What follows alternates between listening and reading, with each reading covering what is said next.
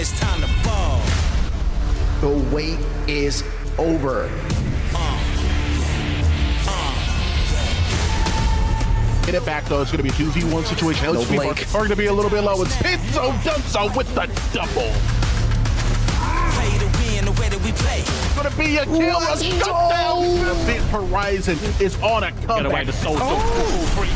Been to the bottom, ain't nothing to I can do it. I believe in you. Air Force One are back in the grand final. Piercing shot. A counter engage.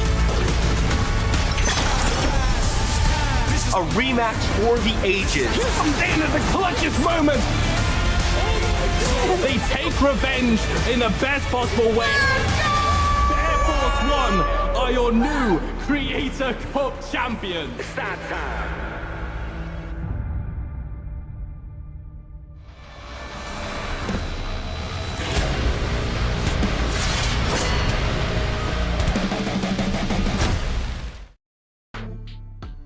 Welcome in, Predecessors. It is PCC Summer Series Finals EU time, baby. 2 weeks ago, we watched all of these European teams battle out for their chance to reach this top 4 spot, and today is the money day for these teams. My name is Lance. I've got a very handsome duo here with me today in Blue Jay and F6. I don't even know where to start with how outdressed I am by the two of you, but F6, how are you this morning, man? Bright and early. It's bright and early, but I'm excited. It's PCC time, and if I'm going to wake up early for anything, it's going to be this. And I know the EU scene, I mean, they've been waiting for their time to shine. We got to see a bunch of NA yesterday, and now time for the big dogs to take the stage. You're right, and Blue Jay, good morning to you as well, sir. Good morning, Lance. It is a awesome day. We get 2 full days of Predecessor, so it's amazing, and we get to see 2 different regions, which is super exciting as well. I'm just super thrilled to watch the EU scene and kind of see what develops in the different metas and see what's different between the 2 scenes, if I'm being completely honest. And I'm glad you started that way, Blue Jay, because I do feel like we had quite a difference between what we saw from the NA side and the EU side in our prelims. And I expect and hope that that is the case during our main event today as well. There is a lot to be said about the European differences to the North American one, both in like consistency of who we're seeing at the top, where NA we kind of have a lot of turnover. Here in EU, it's kind of been the immune show for the majority of the existence of the European predecessor scene. We're going to get to them a little bit later because we got to focus on the people before them in the bracket really quick, which we do have available if Lovely Choice Plays would pull that up for us so we can preview what we're going to be looking at today. It will start with this very bottom here, Sin versus Black Lotus. The winner will be taking on VennyMens, MennyMen, and then the winner of that series gets an opportunity to take down the Kings in Immune. F6, before we get into this very first series of the day, what do you think about the Sin Black Lotus matchup? I think, like you mentioned before, Lance, right? I think the EU scene is definitely a lot closer when it comes down to like the competitive nature between the top 4 teams. So I think this one is going to be an absolute, still a close call. I feel like this is just a gauntlet going through, especially this loser bracket, because all of these teams are just really good, especially when it comes down to like playing against each other. They have specific tactics and they all have different play styles, so you have to kind of just adjust every single matchup if you're able to get through. But between specifically Sin and Black Lotus, to me the biggest like impact is coming from the jungle role, and they are the ones that really set the tempo for their team. But I think it really depends on how both of these junglers perform, if they're able to get their comfort picks, if they're able to get that right draft matchup so they can set the tempo and have that advantage. Yeah, no, there is the jungle matchup is an insane one today, coming out from Import and Flame on the side of Black Lotus.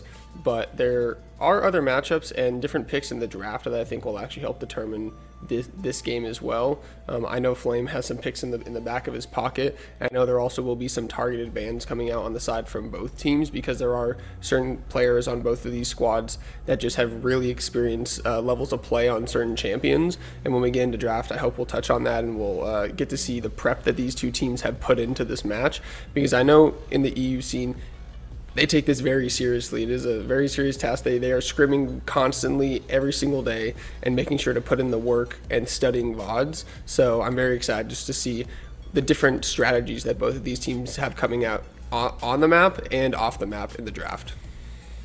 I think it's going to be really interesting to look at and say, and I agree a lot with what F6 is saying and kind of what you touched on too, Blue Jay. I feel like this is the Flamepoken versus the Import kind of matchup, kind of the two namesakes of these two teams. Like, Sin's kind of loaded, to just be blunt about it. You know, they got two hands, they've got Shin, like there's M, for crying out loud. Like, there's just some really, really good players on both of these rosters, but I think the highlight of this is going to be that jungle matchup and how they clash. Something that I kind of want to point out before we start getting into this draft and get going for it is kind of the different jungle approach from the EU scene to the North American scene, and how they seem a little bit less likely to just kind of rip objectives and go for it. They're a lot less likely to take that 50-50 smite chance. How will we see that impact the drafts that they choose and the composition that they play at 6? I think it starts out with, it's kind of twofold, right? Like you pointed out, the objective control of that jungle role, to have somebody to be able to kind of play around the pit. But at the same time, especially both of these guys, they kind of want to also get somebody that can play to get some invades off, right? Somebody's going to be able to take that 1v1 inside the jungle early on, maybe get an advantage. And then also kind of like a little bit of a sidetrack of a micro part about it is who's able to also get some good setup into those side lanes. Who can I pick up? Sometimes you should be able to see that Seraph with her element to be able to get a stun, a Rampage coming into the scene, or the Aurora to really kind of get some CC lockdown to get those picks even before they get to contest those objectives. Yeah, I think a really good thing to look at was actually the interview from Peak yesterday on the North American side, and that mentality is kind of the difference that I see in between both the regions, when he's just like, we are going to run at you and out mechanically play you. And from the European side, we kind of see players saying, no, we're going to take more of a team approach. We're going to take more of a, you know, we're going to set up for the objective and make sure that this is almost 100% guaranteed that we will get this and not end up being such a flippy game. So it's very interesting just to see like the difference in that style of gameplay, because obviously it worked for Flow State. They came out and demolished yesterday doing their style of play. But on the European side, you would wonder how that would work if both of those teams clashed together and which one is overall the better version of Predecessor. There's only one way to find out, and that's to get down onto the Sanctuary, but you got to get through your picks and your bans first. Sin going to be on the first in the rotation. Are we just going to start it out with a Wukong ban, F6? More than likely. I mean, if you look at the preliminaries, picks and bans, I mean, Wukong was 9 times out of the 10 the first one out of there. Either that or the Seraph is really kind of what I'm thinking on both these sides is going to be out of there. Yeah, no, Zara's ban comes out. Zara's something that was proud a lot on day 2 of the last European tournament a few weeks ago. It had a tremendous win rate. I think it was actually above 70% as well when played on that day 2 for those top teams. And it was banned a lot yesterday also on the North American side. So a very comfort pick coming out for a lot of junglers, I think, and just a lot of utility. Yurei coming out. Very known character. We saw what she could do yesterday. It's actually crazy. The thing can get flexed into 3 roles right now. And wow, we do not see the Wukong ban coming out on the side of Sin, which means that they potentially could be trying to pick that up first. I think it will be interesting to see if they first pick it. Flamepoken on the side of Black Lotus is somebody not the same as Appy, because they're obviously mid laner to jungler, but in the same vein, I just don't think that you can afford to give that over to them. Instead, they're going to ban it themselves, thinking that Sin may first pick it. So a little bit different from what I was actually expecting to see coming into this. I didn't think there was any way Black Lotus were going to intentionally take the Wukong off of it. They must believe that Sin would first pick this year, but now they've got that opportunity to first pick, and there are a lot of strong heroes up. F6, they're going to go with the Quang. Why do you think they picked that? I think in the EU scene, I think the prio of the Huang, especially the kind of flexibility that this character has kind of evolved into, seeing it being able to flex inside that support role, especially with the introduction of that Rifties into a tether. A lot of players and teams, not even just on the NA side, notice how strong and potent that is inside the dual lane. So I think that also allows for him to kind of just be able to roll out. You don't have to force it in just one role. You can kind of just flip it on over to the jungle, to the off lane, keeps the rest of the draft open to what you want to pick up. Yeah, no, and then we see the Rampage Grim coming out on the side of Black Lotus. Rampage, one of Flame's signature characters as well. He really likes to play that style of character in scrims. I know he has been practicing it with the Rumble Augment as well, which is becoming more and more popular on the solo queue ladder in ranked for North America and Europe.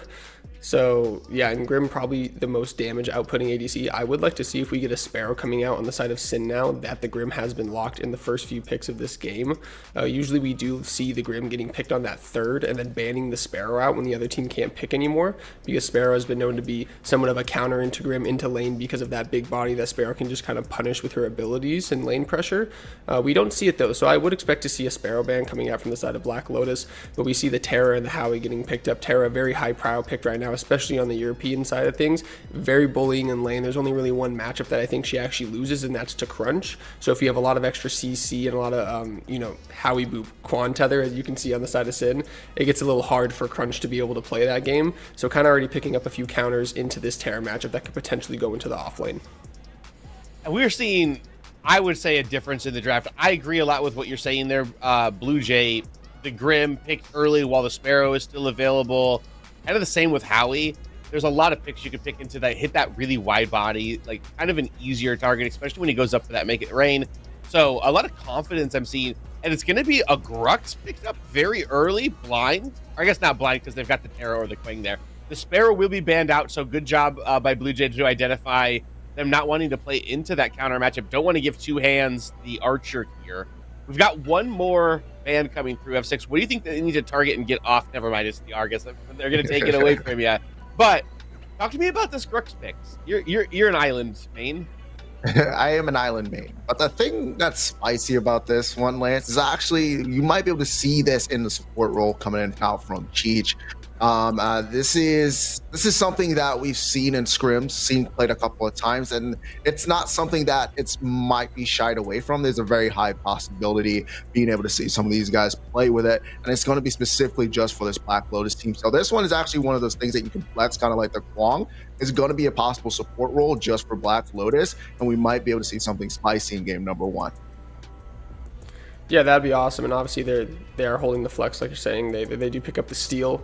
The steal very good. The Howie can kind of block the missiles out of the ultimate and kind of distribute him out of the fight, especially when you get around those pits and those corridors. But we're kind of seeing the comps both start to unfold. We have a lot of dive and a lot of beef for this Grim to output some damage. But there are a few ways to get to the Grim. So they're kind of building like an almost protect the carry comp on the side of Black Lotus, where you're seeing more of a diverse kind of run at you in side lanes comp coming out of Sin. I would be interested to see that this Terra is probably going to go into the off lane. I think that is her best role. But wow, we get a Kallari pick, and I think that's going to be the first one of the weekend. I don't think it was played yesterday at all in any of the matches. This is amazing. I love seeing Kallari in competitive play, and they pair it with the Skylar, fly above the seal, fly above the Grux full buff, fly above everything, right? So finishing out the comp on the side of Sin, they definitely want to kill this Grim. That's all I know. And it's not just any Kallari, everybody. Get your popcorn ready. That's Imports Kallari. That is a special kind of Kallari. You're going to want to keep your eyes open, especially if you're Black Lotus, because you're not going to be able to see her half this game. Nah, definitely going to be Invis. Better have those wards ready to go and lock on down. I really like this pick. Knowing how Import likes to play, this one is kind of where he gets to have that feast or famine. There's kind of just this high burst that Kallari can do, and especially with the rework with her E, really hard to kill her, right? She's able to stick to you like glue, and I think that's going to be what we're going to be able to see, especially when you think about the Grim, right? Somebody that really doesn't have a lot of mobility. It's really that bubble shield that's the problem, but if you're still able to stick with them, be able to get that burst down, it's going to be really nice for him. I do like the Skylar as well. I mean, we all know Skylar. You kind of hold down right click, and there's a lot of damage coming out of that beam. He didn't pick up. I think it's really what's going to kind of impact on Black Lotus here to kind of open up their drop a little bit, create some mobility, a little bit more CC, and that high burst damage coming out. Yeah, what I really want to highlight here is the offlane matchup. If the Grux is going into the offlane, the Kallari will probably be targeting that side of the map, especially early in the game. I would expect a few ganks to go over there since Grux isn't a mobile character in this game. If they're able to open that up and get the Terror kind of going in this match, then I think that they'll have a lot of success on the side of Sin. For Black Lotus, is going to be weathering that storm, right? Making sure you're pushing vision a little bit farther into corridors, just so you can tell if Kallari is going to go invis into your lane. If their vision game is on point, I think that they can actually scale into some team fights pretty well, but it's going to be on the side of Sin to make some plays on that other side of the map, in my opinion.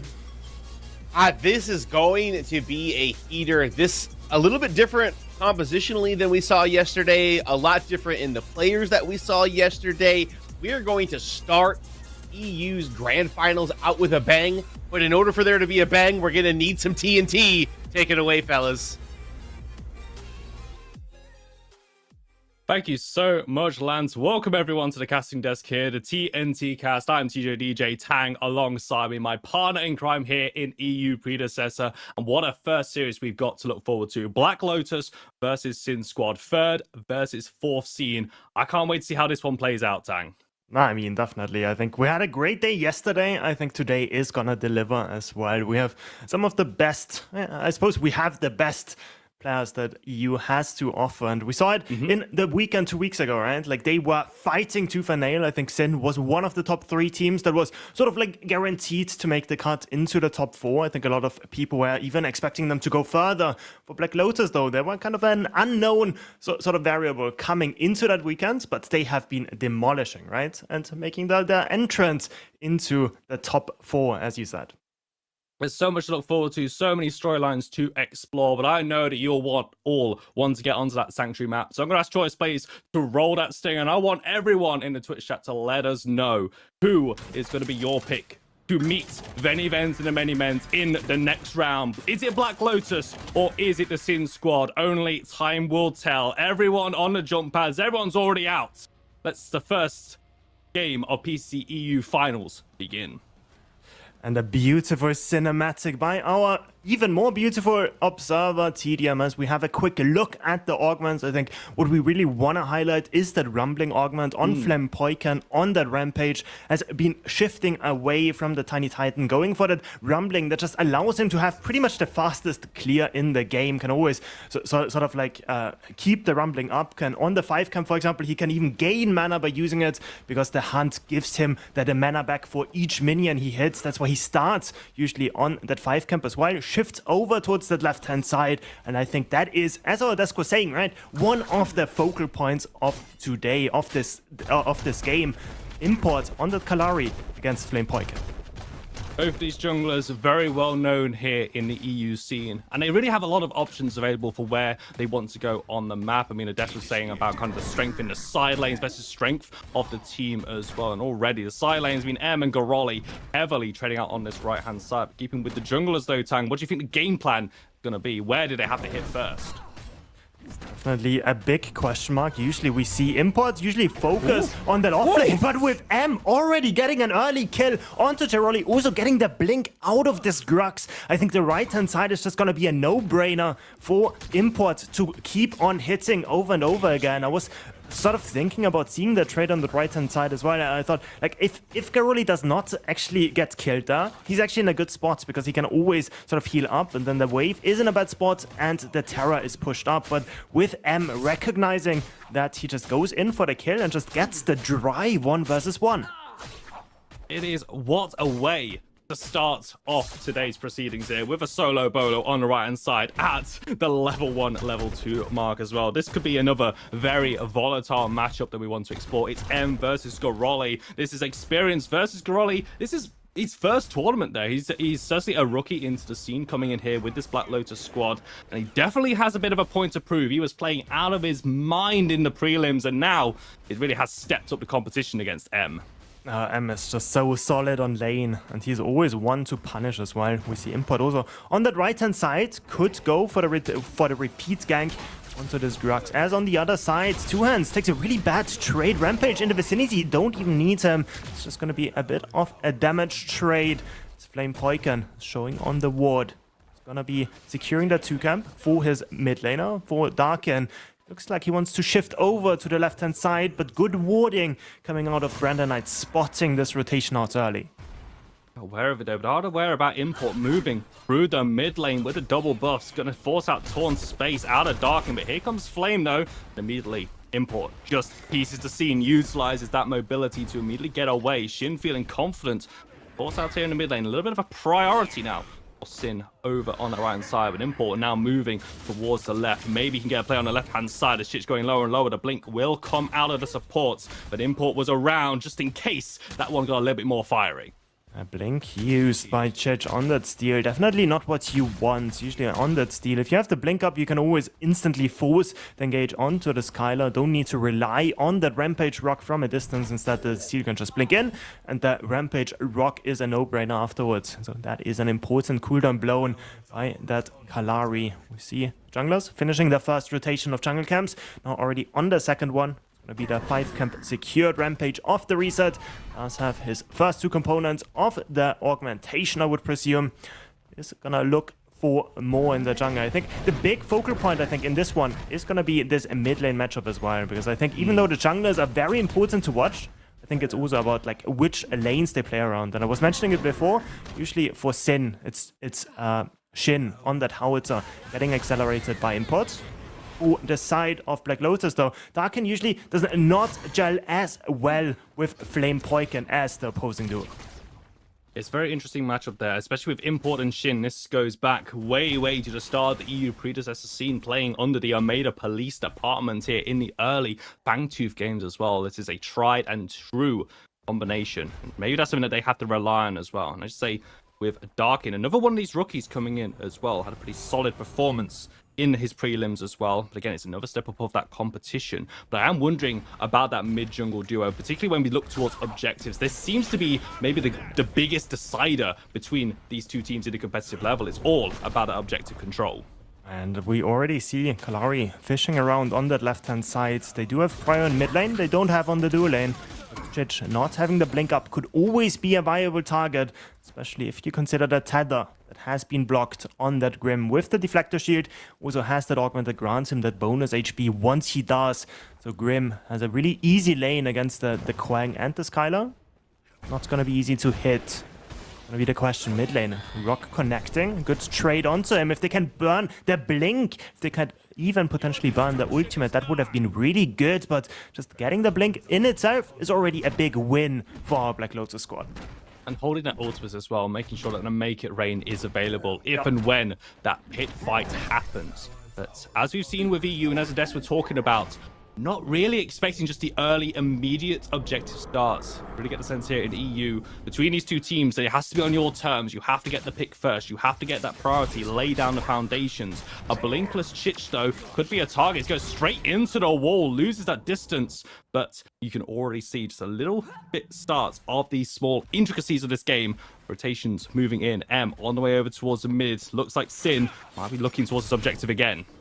Level 6 reached for both junglers. We have the Behemoth up and the Guillotine as well for Import. And he takes that as an opportunity to start up this Fangtooth objective. But Flame on that left-hand side, he is going to spot this out. I don't think he's going to give this for free. Going to be moving around. We can see there that mid and duo already here. 5 members of the Sin squad turn up to the to this pit.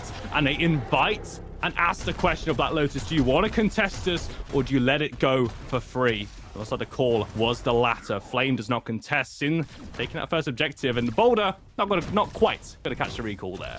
I kind of like this out of Black Lotus. I like this out of Sin, of course, as well, but I think the big problem we had with Black Lotus is that they're contesting when they don't have the numbers advantage. So when I was saying like they don't want to give it for free, yes, they gave up the Fangtooth, but not for free, right? It's Terra losing stuff on that right-hand side, sort of making sure that Cheroli on that Grux sort of stabilizes this lane, gets 2 platings for himself, also gets a bit of an XP advantage. So even though that Fangtooth was picked up by Sin, at least Black Lotus not contending in that 4 versus 5 in that objective pit that we did see in this last weekend. So definitely some of those scrims coming in handy, and Cheroli on that right-hand side against M, but Flame on the rotation. He's on the way over here, jumping down, trying to isolate, cut off the way the escape. But look at Darkin, look at Chich on the way over as well. M is in a 1 versus 4. He will blink, but Flame's got to follow. There's the bull rush as well. M just getting wailed on by all the damage. Kill credit goes over towards Chich, but here comes Import with a guillotine. Goroli blinks away as Chich slams down, trying to split the fight. But the rest of the Sin squad arrive with reinforcements. Duo lane rotating over as well. Chich is able to get away. Massive collapse on the right-hand side, but only 1 member is going to fall. Flame does not have that behemoth up. MennyPrime has been started up. Remy on that left-hand side, not opting to go with that push. Instead, rotating over. They want to fight this. Chich goes in. Just goes in with that bull rush. Brandon Knight hits 2 with the surge and the tether. Black hole from Darkin to make it rain. Out from Shin. Both ultimates from the mid laners, but who has got the bigger damage? Black Lotus caught in a choke, and all of that AoE, the slow mines from Shin do so much work. Garoli is tagged in from the base, tries to find the pull, but 2 hands. The beam just rips through the Grux, and there's no way out for the Black Lotus team. They've lost 4 in the melee, and M picks off the AD carry as well. That's a full ace at the 9-minute mark for Sin. Oh, I saw what they wanted to go for. The Remy making the rotation in, and they wanted to use that numbers advantage they had, or getting that pick onto the offlane, onto M at the beginning of the fight, but they just did not have the ultimate up, right? Behemoth not up. We also saw a lot of those resources used on the right-hand side, Grux being 1 HP, so that numbers advantage was just kind of fake, right? And Sin recognizes it. They force their MennyPrime, they force Black Lotus to walk into them, and then we just see in the picture-in-picture, right? M coming back from base, picking up Remy on the rotation, the rest of the squad winning the 4 versus 4 as well, and everything just turns into a nightmare for Black Lotus. MennyPrime is still up? I can't actually quite tell it, but definitely it's still up. It's still up, yeah. Big team fighting window still for our side on Sin. Black Lotus, they went for the pick on the right side. They got 1, but they paid for it with 5 of their members. They paid extremely dearly. That is not the trade you wanted to take, but with MennyPrime still up, potential of another fight there. But I really get the sense, Tang, that Sin needed that play to work there, because if Black Lotus concede the Fangtooth, it's giving XP and advantage over towards to Garoli. So the natural play is to give Garoli the MennyPrime, take that objective and get him ahead of M, but that gets completely shut down. M and Garoli will still trade the Warlord's challenge and the Unstoppable Force both utilized, but here is Import. Garoli just dealing with it. Oh, Darkino, Black Hole onto low members. Garoli's still down. Here's Flame again. Import guillotines get away, and he is able to avoid the Void Bridge. He's able to get away. Import still lives. There's going to be no kills apart from Garoli on the right-hand side, but Flame Poison still starts the MennyPrime. This MennyPrime could be a good response, though. Flame taking a lot of damage. We're looking at the ult cooldowns. It is up for Flame, but he's investing a lot of mana hitting this one, right? HP bar going super low as well. He has to run away. Shin on the way in to try to catch him. Darkin as well, but there is a Kalari behind him. He's gonna get hit with the death mark, has to disengage. Good Howie Boop. It's just gonna get Darkin a bit further away, but now health advantage over to the side of Sin. Flame has to back an Import. It recognizes that, instantly starts up this MennyPrime. Garoli, I know he's been incredibly aggressive on the right hand side, but even he knows that this is just one step too far. MennyPrime taken by the Sin squad, and it will be given over to M as well. Definitely felt like that was Black Lotus almost conceding the MennyPrime with a lot of extra steps involved there. A little bit of miscommunication between the jungle and the mid lane there. You nearly got the pick on towards Shindo, but I say these ultimates, these cooldowns, the timing windows, Sin is playing around them so well. I see a bit of similarities to the games Black Lotus had against Obscure, I believe, in the sort of build-up into this game. I think we also saw sort of the entire map losing, but at least Jaroli on that right-hand side, you were talking at the beginning, Rand, about how he had a monster performance. And it all came down to like them conceding the Fangtooth and the Grux on the right-hand side, Jaroli getting those platings, getting those turrets down, getting himself fed. It's like he wants to do the same. It's gonna be the second Fangtooth, most likely given over. They have a numbers disadvantage. Grux still pushing on the right-hand side, but we see the rest of Black Lotus still hovering around this pit. They feel like they can maybe move in towards this. I mean, they have at least got ultimates available, but it's just too late. They're just not able to contest the pit. And Sin, say thank you very much once again. Garoli split pushes, takes the tower, takes the blue buff. But Sin just coming out better in these trades. I think it's something that you kind of have to do on the side of Black Lotus, because you're not gonna win the 5v5. At least not reliable. So they don't want to flip the game quite yet. They think they want the Grux at the level 11 point maybe. Get the second tick off the ultimate before actually going for these team fights. But is obviously gonna put them on a timer. Third Fangtooth is gonna be sort of the make or break point. They can't afford to give that as well. So the hope is that the Grux on the right hand side, even though the Terror was given this mini prime beforehand, even though the Terror was able to pick up that kill in the 1 versus 1 at the level 1 engage, they just hope that Grux will be able to contribute more in that next team fight around that Fangtooth pit. But whether that's gonna be the case or not is very questionable. I mean, it is certainly a choice there that want to take. Goroli is on a timer. But with the rest of the map, though, Sin just finding these leads everywhere else, and Import looking for the play on the left-hand side. Tether won't land. Picture of a good ball rush, able to reposition, gets back to helping out Remy. Sin still playing with the confidence. Remy actually getting a lot of damage. I mean, the fancy footwork's fine, 2 hands, but you're taking every single shot to the back of the head, though. Ultimate comes out. Remy just gets assassinated by the Sin squad. Thought he could step forward, but they had something else to say about that. That was so much damage onto the Grim. Oh, that was actually the biggest bait I've seen in my life. 2 hands takes half his HP bar just to bait the Grim into a forced sense of security, even with the bubble not able to deal with it. And now Chidge wants to defend the turret, but there's just no follow-up behind him. Shin just executes him, says thank you very much. We're gonna pick that one up together with the tier 1 being traded out for the tier 1 in the mid lane. Terra though buying so much time chasing Flame and Grux all across the map, so it's still a very positive play for a team on Sin. Yeah, Sin are going to be so happy with that. I mean, maybe a little bit disappointed that they lost the tier 1 tower as opposed to the left-hand side. Always the mid lane tier 1 tower, one of the most important objectives in the game as it stands, which is how it allows the map to truly open up, though. But it was just the kills, though. I think, just losing the duo lane for Black Lotus. Chidge, my man, I gotta throw some question marks your way there. I mean, we're looking at you in this roster for Black Lotus with you and Flame as the experience to guide Remy, guide Goroli and Darkin. But I'm just not seeing it right now.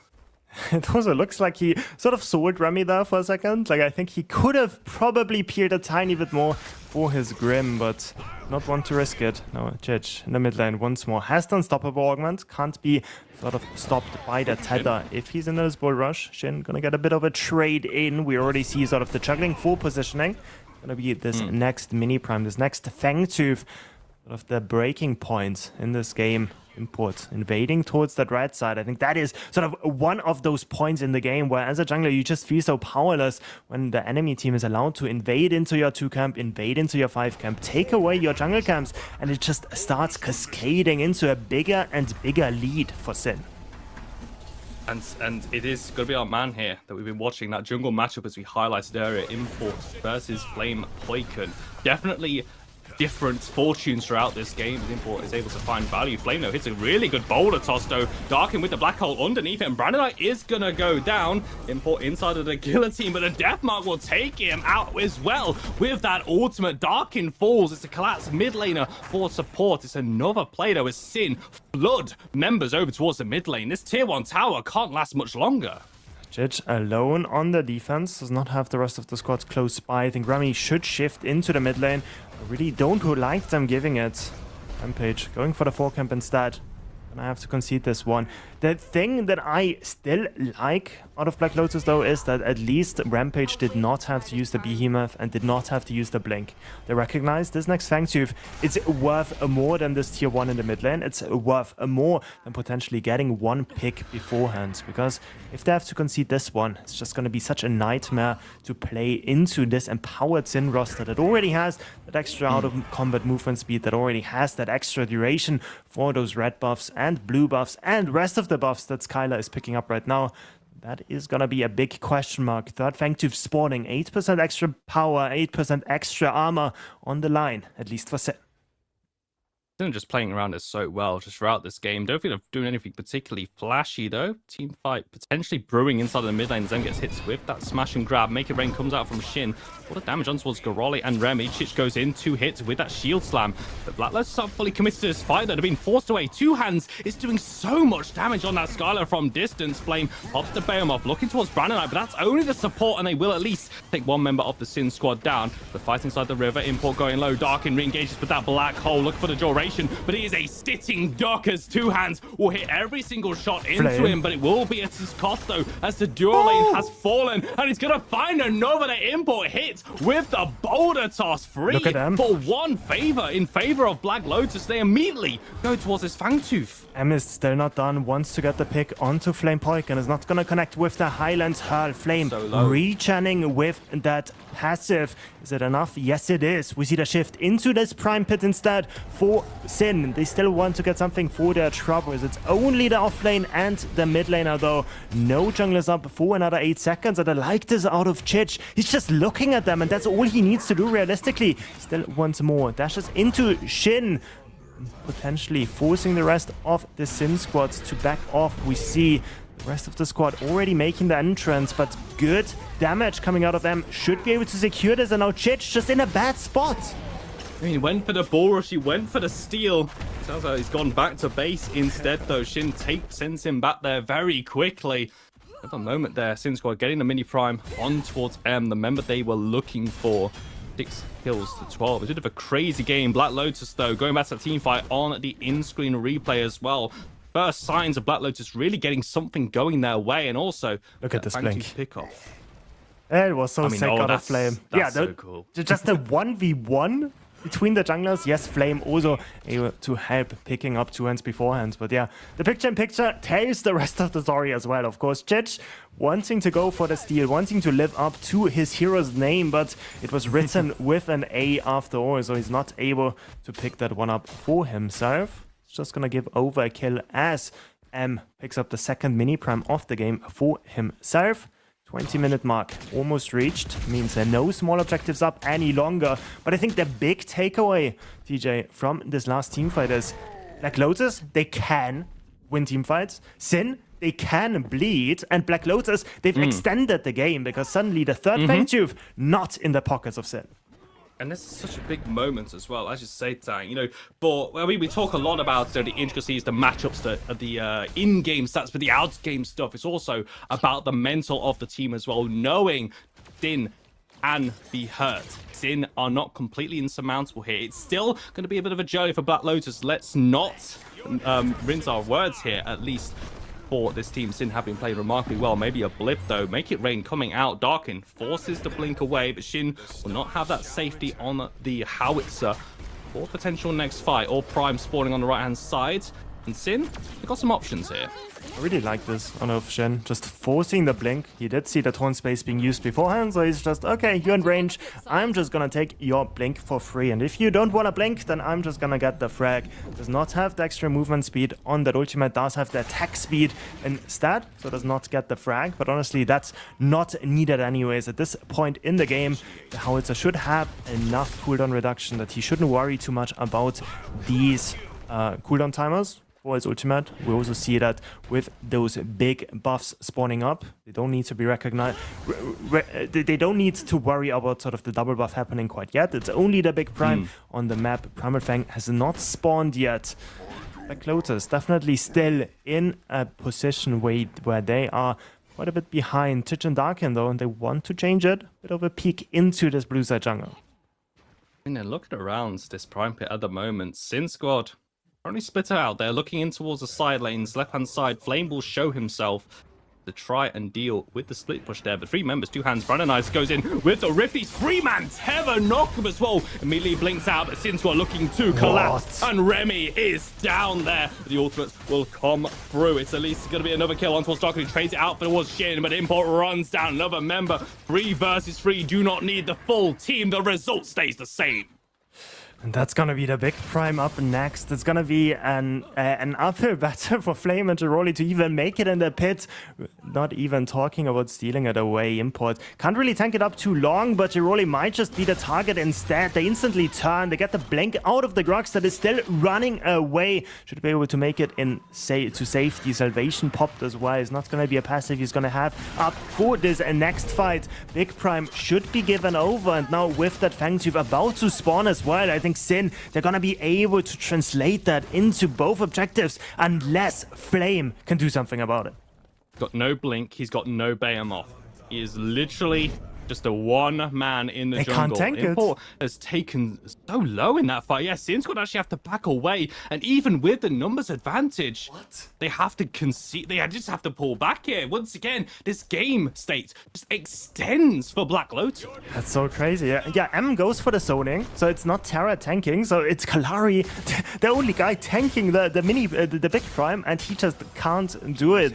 They just have to go off it. They also don't want to risk the 50-50, of course, of Flame jumping into the pit. We know how strong he is in the jungle role. We've seen it in so many of the Fang booths beforehand. One of our longest standing players together with Chich on the side of Black Lotus. But against this squad of Sin, pretty much every single name of them sort of at power in their own right. It's just such a rough battle. Black Lotus, they're struggling. Still have chances. Looking at those XP disadvantages that they have, but honestly, Flame in the jungle, he is not suffering from that whatsoever. Level 15 on the Rampage against the level 14 out of the Kalari. I think the third tick of the Behemoth ultimate could be a breaking point. Our Black Lotus squad just need a bit more experience. And I don't think Black Lotus wants to fight it quite yet. I think they just want to farm a bit more experience before they can actually pull the trigger. But they need to find something somewhere, because the rest of the map is just struggling. And the longer that they wait, it's also allowing Sin to move also to those level 16s, get the final tick of their ultimates, truly unlock the full potential of this team. Really want to highlight Brandon Knight. Talk about players and this really stacked roster. That Rift Walker's play into the Tether in the mid lane. Ooh, that was a good moment. Then finding the Tether onto Garoli immediately afterwards. Playing around the Kwang support as well, doing so well. Chich, though, the other support, in a bit of a world of pain right now. Shield Slam not going to find anything. He throws down that shield wall, able to reposition here. But that is an ultimate down. That's a big team fighting tool loss for the Black Lotus team, as all 10 members on the map are now in this left quadrant of the map. Oh, and it's gonna be that shield slam missing out of Chich. It's gonna be an important cooldown that our team on Sin could play around. I think also Sin very sort of careful when taking those objectives, but it might just be them forcing it. Flame is gonna pop the Behemoth. Gonna go for it as he's looking for that bit of a freeze frame at the moment there. Okay, it looks like we're just going to have to bear with us here at the moment. You know, it's TJ on cast. We normally get some funky shenanigans going on with the spectate mode at least, but we have a bit of a freeze frame. And what we do know, Tanks, Primal Fangtooth started, immediately pulled back by Brewing. We get a very unique actual opportunity to look at the positioning going into this one. Okay, I think M will a lot of red. Only for a little bit. Only for a little bit. Well, that is gonna be interesting. Place your bets as suddenly the fight commences. Remy goes down, so does the Gideon. As we see in the fighting, actually being in a 3-4-2, not the worst, honestly. Okay. A bit sad that we couldn't see it. But Sin still on this Fangtooth. Brennan Knight, the one tanking it, together with two hands. Flame on the wrong side of the map, but I don't think they know they're doing this, honestly. I don't think so either. No, I mean, this is a bit of a gutsy play, just the dual lane starting up a Primal Fangtooth. If anyone just if Chich just literally shows himself here, then they're just going to immediately know the game might be up. It's down to 3, down towards 2. Shin having to tag in just to tank it. Chich in the pitch. Chich, this is not going to do it. No, it's secured by the Sin squad there, as Flame is going to rock up Shield Slam on towards 2 hands. Maybe they can take the buff away from one member, but 2 hands has got hands, and he is there ready for everyone there. Chich falls, though. Primal Fangtooth off one member. Brandon Knight re-engages Behemoth off, and Flame with the rumble in the jungle. Double kill for Flame Poiken. What the heck just happened, Tang? Dude, that was almost a redemption play out of Chich. If he managed to take that Primal Fang, suddenly the entire game has flipped once more. But Sin, they were so patient this entire game, and they're like, okay, we are just gonna burn this, don't even need the jungler. That was super close, especially considering that I do believe the RMB, these extra damage like with the max health of that big prime, so that could have been an opportunity for Black Lotus. Flame Poiken still getting 2 frags, and suddenly we have a numbers advantage for Black Lotus, and they're immediately starting up this objective.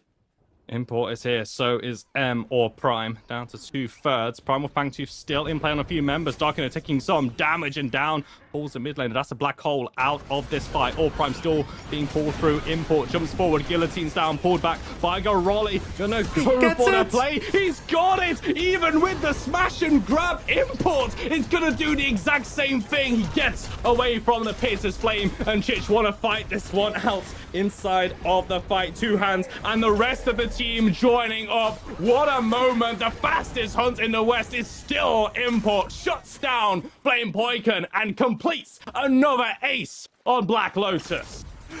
Oh, I love this so much. This should be the game for Sin. I don't think that Black Lotus is going to be in time to defend their base as Sin just goes the victory lap. Should be able to pick up this tier 2 in the mid lane, pick up this inhibitor. And guys, are you not entertained? What have we just witnessed this game? Hey, I mean, the TNT cast promises a banger of a game, and game number 1 here has truly delivered, probably in more ways than we were even expecting. Mid lane inhibitor gonna drop only the one wave with the Orb Prime buff. Darkin is here. He throws out the black hole in a last desperation play, but Two Hands just gets to pad the damage stats. Downfalls Darkin. Gonna tag in Remy though, and Sin don't have the minion waves, so looks like this game's not quite over yet.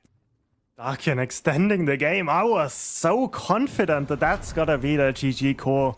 But instead, Sin, they back off. They don't want to risk it. If they fall here, would just be given over 5 of those shutdowns. So they don't want to sort of make that bet quite yet. Especially considering that they are that extremely heavy sort of favorites of winning this game after getting this insane lead. Also having that third Fangtooth, getting those structures down.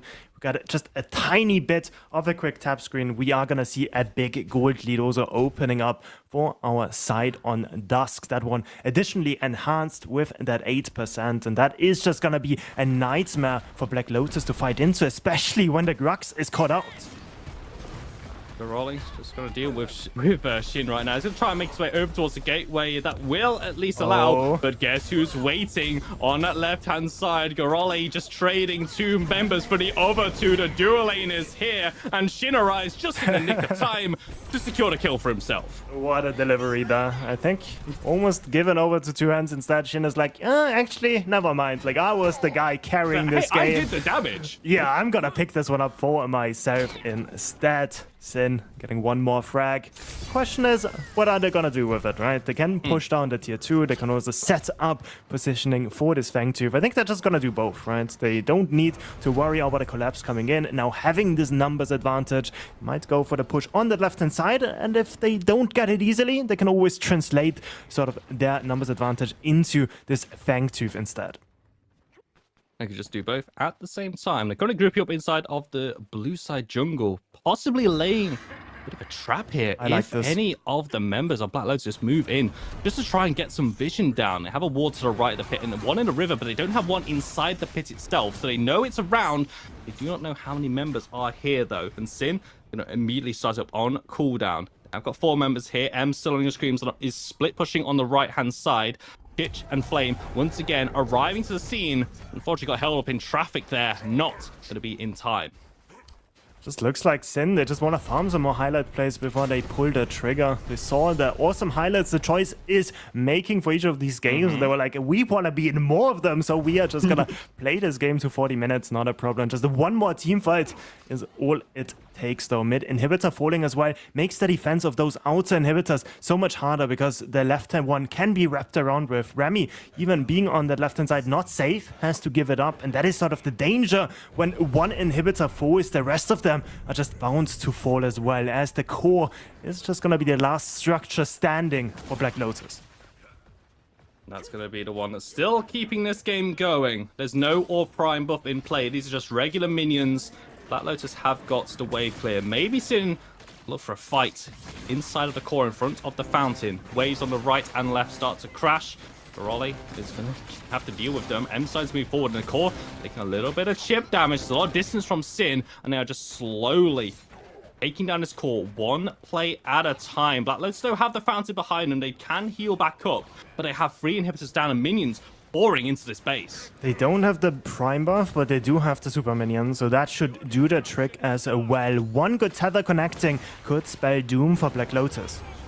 We're gonna have to go for that fight. The blink for Brandon Knight, another Rifties, another tether lands. Brandon Knight, but Remy blinks back in towards the Panther, but Garoli is already down. Taking out members means less wave clear, means less time to take the minions off the board. This was a crazy game one, but Sin will finally take that core.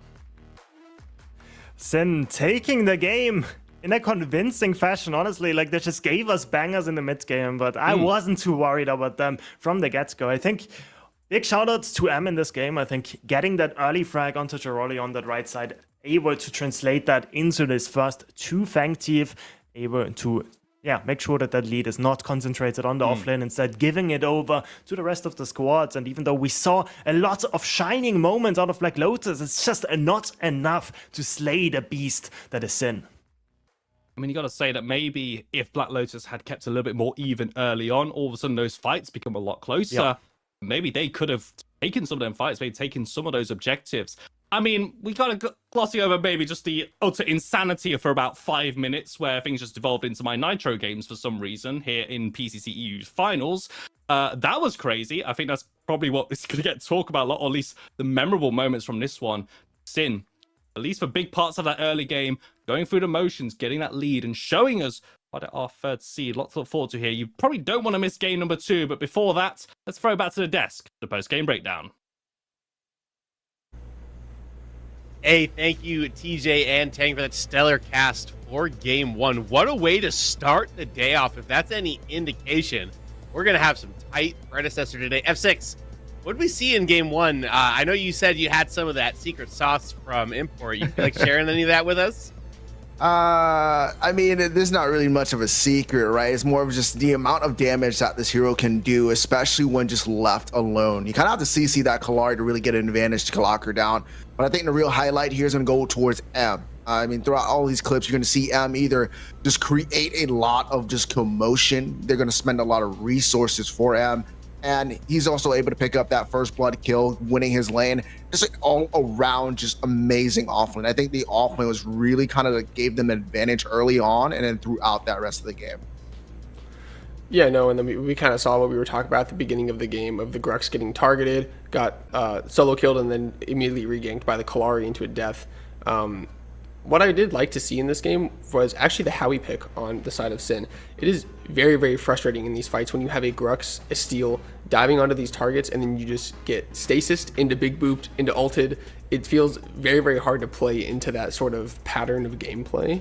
And I think it just showed in a lot of these team fights when Sin was actually able to get put together on the map, and they were actually just able to split their damage properly. It showed that it was really hard for the side of Black Lotus to actually play in these fights. I thought both supports on both teams actually played pretty well in these team fights. You saw that they were properly zoning backlines and corridors, and especially in that first Orb Prime fight, both were playing very well. So I want to give flowers over to the supports on both teams.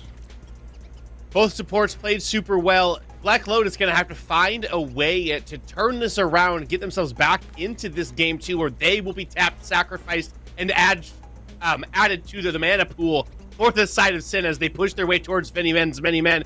We'll be back with game 2. You're not going to want to miss it.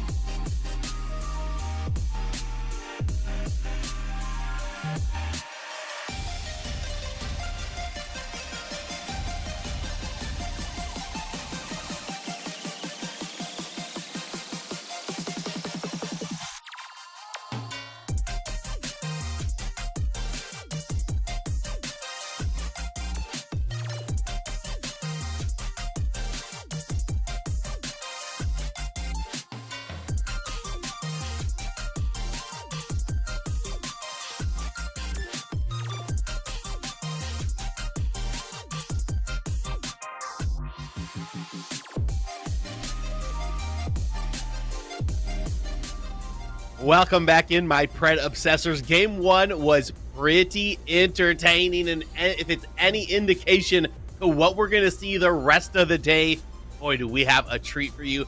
I'm still Lance, got F6 and Blue Jay here. How's Black Lotus going to turn this one around for themselves, fellas?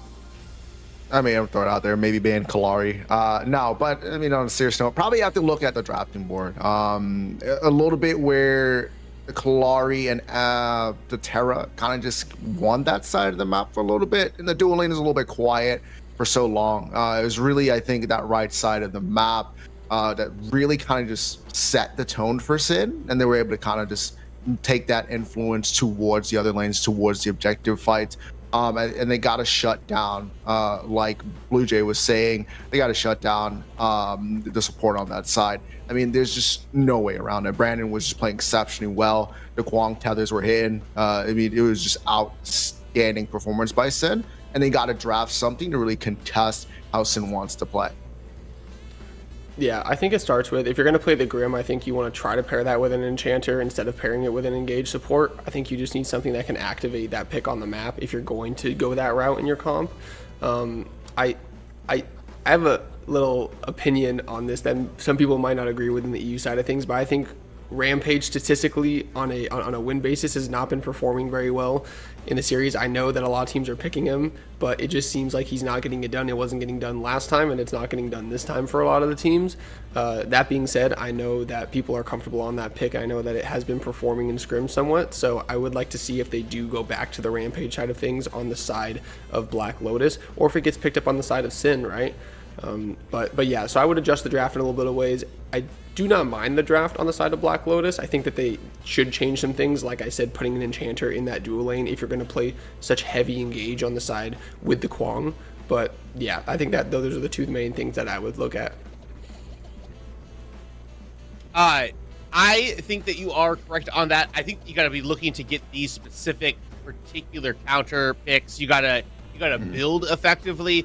We kind of had a conversation about this. I don't know if it's like a difference between the EU meta and the NA meta, but we saw that their Gideon went Soulbinder into Intrusive Bracelet. I'm not a massive fan of that. I don't necessarily want to like say that I'm the end all be all for knower of Gideon builds, because I'm definitely not, but I don't think Soulbinder's the tech. Besides that though, like F6, are there any specific things that you think Black Lotus needs to take away or target ban towards them outside of that Kalari? I think it's also going to come down to how they want to win the lane, right? We talked about how Terra kind of just oppresses onto the Grox inside that lane, so it kind of caused a losing matchup. You really can't fight into that. It really takes a while for the Grox to get on there.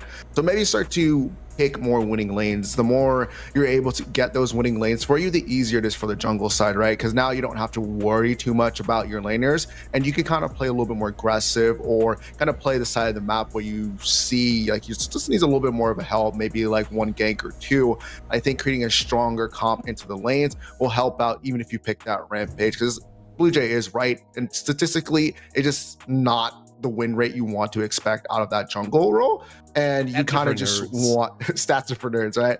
But it's just something that you want to play with, right? If you want to pick that hero, you want to kind of pick the lanes to also facilitate for that hero. Yes, having the steal there, but like Blue Jay saying, I mean, I'm gonna keep going back to him because it was just a great point. It was you pick up that Decker, you're able to get a stasis ball or into a rock, or vice versa, right? A little bit more CC to kind of help out with that Grim to land that damage and kind of take away from one of the opposing lanes. Yeah, no, and I don't think that Flame particularly played even bad on the Rampage. I thought he actually had a pretty decent game coming out in the team fights. I thought he was doing really well. They were actually getting caught in a lot of positions where the main point that they got caught where the game flipped was when they got triple killed in the mid lane and Flame was actually catching a wave on left. So that's a mistake that you can kind of look at and be like, oh, if we were just playing a little bit more cohesively together, that we can actually probably run back this comp. This wouldn't be a comp that would be sad for them running back. I do think there's a few things that they should change, particularly up in the off lane. I want to see them either put a little bit more priority over on that side of the map if they're going to play the Grux, or if they're not, at least draft something like the Muriel in the dual lane that can help when she hits level 6, jumping over to the Grux and playing a 3v2 on the other side of the map. I really would like to see that coming out in this next draft if they're going to run it back, change the support pick. Well, if they're going to do the comeback, it's going to start in the draft for at P's and B's already. Black Lotus on that first side. Let's see if maybe they can get that prio onto that Wukong maybe, but I would expect Sin probably going to ban that one out. What do you think the first ban is going to be here, F6? I mean, for the first one, I do think Wukong's going to be somewhere on these top fours, but I do think they're also going to still prio taking away that Zarus. I mean, we've seen the detriment there, not being able to get the Zarus on the side of Black Lotus. They didn't have that hard engage coming out of them, being able just to dive that back line. Black Lotus here, and I think this is actually a really good ban, especially focused towards that support role. We've seen the Kwang be a little bit greedy, but also Brandon is also known for this Richter, and that might be also a big problem as well, especially considering he's also able to kind of take you out of the position you want to be. Yeah, and it's very interesting. We're seeing the difference in between North America, Europe, and the drafts. Yuri is getting through a lot of the drafts in North America, right? We saw a lot of that character getting played yesterday, whereas today, I would expect it to be banned in a lot of these matches, just because I feel like when you get to see it getting played in the day before prior and see how much of a win rate it actually had, you can kind of be like, oh, maybe we should just adjust our strategy and ban it a little bit more. But we do see the Grim getting banned on the side of Sin, and this is because I think they did notice that when the opportunities were presenting themselves, they saw how heavily impactful the Grim was actually into these matchups.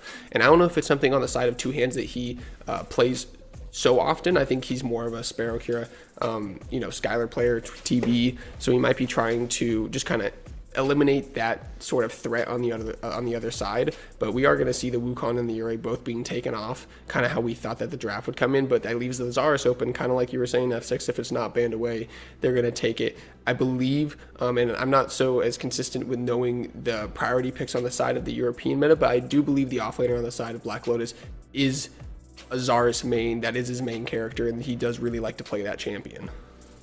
Jirali, pretty well known for his Zarus play for sure. Plainpoken can also pilot that as well. So flexibility, which I think is always important to have in your first couple of picks in the draft, definitely coming through for Black Lotus here. But Sin kind of has the pick of the litter here. They're going to pick the Kwang up. Next one should be coming in just a second. I'd be surprised if it's not Wraith. Actually, I wasn't going to say those words, but they came out of my mouth after they picked it up. What's the idea with this Wraith? Also, pretty flexible of a pick, F6. Yeah, I mean, Remy is known for his Wraith.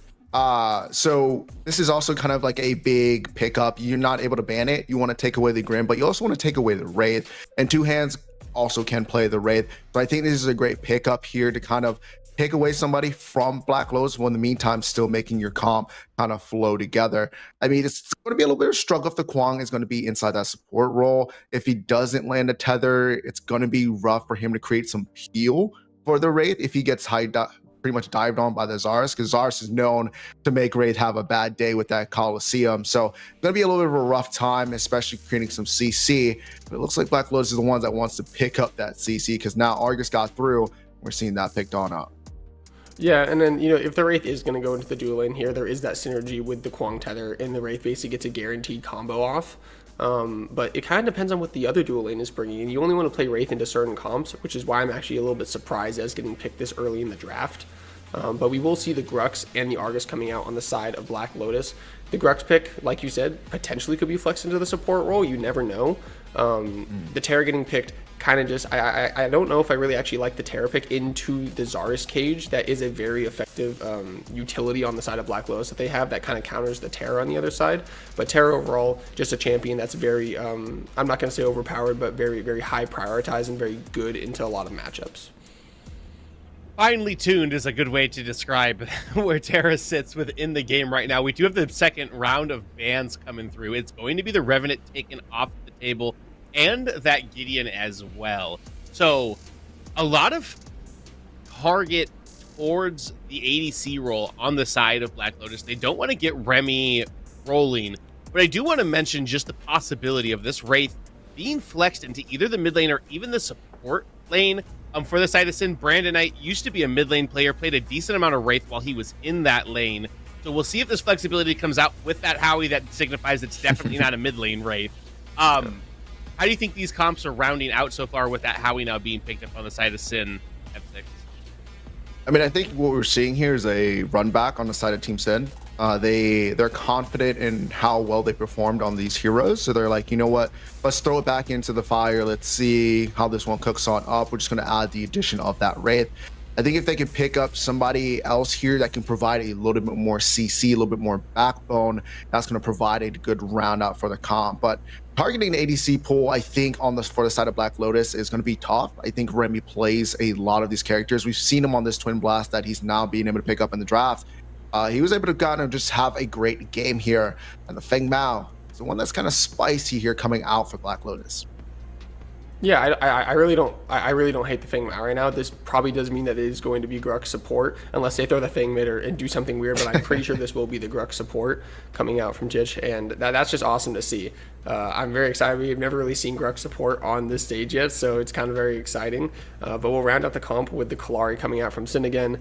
I believe this does mean that the Wraith is going to go into the ADC role on the side of Sin, and it will be the Kwang support with the Sarah off lane, or with the Terra off lane. So kind of what we thought, but it would have been cool if it went into support. I guess there is some interactions with the Zarus cage that you can pull off with the Wraith kind of taking him, rewinding him back. But looking at both comps, very interesting on both sides. I have, for a very long time, been a big fan of the Grux support.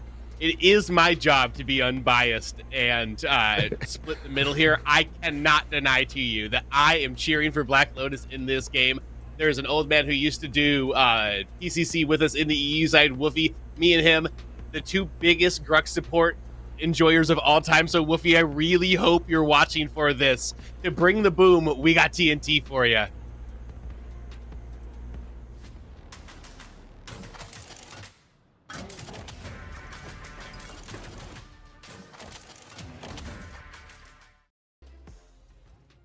Bring the boom? Well, we'll certainly give that one a try. Welcome in, everyone, to the Sanctuary map. That rift, it looks pretty ominous in the sky, I must say. As we go into game number 2 here, in the losers final here, PCC EU, Black Lotus taking on Sin Squad. Sin 1 game away from facing VennyVen and the MennyMens in the next stage. And Tang, looking at these drafts, Black Lotus, I think, get absolutely everything they want. And Sin just say, you know what? If it ain't broke, don't fix it. Yeah, they just pick up the same comp. Only difference is going to be the Wraith taking away from Remy instead of the Skylar, but the rest of the squad stays the same. I think Black Lotus, though, you were saying it, right? They have pretty much everything they want. I think the only hero that they could change up is that Feng Mao in the jungle. Flame really good on that character. Probably only likes the monkey more, and maybe that Aurora or that Rampage. But I think they're going to be very happy in this one. It almost feels like if they don't win this one, which game are they going to win? Oh, for sure. I mean, this is just ultimate comfort here from the Black Lotus squad. And as Des were highlighting, I think, Tang, we got to get your 2 cents there on the duo lane. The Grux support, I want to say, probably making its competitive debut here, at least in PCC. Yeah, so I was talking to the Woodman Chich himself, and we were actually talking about the Grux support. One of the characters that is just fantastic into everything that Brandon Knight wants to throw at him, is really good into the Kwang, is good into that Richter and that Rampage as well, and that has been sort of the supportive picks that Brandon Knight has been choosing to play leading up to this tournament, but also 2 weeks ago when they were flying through the preliminaries. So, Chich picking up the Grux with that reduced cooldown on that Blink as well. Look to make his entrance. So far, not hitting with those pulls. But the longer this game goes, right, Grux can just blink in. He's sort of like the bomber that his team needs. And yeah, the Wraith can't match him because his cooldown on the blink is just a bit longer. I mean, the Wraith is the big deny away from Remy against Sense. I mean, 2 hands, not any slouch in the ADC by any means, at least here. But honestly, you know, playing Wraith in towards this composition feels pretty scary. I mean, we saw something very similar happen just yesterday with a Wraith going into so much dive. I think dual lane is the one we have to keep an eye on. Definitely gonna be interesting. We see once more Flame pathing from red to blue. It's gonna be around this dual lane. Kalari is gonna be around that right hand side. So Giroli, he needs to be cognizant of that fact. Can't take too much damage. Yes, he has the Zera's passive healing him up. Has to give over this Cyan buff, though, respecting sort of the level 3 potential out of the Kalari as the river buff spawn. We just see sort of a similar game Left-hand river being secured by Black Lotus. Right one secured by Shin. Import already on the way on the right-hand side, though. Chiroli might be the target. I'm trying to bait this one in. Doesn't have much HP, but Import arrives invisible. At least hit 1 or 2 daggers there. Good Deathmark cancel. takes a chunk, but is not going to find much there. Flame also arriving on the scene. Very much like game number 1, except the only difference is the Grolly hasn't been solo killed in that right-hand side. But Import already right lane, now in towards the mid as Darkin gets what he thinks is a good trade, and a blink comes out. Import follows, misses his 1 dagger, but he's still going to find a kill. First blood goes the way of the Sin Squad. I'm so disappointed. Like, the one thing I really wanted to mention is that Flame, he is different in pathing as like any other jungler, because he starts 5 camp instead of red buff. That means he gets the second 5 camp on his first clear, so he does the 7 camp clear, and then he gets 2 components of his reset. We see it right here. He doesn't go for the augmentation. That's why his build looks a bit different, because he does go for the Mind Razor, but it means he backs with more gold. But Import immediately recognizes that, knows that Flame loves to be on his 5 camp at like the 3.5 minute mark, and just ganks offlane, ganks mid lane, make sure that he doesn't have the camp timers, but what he does have is time, and he uses it perfectly, setting up once more his mid laner Shin on the howitzer that we've seen carry this first game and give him sort of that first assist of the game, while he himself picks up the first frag. If Black Lotus get the draft they want, Sin get the early game that they want as well. I should say, just utilizing that age-old classic, the mid-jungle duo, so crucial for Sin Squad and how they play an Import with that confidence. The objective steal in game number 1, trying to carry that over into game number 2 with a good tether lands from Brandon Knight, also carrying on his warpath from a game 1 performance on the exact same pick. And that, Remy, that looked like it hurt. Just really low HP on the TB. Does have a lot of range himself, but of course the Wraith is the master in that. Argus looking towards the left-hand side.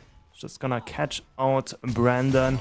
With warding though coming in. They know that the Kalari should be over towards the right-hand side, but once more, you're already having to give up wave control, having to stay back a tiny bit, losing the HP trade. As on the left-hand side, Flame finally making his entrance, blink in. Things will be utilized by Chich, smash and grab on towards Brandon Knight. Flame, they're just trying to find a way in towards the terrain, but Brandon Knight uses the surge, goes over the top, and somehow gets away. Shin with the landmine throws Chich back in. He may have reduced cooldown on the blink, but it's not that reduced. He gets picked off. Good collapse, good counter punch from the Sin Squad. Shin, big rotation from the mid lane. It's just so criminal that the Quang manages to escape there with 1 HP. Flame not able to pop him before this howitzer rotation comes in, and it's just gonna be Jet once more falling for his troubles. Darkin does not have that blink up. It's gonna get a good stun in once more, cancelling that leap back from the Kalari. Can't chase him much more than this. As it's just gonna be even more trouble for Black Lotus. 2 hands picking up the gold buff as well, and so far everything is going in favor of our Sin Squad. And again, I don't think it's doing anything particularly flashy. It's just solid fundamentals. It's understanding timings, it's understanding when to push an advantage and when to back away as well. And sometimes maybe a little bit of the look of the green as well going your way. But as you say, Tang, Sin Squad just getting everything that they want. No objectives has been taken just yet. That's probably the only thing you can say, but it feels very much like a question of when, not if, Import decides to start up that Fangtooth, and it's on Black Lotus. They're ready to try and stop a repeat of game number 1. They need to stop it. I think in that draft at the moment, I would actually think that they have sort of the strength in the early game, at least on the dual lane, but they have not been able to make it work. Also, in the jungle role, it was so important for Flame to pick up that Quang pick. Not only because, of course, he is an assassin jungler, but also because of that Feng Mao passive that grants him that 5% extra power if he picks up 1 frag. Then the next threshold is going to be 3 frags and then 5 frags for that 20% buff. So usually as a Feng Mao, you really want to skirmish early, want to stack up that power as soon as possible, make sure to get that lead. And the matchup between those junglers, right, the Kalari into the Feng Mao, it's so swingy. So if you get an early lead, you can transition that into a lot of these other frags. Now it's going to be this mini prime started up, but it is on a ward, so Flame is going to be able to start up this Fangtooth on the other side.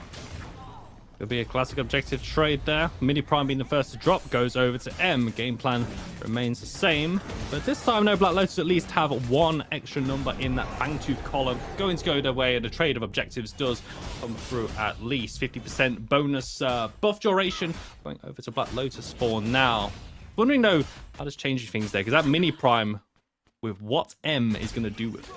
I really like this because they recognize that the dual lane on paper should be losing, that Kwang entered Wraith into the Grux as the mid lane. Darken once more. It's going to be the target. Import going to get stunned up, but the leap is not cancelled, and Shin behind. It's going to be the boop connecting. Not much more. Import going in with the guillotine, being forced to blink away to dodge out on Flame. Poiken chasing after him. It's another pick secured. Those are the two camp invaded. Import making it work everywhere as the Mini Prime was given over to M. Back to my point, though, really quickly, TJ. I think Import recognizing that his offlane is going to be his strong side this time is going to mean that they start up with the Mini Prime over this Fangtooth.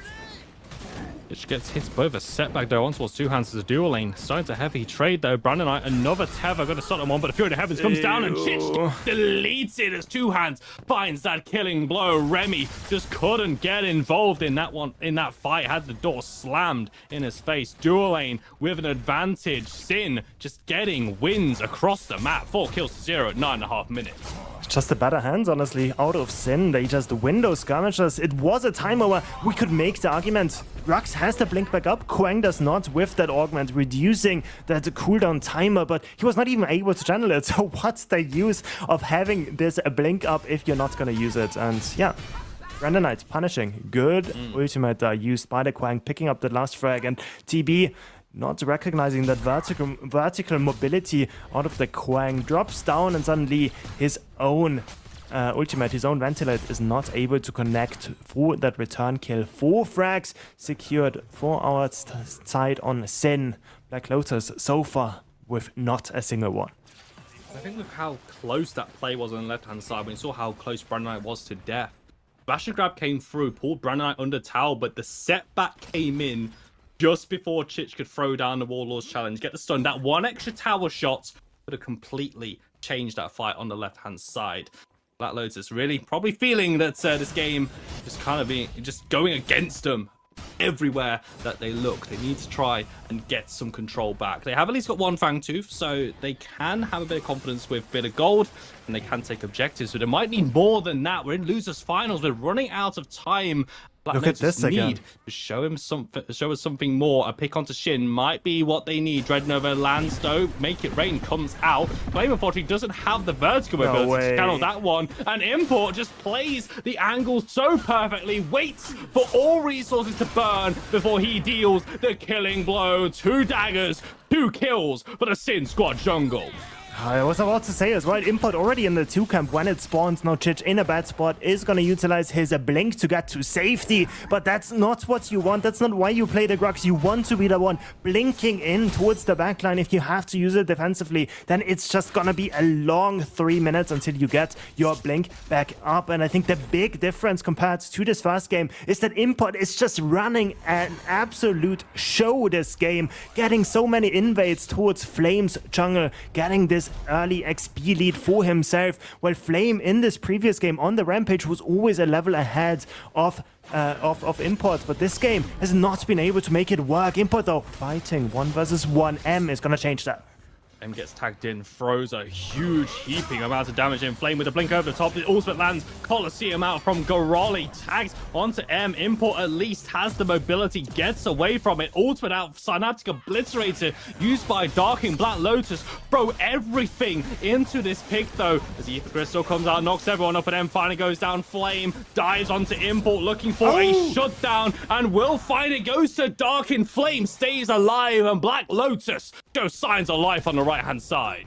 Finally, and that was really important. 17 seconds death timers. Fangtooth about to spawn. Shin is gonna get the tier 1 in the mid lane, but I don't think they're gonna be able to contest this Fangtooth. Chich already starting it up together with the TB. We see Giroli for the first time in this series making the rotation over to the left-hand side to help with that Fangtooth as well. And as we said, right, with the Kalari on the death timer, with the dual lane on the reset, this is gonna be the second Fangtooth secured for Black Lotus. that at least gives them sort of a win condition to play for. If they secure the third Fangtooth, if they get one more good team fight in 5 minutes, then they might still have an avenue to win this game, even though Sin has been looking unstoppable in this early game.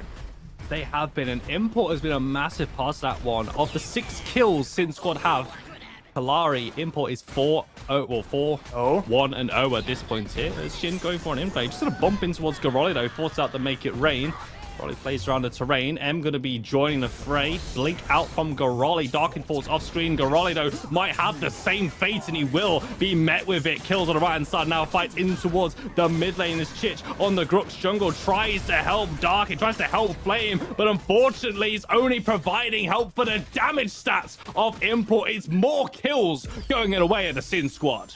Sin does not like when we doubt them. They just instantly respond. We were thinking, okay, maybe Black Lotus have a way back if they win the team fight in 5 minutes. But, I mean, the team fight currently, they're definitely not winning, as we can see in the scoreline. 10-2. We see structures falling left. Actually, not left. Only mid and right, I suppose. And yeah, it's going to be tier 2 secured. M also picking up this tier 1 beforehand. Shin on that howitzer, wailing on this tier 1 turret beforehand. Also secured this one for his team. It's going to be a heavy kill lead for Sin, but at least objectives are relatively even. Second mini prime of the game has not been taken yet. I think the structures, though, are the big problem for Black Lotus. I mean, as they lose these structures, they're losing territory. They're losing these bastions of defense that they can look towards as they try and weather the storm from the Sin squad. Tier 1 towers now all dropped. Tier 2 took so much damage on a right lane. You got to feel, though, that if Garoli leaves that lane for one moment, M is going to take it. That is a lot of standing gold taken out of this map. Black Lotus haven't been able to take down any of these structures there. Opportunities available. Garoli might be able to at least take down one on the right-hand side just to at least answer back. But with M here, Garoli just have to wait a little bit longer for that structure to fall. Yeah, it's definitely not gonna fall when there is the Terror defending it. Left-hand side would be a target. Flame. I think he was spotted there on the ward before it expired, so it's just really hard to actually enter this dual lane. We have the blink back up onto Grux. I really would love for them to force a fight. I think it's always them on the back foot, always them getting engaged on. It's never them actually pulling the trigger. Import once more, looking for the invade. For the invade, he's going to actually walk in towards Garoli there. Cross-map Play-Doh on the left-hand side as Flame and Darkin to force this dual lane out of the red side jungle. Garoli, though, really not having a fun time on the right-hand side. Import jumps over Garoli with the evade, but he just knows he's got that X above his head, and he knows he's going back to spawn. It's yet another kill for Import. 8-1-0 on the Kalari. We see on the left-hand side, it's so indecisive. We see every blink still up. They don't go in, right? And on the other side, Sin, they just pull the trigger. They get the tier 2 in mid. They should be able to get the tier 2 on right. And now Remy might even be caught off a guard. M is not going to connect with the root. With a blink away from Remy invested. No unstoppable on the Terror. But honestly, that is a great trade of cooldowns for our side on Sin. And this is what Sin have been doing so well. I say it's the way that they leverage opportunities to find these windows. And I should say, if there's indecisiveness on the left-hand side, Sin show us what you should be doing, recognizing their advantage, their opportunity to take the kills, take the towers, and reinvest all of that gold back into the team. As I said, though, it is all on Import at the moment. 11 kills, and 8 of them have involved Import at least. So if Black Lotus can take out the Kalari, maybe they can find something here. They are on 2 Fangtooths. 3 Fangtooth Monty will be in play, and it's going to be spawning in about 30 seconds. This could be a very, very important fight that could decide this game. I love this point. I think it's also Import having a lot to prove in this tournament, because in the talks are that the best junglers at the moment are Content, Ven, and Import in this game wants to make a statement that he is not giving up this role of a best jungler in Europe to anybody. We see a big kill lead over to Sin. They also pick up Darkin in the mid lane. Shin just gets the solo bolo dry as it gets. And now Jich is in a bad spot as well. Import wants to get another one for himself. Instead, it's Shin picking that one up for himself. Import on the objective. The rest of Black Lotus, a routed Flame, though, might still be looking for the steal.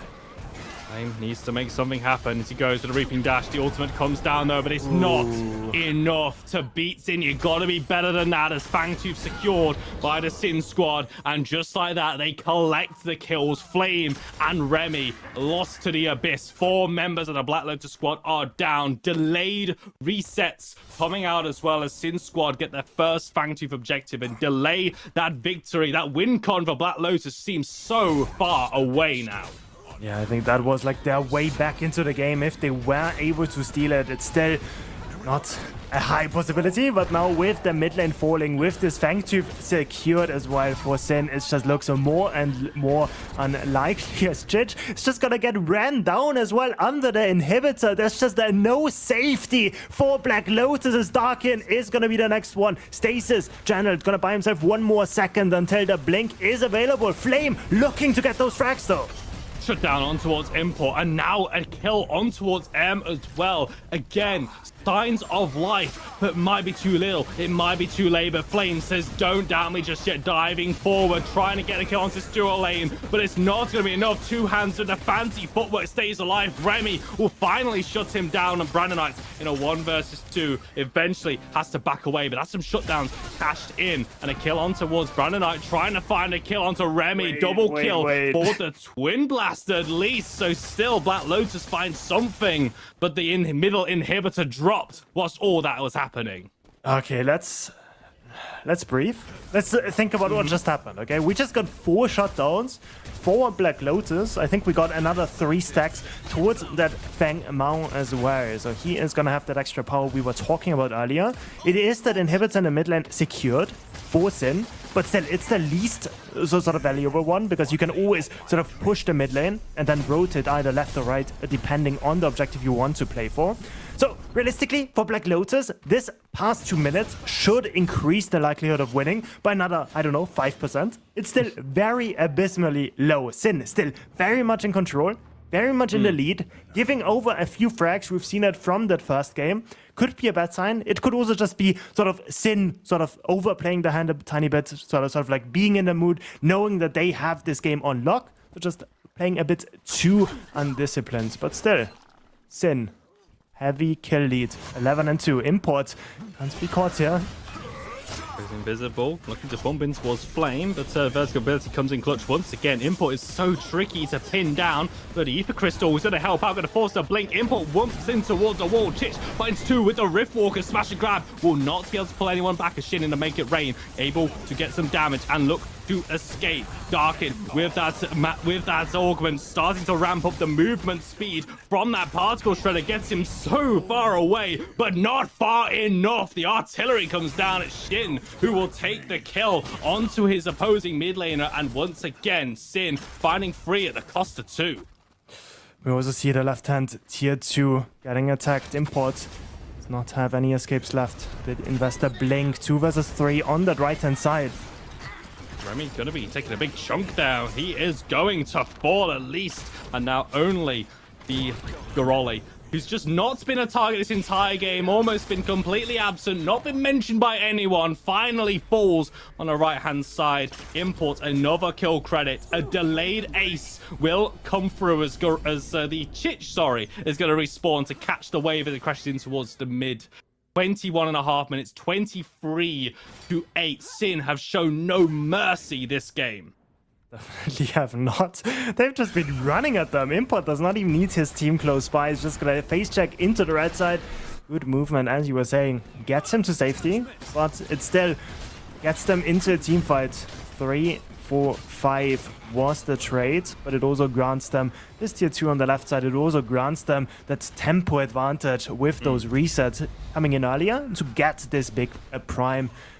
22 minutes in the game. Fangtooth about to spawn as well.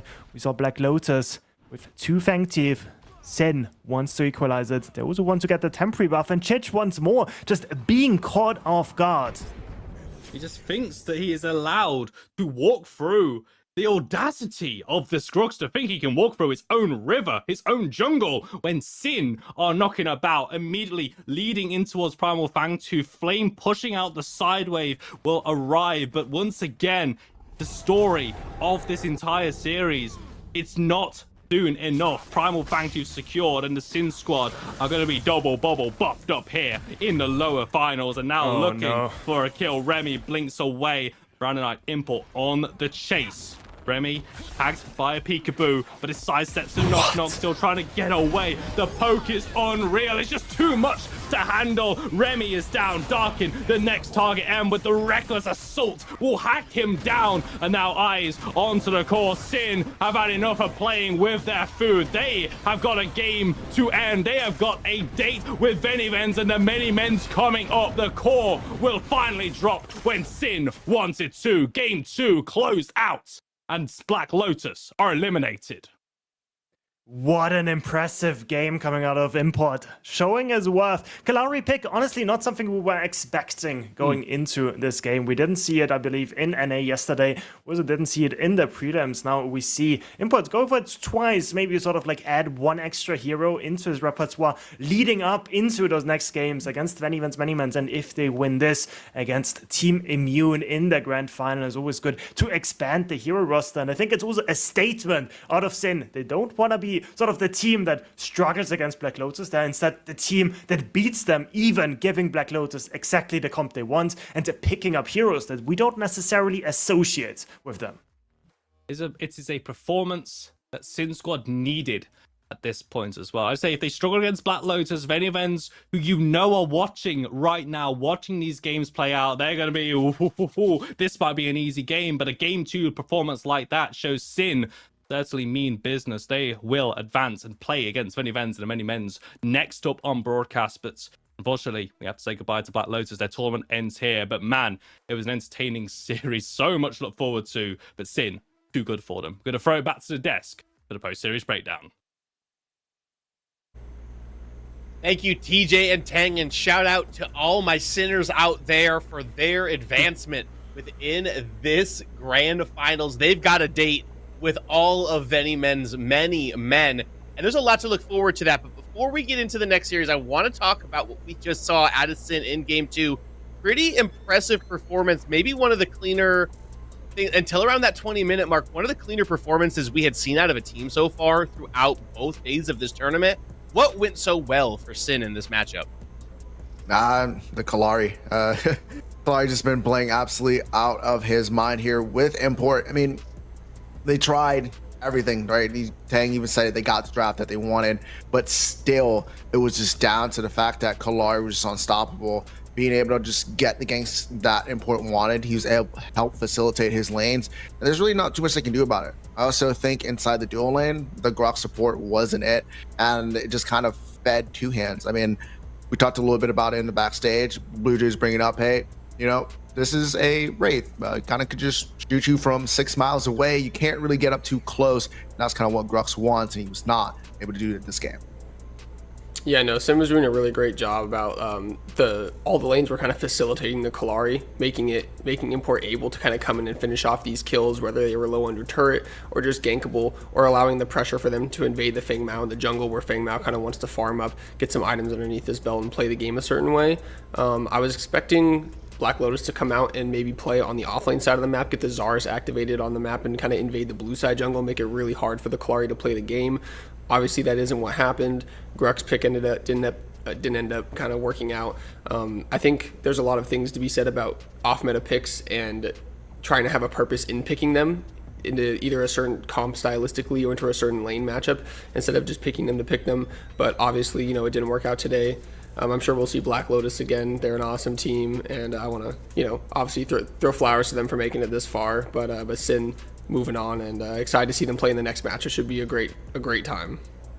Perfect. So do we expect to see kind of a rinse and repeat same strategy from Sin as we look forward into their matchup versus VennyMens, MennyMen, or do you think they've got a different strategy or something kind of new and unique that they need to try to take down VennyMens, MennyMen instead of Black Lotus? I think Sin, they're moving on up the kind of ladder. here, right? They're able to take down Black Lotus. Now I think they're moving on to a different tier team, in my opinion. And I think for MennyMens, I think they have this strategy that they use against Black Lotus ready to go. But at the same time, I feel like they also need to have more available. MennyMens, not a team to shy away from. You can't just have one plan, one kind of trick going into it. And I was realizing they've been watching this game, waiting to play you. That Kalari might not be up for you to be able to utilize. So I think they have a little bit more tricks underneath their sleeves going into this on the second or loser bracket.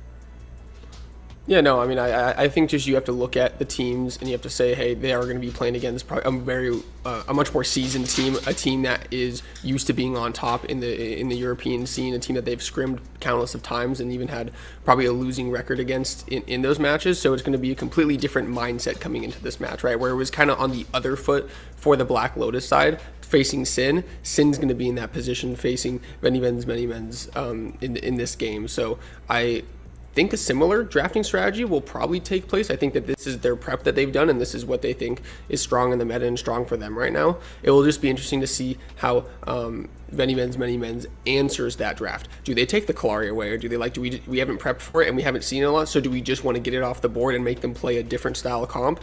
I think that's always a great strategy, especially if that second ban that you're going to be putting out isn't going to be something particularly that you've planned for. You're just going to be banning away a Yurei, Wukong, something very standard in the meta right now. So I'm really excited to see what they come out with on their side for the strategy in the draft and just in the game in general. I'm excited to see it too. Once again, congratulations to Black Lotus for making it so far. Big shout out to Sinners for winning our first one. We have a good series coming up for you next between VennyMens, MennyMen, and that Sinners team that we just saw. And we'll be back after a short word from our sponsor.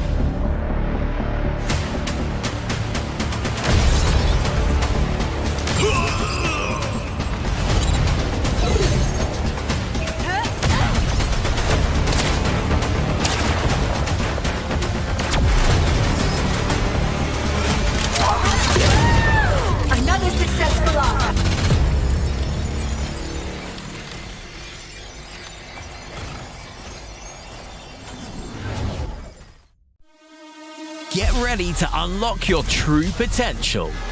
Augments are coming to Predecessor in Update 1.6. Augments are powerful new effects that add a whole new layer of strategy, creativity, and counterplay to every single match.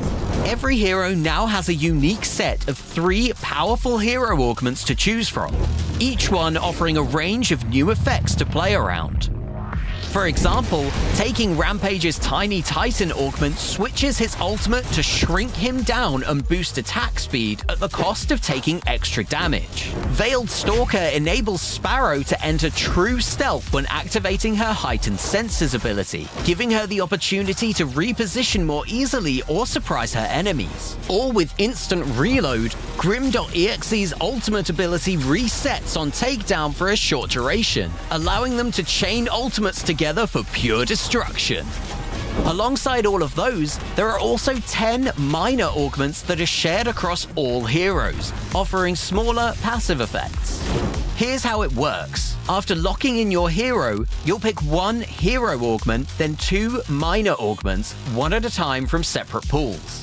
That's 3 decisions and a multitude of possibilities. Augments are coming to Predecessor with Update 1.6 on Xbox, PlayStation, and PC.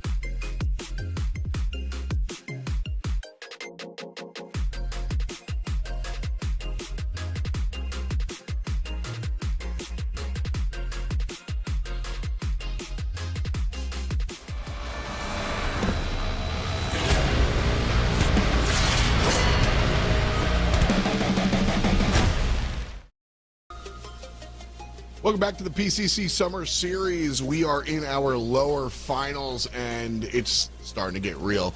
Got Falcon and Blue Jay along for the ride here as we jump on in. Sin versus VennyVens. Blue Jay, you were on the desk for the last one. Yeah, Sin, they clocked in, they clocked out. Time to get to work now.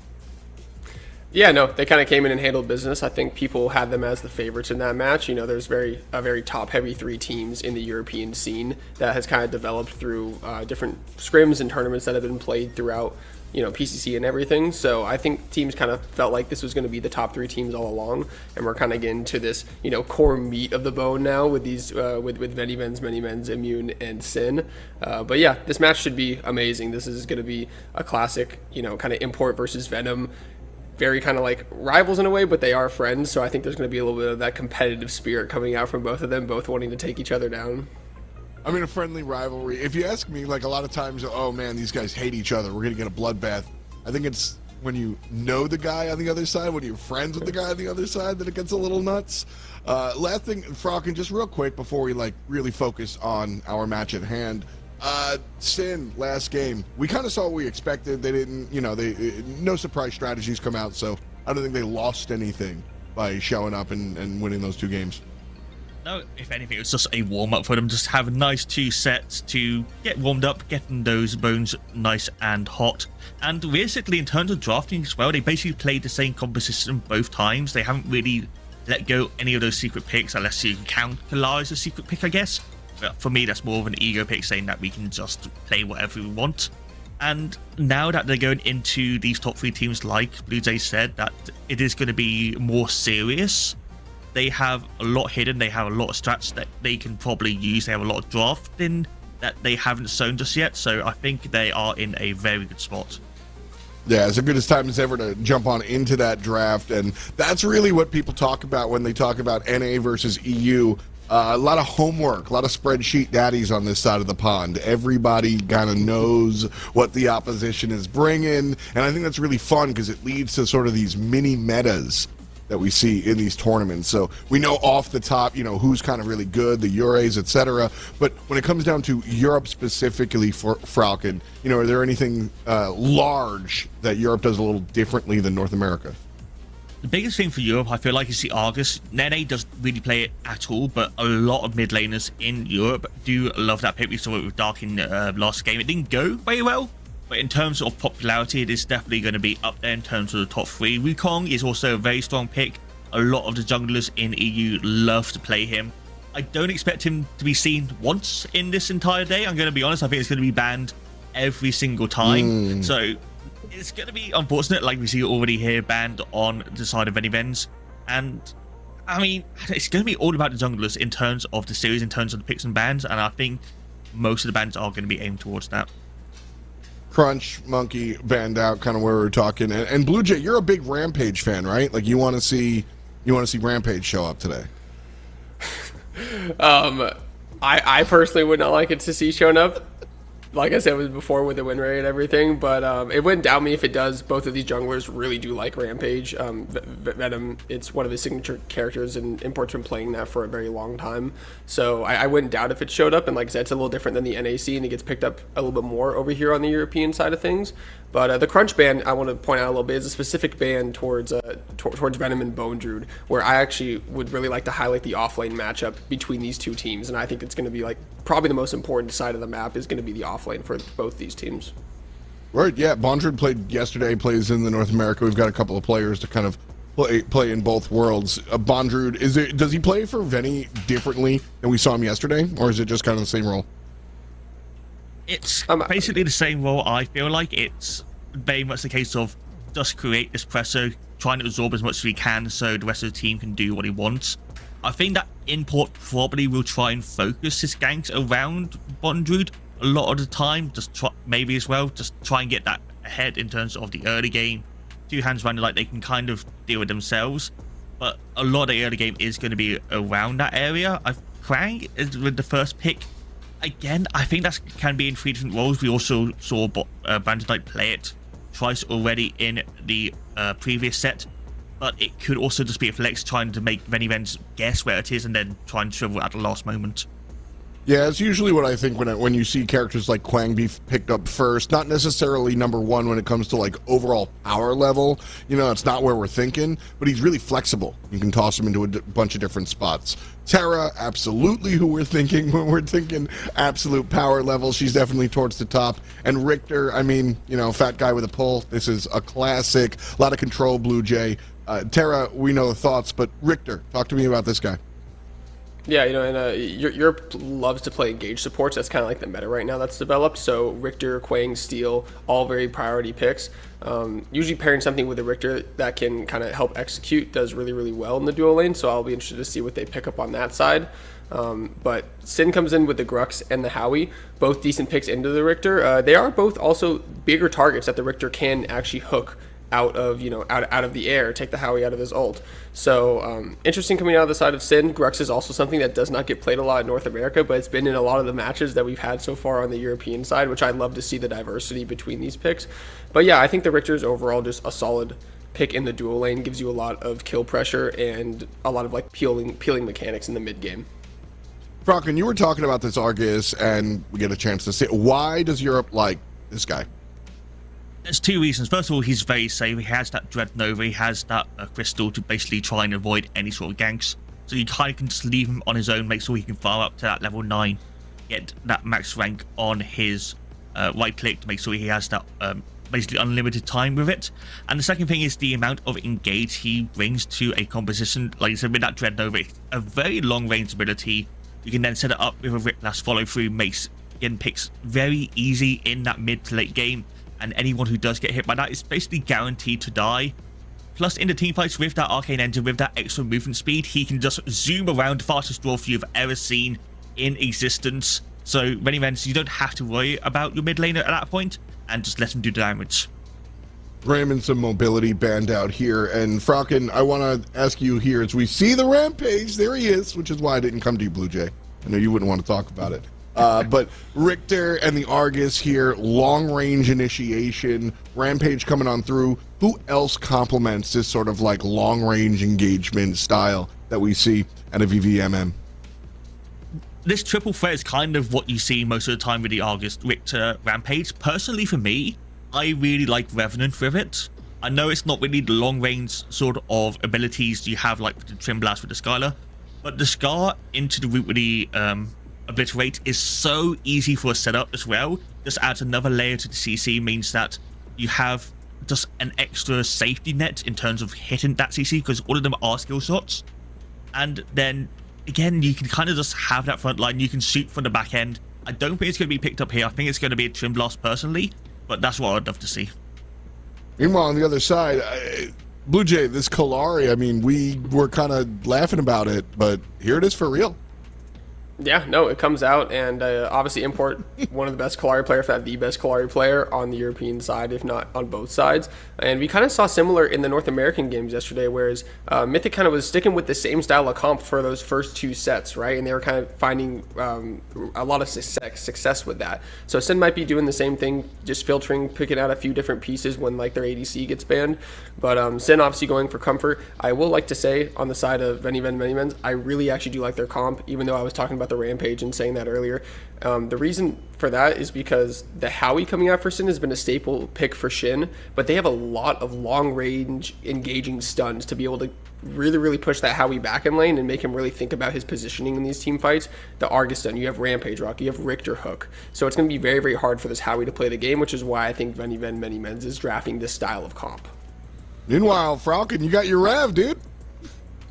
I got it. Yeah, I mean, again, I love it with the composition, but you're kind of counterpicking yourself into the Sparrow.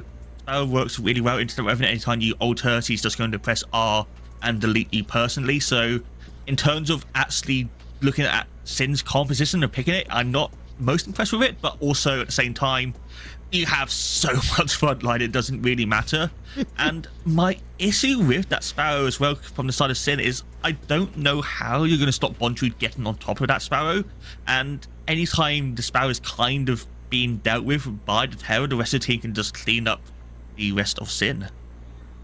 The Sparrow is where I was going to go as well. Blue Jay, you were on the broadcast with me yesterday on North America. Sparrow was banned out almost 100% of the time. Here, she slips on through. We see, I guess some of the differences are the crunch for the specificity of this match. But why does Sparrow kind of sneak on through here versus NA, where that seemed to be a must-ban character? Yeah, I think part of it is just different play styles from the two regions, but I also think part of it is that there were a lot of things taken off that couldn't be picked up on the side of MennyMens. The Steel, for example, is a pick that's very good into the Sparrow that couldn't come out on their side. So they probably just thought they could pick this up and it would have a decent time into this matchup. It is a lane bully, and they were kind of looking at the carries available left for MennyMens. You have the Revenant, the Kira would have been up the TV, like you were saying. Prowlkin was also an option for them, and Sparrow's decent into all of those picks. So I just think that they, kind of wanted to start up a little bit of a hyper carry comp to go with this Kallari, when the Kallari is going to be kind of distracting MennyMens on the other side. Well, we have an interesting matchup right away with an interesting draft. So lower finals, winner goes on to the grands. It's going to be Sin versus VennyVen's MennyMen. Let her rip. Gamers, you know who it is, E-Square rocking with you today. A little wet because we're coming from across the pond. F6, we got MennyMens versus Sin. Losers finals. You excited for these games, man? I'm pumped up, man. I mean, especially looking at the comp that Sin drafted. Picking back up that Kallari is no joke. I kind of want to see how it works against this VennyMens team. It's going to be an exciting one for sure. But, I mean, the Sanctuary is where it all happens, and I cannot wait to drop down. There you go. Oh, man, most definitely. And as we are going to be making our way down to Sanctuary here sooner rather than later, I actually have a little bit of an alternate stance to take. I kind of really like this VennyMens composition. I think Faulkner brought up some really solid points about all of the utility that we're going to be able to get out of some of these pools. And it's going to be a lot of value across the board. And I feel like both of these teams, they drafted comps that they know they're comfortable playing in, especially on the side of Team Sin. We've seen this already 2 games in a row coming out of the first series. You take the pick of the Kallari, you get people low in lane, you get Bryo, you take away that low HP from the targets and kind of go through the objectives that way.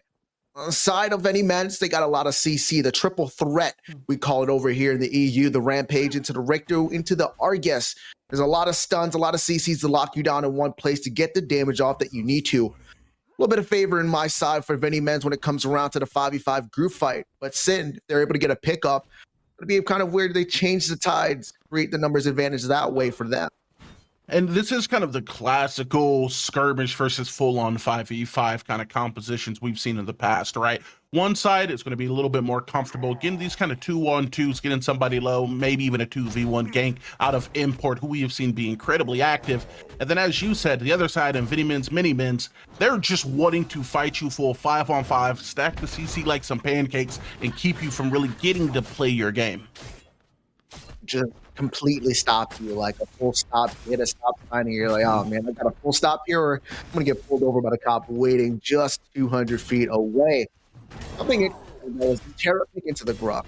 How that matchup was completed, and we're seeing a little bit of Heroes M a little bit low there for comfort. Might need to play this one a little bit more today. Let's have to sustain though, ego. Oh man, most definitely. He's going to be able to lately get some of that HP back, but only if Bondrewd allows him, really. We can see he has a pretty comfortable freeze before looking to push these minions underneath the tower. This is just a really rough start for him. I mean, it's just a expected start, right? Like I was saying a little bit, that Terra is no joke. You know, it does not let you play lane early on. Good character, fun character to play against. But that's what's going to happen in that lane until Grux is able to get a little bit of situation online, be able to get that level 3, have a little bit more in a combo to be able to fight that. You're going to have to play out that lane a little bit and still kind of wait on there. Good thing you didn't give a first blood, though, after that level 2 advantage. Oh man, most definitely, especially coming down that solo lane. We know that Terra is going to be looking to get active off of some of these rotations, especially if this Grux is going to be playing from behind. That being said, though, as far as getting active, Ven also known to get within these lanes. We know that he's very much so capable of setting his team up to have an early advantage that can compound into a win late. But on the other side of the jungle, he's going to be contested with Import, who can do much of the same as Ben's going to look for it to engage, find it. Brandon I onto the backside. He's going to be able to dodge the CC. With the tether coming down, the kill potential is going to drop as well. Down to absolute zero there. Back to you saying this jungle versus jungle matchup, right? Whenever Import's mentioned, you always got to mention the other jungler at the side, because Import has been sitting at the top of the kind of tiers of junglers for such a long time, and now here comes Ven, here comes Conte to really kind of challenge that rivalry. You're going to have opinion sway. Either he's the best or second, third, you know, but this is why we have PCC EU, right? He goes to prove yourself, who's the best of the best. And so far, Sin right now is going to be able to put some pressure here inside this lane. A lot of kill potential, but Import's lurking on by. But back to what we were saying, though, right? Ego, talking about the jungles. I mean, you're always going to try and fight for that top upper hand. But you still got to prove yourself. And I think this is where Ven is really trying to get that upper hand and be like, yeah, I'm going to solidify myself inside this EU and claim that prize. Oh, 100%, man. You know, talk is talk until it's confirmed. Much like we saw within the finals yesterday, a lot of people can believe they're the best, but at the end of the day, at the end of today's stream more specifically, we will know beyond a shadow of a doubt who actually is over here in the EU scene. And I'm going to be honest, man, take a step back. I'm just excited to get to see it. The way these metas have differentiated as far as characters that are valued, the EU guys have been cooking up a hell of a scene. Oh, man, it's always so exciting to switch through the metas, right? Especially when you consider we just had to do the finals in NA yesterday. Then we come over here across the pond and we're seeing just a bunch of different stuff. The main thing being Kalari being picked up, a little bit more utilization of the Grux. Gonna be a trade with Bondrude and M here. Not looking too good for Bond. Yeah, it's going to be a wild rush into a blink here, strictly losing that. And, you know, that's a little bit of that get back from earlier. Grux showing he remembers it's now Ven going to make the rotation. CC's going to be good into the Riplash, as now Secret is going to be able to help lock down Brandon. I blink will have to be expended, but it's going to be a blink for blink into the blink of an eye. Ben gets first blood. Oh, man, you saw it just happening. You get the root. Sagu, no, he just needs to stall. And here comes that River Richter coming out from that fog wall, getting that Riplash after that boulder toss. And even with the blink up, you just can't get away from it. And with that, they get Prio over the first Fangtooth. Import is lurking on by, and so the rest of Sin. Just going to walk away from this one. They just know they can't contest with that Kalari. And this is what I love to see out of these type of compositions. Me personally, I think the best offense is allowing the other team not to be able to play offense at all, right? Being able to make them take a step back while you take 2 steps forward. And that's exactly what some of this displacement on this team can do. A Rampage Rock makes that Riplash incredibly easy to land. And when your backliner becomes a frontliner, you're in for a world of pain. World of pain indeed. I'm just talking about that dual laner just a little bit, just because of that insane Richter hook to set that first blood on up. You're kind of looking at 2 different matchups here in the lane, right? At a simple kind of glance, MOBA knowledge, right? You hit the CC, you have the ADC, the DPS.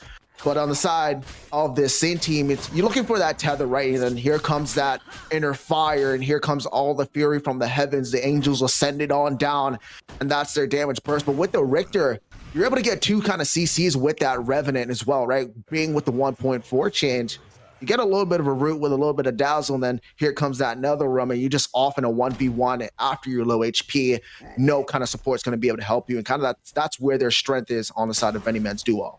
Oh, 100%. And, you know, we've talked about in the past, at least on the NA side, about the potency of this Revenant pick and how terrifying it can look when it scales into the late game. But they picked this into one of the characters that can kind of deal with it in the Sparrow. Do you think that's just a pick for the team fight, utilizing that inner fire to do a lot of damage on Broad? Or are they going to just be looking and waiting for these one-on-ones to increase their odds in some of these team fights later? When it comes down to Sin, I'm very concrete on the firm that they need to get a pick before they even able to even contest these big objectives, right? So utilizing that inner fire to burst down one of the big DPS, maybe the Revenant, or on the best side possible, being able to get Ven down, right? So now you have that hunt advantage. But the main thing is they're going to have to maintain healthy after they try and get that pick. But it's going to be them being able to kind of push themselves on over. They have the numbers advantage, being able to secure that mini prime. Going to go on import, but here comes MennyMens. Going to be a pull from Grux that is going to land onto 2. However, his damage follow-up is not going to be there immediately. There's going to be a blink that comes out as 4. Going to be turning their eyes onto Import. Particle Shredder is going to be up as it slowly whittles away its health onto the back end. It is going to be Brandon Knight off the engage, but like roaches, this team is scattering about Sanctuary. Bondrewd still going to be getting chased down as M will be the one to do it. Import, Brandon Knight, Shine, they are all staring down Then, and they decide they don't want the problems he's presenting. It's going to be a disengage from both sides. And I love EU because this is the only place we can see a full-on engagement and then still no kills, right? They just play so exceptionally well together. It's kind of just ridiculous. Oh my God, but Secret with the rotation to a Hulk. But here comes another one. Go gets the second kill of the game as soon as we speak to Caster Curse. Oh, dude, we basically just whispered a necromantic death wish onto this team. We're like, essentially, right? Still get no kill. Immediate death on the battlefield. Good pick there for MennyMens, though, as they're going to be able to extend their kill lead to 2. I mean, there was a lot of resources spent on that one kill, but the blink was down there going into that mid lane, but you're not going to have the ultimate there on this dual lane side, so they might be able to take advantage of that on the side of Sin, but they still get the mini prime, right? Something to kind of back front that Fangtooth that they lost earlier on, but they're still behind a little bit. But back to that fight, though. I mean, I think the big part what happened there, nobody being able to get a kill, is the very mobile Kalari goes in and dives into that attack, spreads them apart, and then now MennyMens are like, man, who do we target? But at the same time, the tether lands from Brandon Knight, being able to create some commotion and kind of just separate everybody from being able to kind of 80% kind of kill potential to probably around 10%. But as soon as the Kalari jumps over, just no threat in sight. 100%. And I'm kind of looking to see how those fights do turn out when we get a couple more items on, right? When everyone gets onto that second, third item they're fighting for, maybe this third Fangtooth at that period of the game with this second one coming up soon. We're already seeing both of these squads start laying down some vision on this left side and make their presence known as they're going to be playing for the objective. Ven going to be playing for a kill, though. On the backside is going to be Dread Nova, but the Make It Rain deployed is going to be able to lay down a surplus of damage. Ven is on the retreat. He's going to be on the retreat. He does not have the big behemoth. Oh, now he does. He just got ticked back down over. He's going to be able to still play this fight. He's going to regen inside that jungle. So he does use the Make It Rain, but it's not going to kind of poke away and give too much of an advantage over there. You're still going to have M on the rotation, which is the big advantage to VennyMens to be able to get that 5v4. Until this terror rotates over the side of Sin, they cannot go after this objective just quite yet. They're going to have to wait for that comfortability. Are we sorcerers? We were like, there's no death on the field, instant kill. He doesn't have ult, immediately comes up as now, but it's up for this fight. I'm gonna be pinched between two members. Secret gonna get bursted down, though. Two hands gonna be utilizing the inner fire onto the backside, but Sagyu will be the first one to get it killed. Grux will fall as Import is gonna be looking to fall back. It is gonna be a play onto the left side as Import just sneaks behind them. Picked up on the ward, though, as now it's gonna be MennyMens looking at a second Fang. You're looking at it, but it's just not quite over yet. A lot of HP is low on their side, and there's still 4 members in.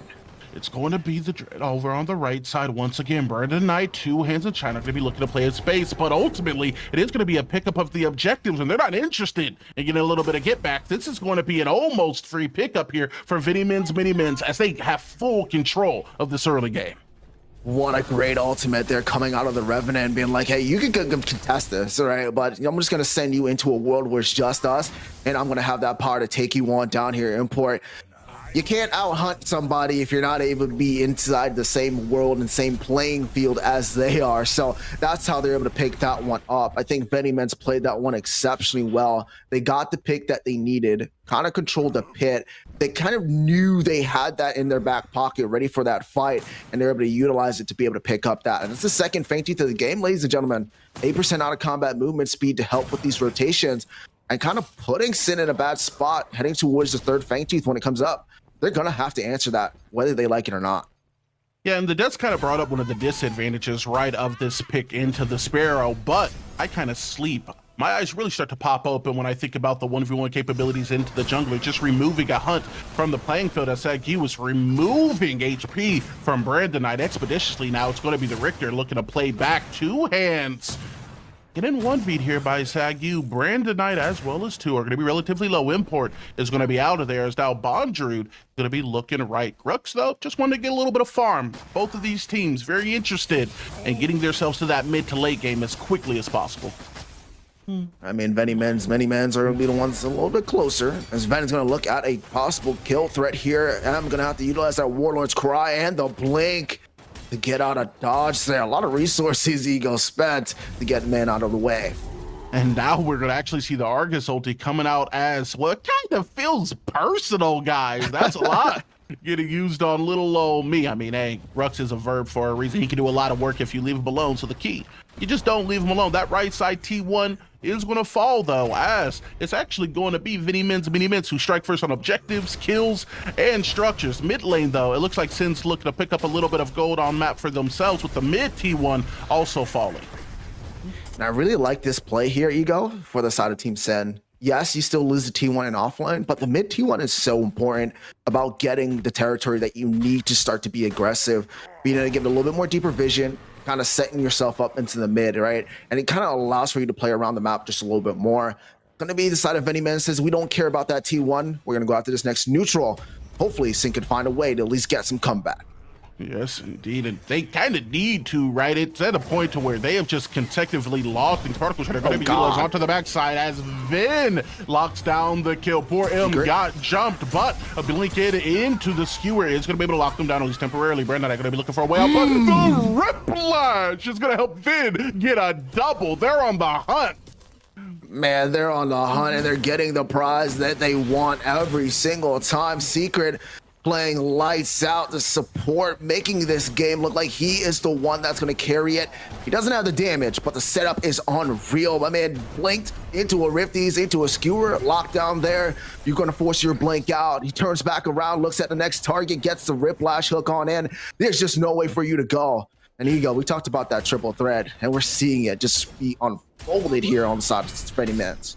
I mean, it's just so difficult to be able to play into, right? Even when you're trying to play around the space of some of these objectives, you're looking at the alphabet just get stuttered, stepped on the third letter is C, C, C, C, C, C. There's so many things they can do to stop you from playing their game, and they've just executed basically flawlessly so far within this game. I mean, they're going to need to look at this duo lane. I mean, someone's going to have to shut Secret down. I mean, this man's playing Protect the President just a little bit too well. If I would recall, a man's called Secret Service at this point. But MennyMens in complete control. No deaths towards their name, all the kills, all the objectives. They're looking to kind of close this one out in style and send a message towards Team Sin. Especially if they're able to confirm this 3-Fang Monty, right? The plus 8% to the movement speed. That's pretty nice. I like it. I like that plus 8% to the armor as well as power a lot more, though. We are going to see a grouping coming mid, though, as Ven is going to be leading it, playing back down onto the river. It's going to be Import and Brandon on the left side, while the rest of the team is going to be split over right. That T1 being gone does open up a possible engage here, but it looks like they're more interested in zoning the space with this Fang being up. You just want to get the agency for this, right? They want to get this river control. They want to put Sin on the backside because it's hard for them to really get inside this objective considering this front line. And look how fast they burn down the objective. That's the third Fangtooth Monty, but Sin looking to try and get an engage. Brandonite is going to engage just to die. Little man got big damage. Oh my God. It's going to come out. It's a slaughterhouse at the river camp. It's running red, and Two Hands is running for the hills. And Bonju's just getting picked apart though, but here comes that rotation with the blink, but Meyer with the damage and a rock to say sit on down, and M is just gonna have to go 6 feet deep. Dude, this team is just getting the laundry treatment. They're folded left and right. Don't do it, it's Secret. gonna be Secret. He puts a hand up, but it's just a little nade into the Riplash, into the ground. Two Hands is gonna go. Sack you with the kill. My goodness, 10. Oh, the mic, the spike is going crazy. My man's got some heat-seeking change on this Richter today, ladies and gentlemen. Team MennyMens is putting on a show, and this is PCC EU. Dude, Secret got the Gorilla Grip glue on the end of those chains. I don't think I've seen him miss a single one, F6. This is my sleep paralysis demon, man. When everyone on the team is so in sync, the engages become so incredibly easy, especially when, as we said it, your backliners become tanks all of a sudden. Hey, Sparrow's not looking too beefy. No, Not at all. Just looking like it just chopsticks at this point, man. I mean, the way that he was just lurking in the jungle, just looking for the Sparrow was absolutely diabolical. He knew there was some other place where the Sparrow was, but he did not stop the chase. He didn't stop the hunt. And when he found that Sparrow, he's just like, oh yeah, I found you now. You're mine. And Sagu's right behind just to clean up that kill. And VennyMens, just absolute unit right now. All right, I'm a professional. I'm gonna stop laughing. All right. Not the best team fight there coming out of Sin. We've seen what they're very much so capable of, though, if they can get a little bit more comfortable scaling into the late game. Big objectives are going to be up in just a couple of minutes with that big thing, big prime as well, going to be making their way onto Sanctuary. And we've seen in the past F6 that even if you do fall behind a few objectives, being able to get those, a Primordial Blaze can help you turn the fight, especially with all the bounties on the map. How does this team go about doing this when the CC, when the damage is just so ahead for VennyMens, MennyMens? I mean, you just got to hope for that steal, right? You just got to like hope you're able to out-hunt somebody, but the way VennyMen is playing is what I like, right? And there comes another Whiplash, and Brandon, I just cannot play that corner. I mean, at this point, you got to realize you can't stand in front of it. You can't give him line of sight. Secret just does it again. Good thing there's a little bit of time for that big neutral objective. And look at this yoink. I mean, you just cannot be safe even inside your own jungle. I'm gonna keep it 100 pennies with you. 10 dimes, 20 nickels. Let's get the math.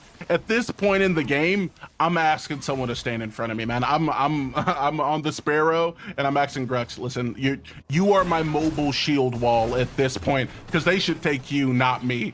At this point, though, it looks like that I'd even have the opportunity to try to play around or behind each other. It's just going to be yet another objective falling into the pockets of VennyMens, MennyMens, who have 6. I'm just going to say it. Let's call the spade a spade, who have been dominating this game 1. I mean, there's very few chances. I mean, we've casted, I read hundreds of games at this point.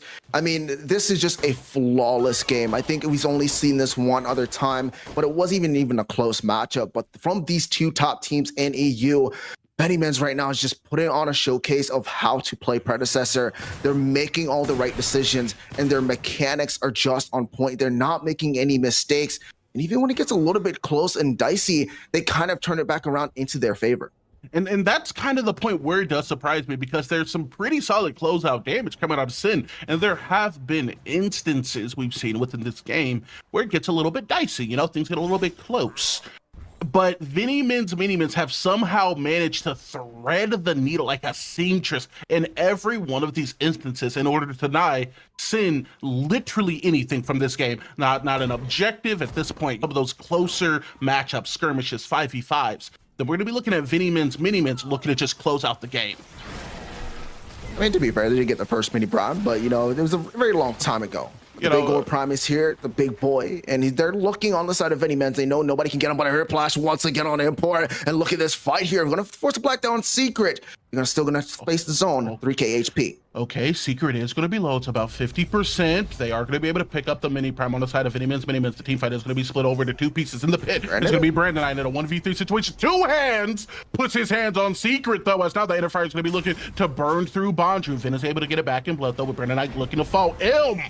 It's going to get locked down, as it's going to now be Meyer, who gets a +1 to the kill. Look at Howie. He has to fall sometimes, but he falls further than he hoped. That's 6 feet deep in the ground for the little man. A 1-3 trade going in favor of VennyMens.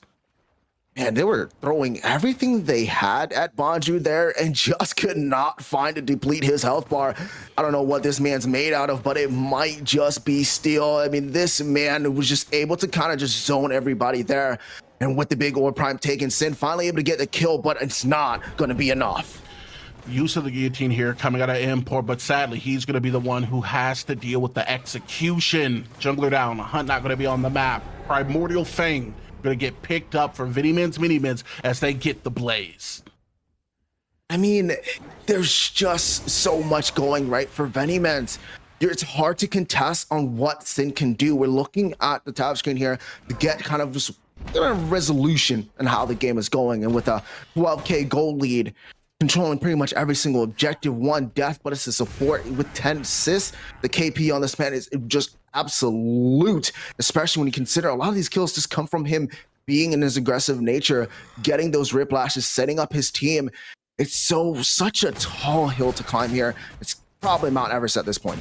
I'm going to be 100% honest. We're looking at Kilimanjaro level of problems at this point. Sagu, he's hitting the shots. Okay, that's problem 1. Second, he's 7-0. Well, that's also problematic. And that 7-0 in combination with the objectives they've been able to pick up on the side of MennyMens have expanded his goalie to the thousands.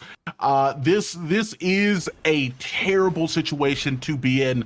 At this point, your damage that is pretty solid in a single target area isn't going to just be good enough. Dreadnought going to come out, stun Shin just a little bit, but that's mostly cheeky. The real problems are slowly going to be grouping mid as this left side, Bondrewd is playing for the T1.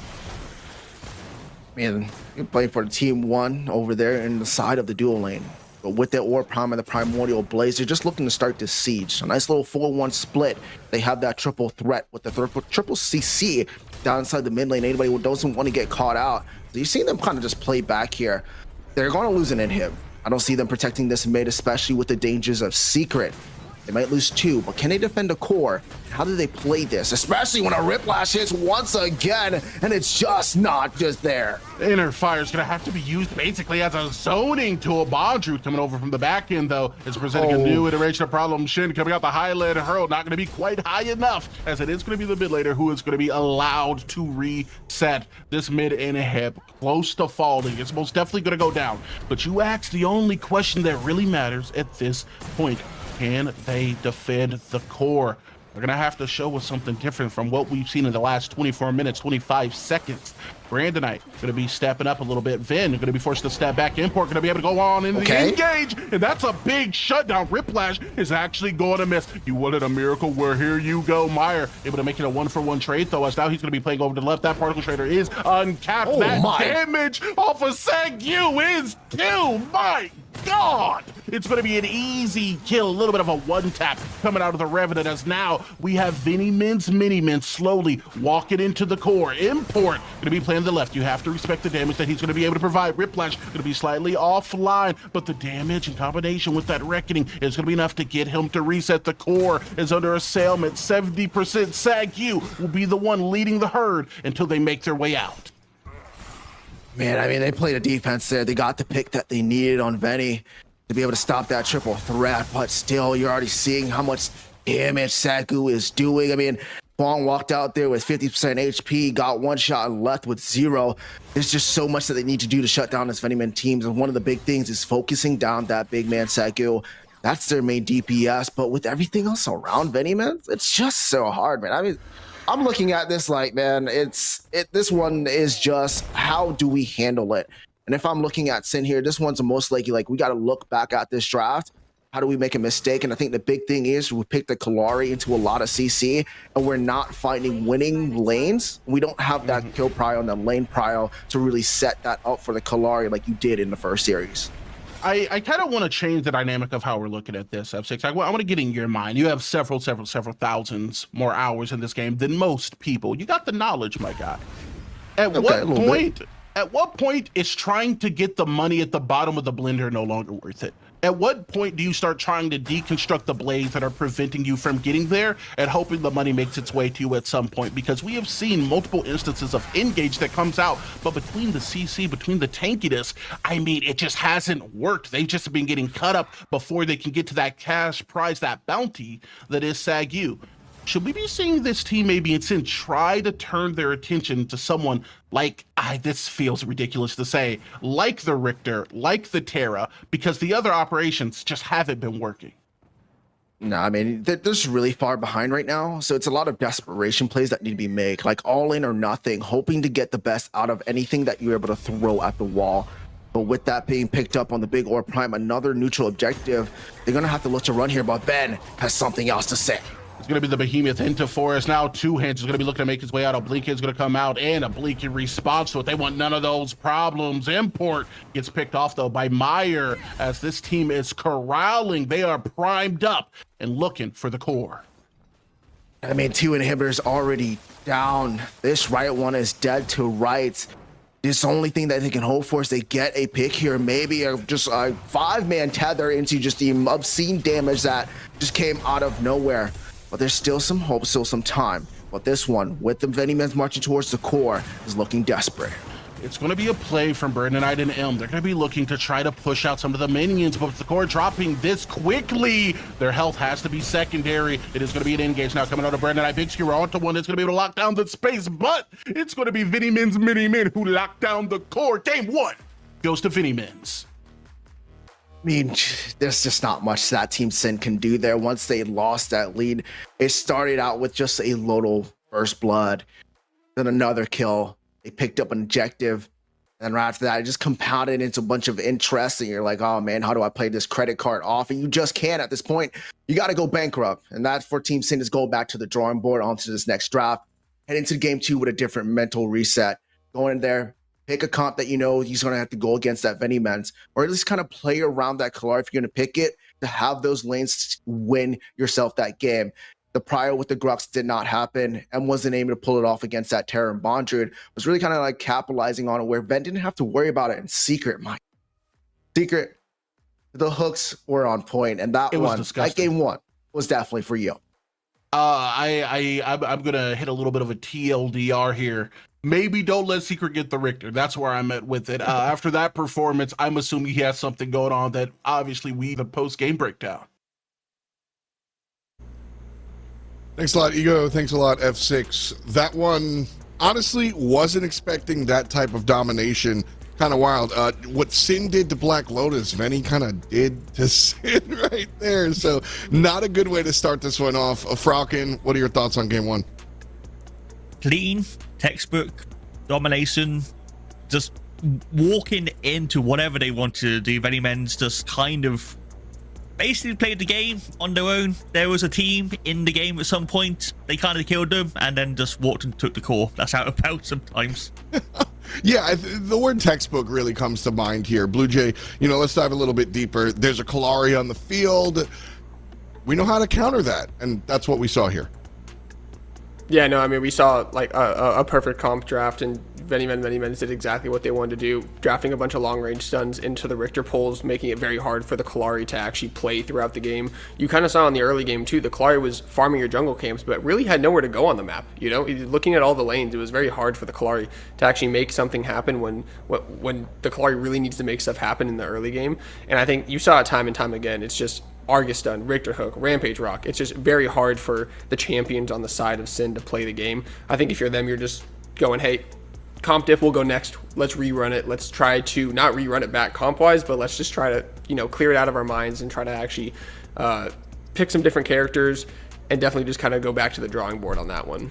The other side of that is also, which I think is reflective of our first matchup with Black Lotus and how well Sin did piloting the Kalari over there, is that one of Kalari's strengths, what she does well against the other team, is kind of capitalize on lack of communication. So in the rank queue, she can kind of go nuts, but in a competitive setting, coordinated setting, your opponents are playing intentionally. They can figure out where you're stealthing around. They can communicate your routes, and all of a sudden, you just don't see that success. And so on the other side, we just watched textbook clinical, to return to your original words, Falcon, of how to deal with that Kalari. So kind of all around applause there. Does that kind of bode well for the entirety of the set? Without Kalari, without that thought process, Falcon, where do you think we see Sin go? Definitely a different draft. I don't think that running it back with the same draft they played against Black Lotus would have worked in the first place. VennyMens, it is a different tier of team. It's a different caliber of players, and just expecting the same results with a different thing is just not going to work. So they definitely need to change things over, and I also think they need to look at the bans, because I was watching those highlights whilst you were talking there, F. 60-70% of those were just Richter hooks. That was definitely a big deal, the Richter getting through here. Blue Jay, well, we were off while we were sitting watching the game. You kind of brought something up about like why we were actually getting a chance to see the big man. Yeah, no, I mean, when you have characters like we were talking about, like Yurei, like Wukong in this game currently, which are almost just being permabanned because of how, kind of overtuned they are in the game currently, it makes it so you see a lot of these exciting picks come out, whereas they would have been being banned before. So I actually think it's a really cool thing sometimes when you have characters that are insta banned in these drafts, because it gets the opportunity to actually see the Richter come out when maybe it wouldn't have before, because maybe it's just a little bit, you know, overpowered when it comes to secret playing it. Obviously it's a little overpowered look in that past game. But yeah, no, I think it's awesome seeing some of these picks come out, but I wouldn't doubt to see if we do have a Richter ban coming out, or if maybe we take the Richter on our side. You know, you can kind of see what they want to cook up. Power is relative, and right now it's looking relatively high on the side of VennyVen. They were the team waiting here. It was Sin that had to make it through round one. We'll see if they can make it through round two. We'll see more games on the other side of the break.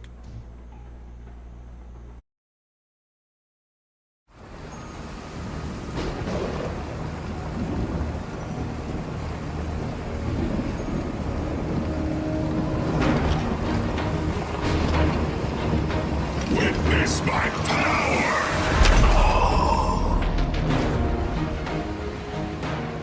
Can you taste it on the wind? Fresh glory awaits.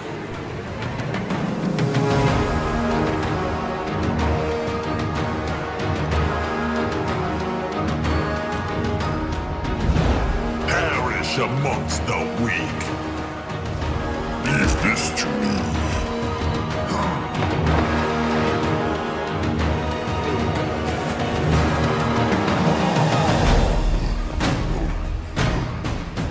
Come to me, fools!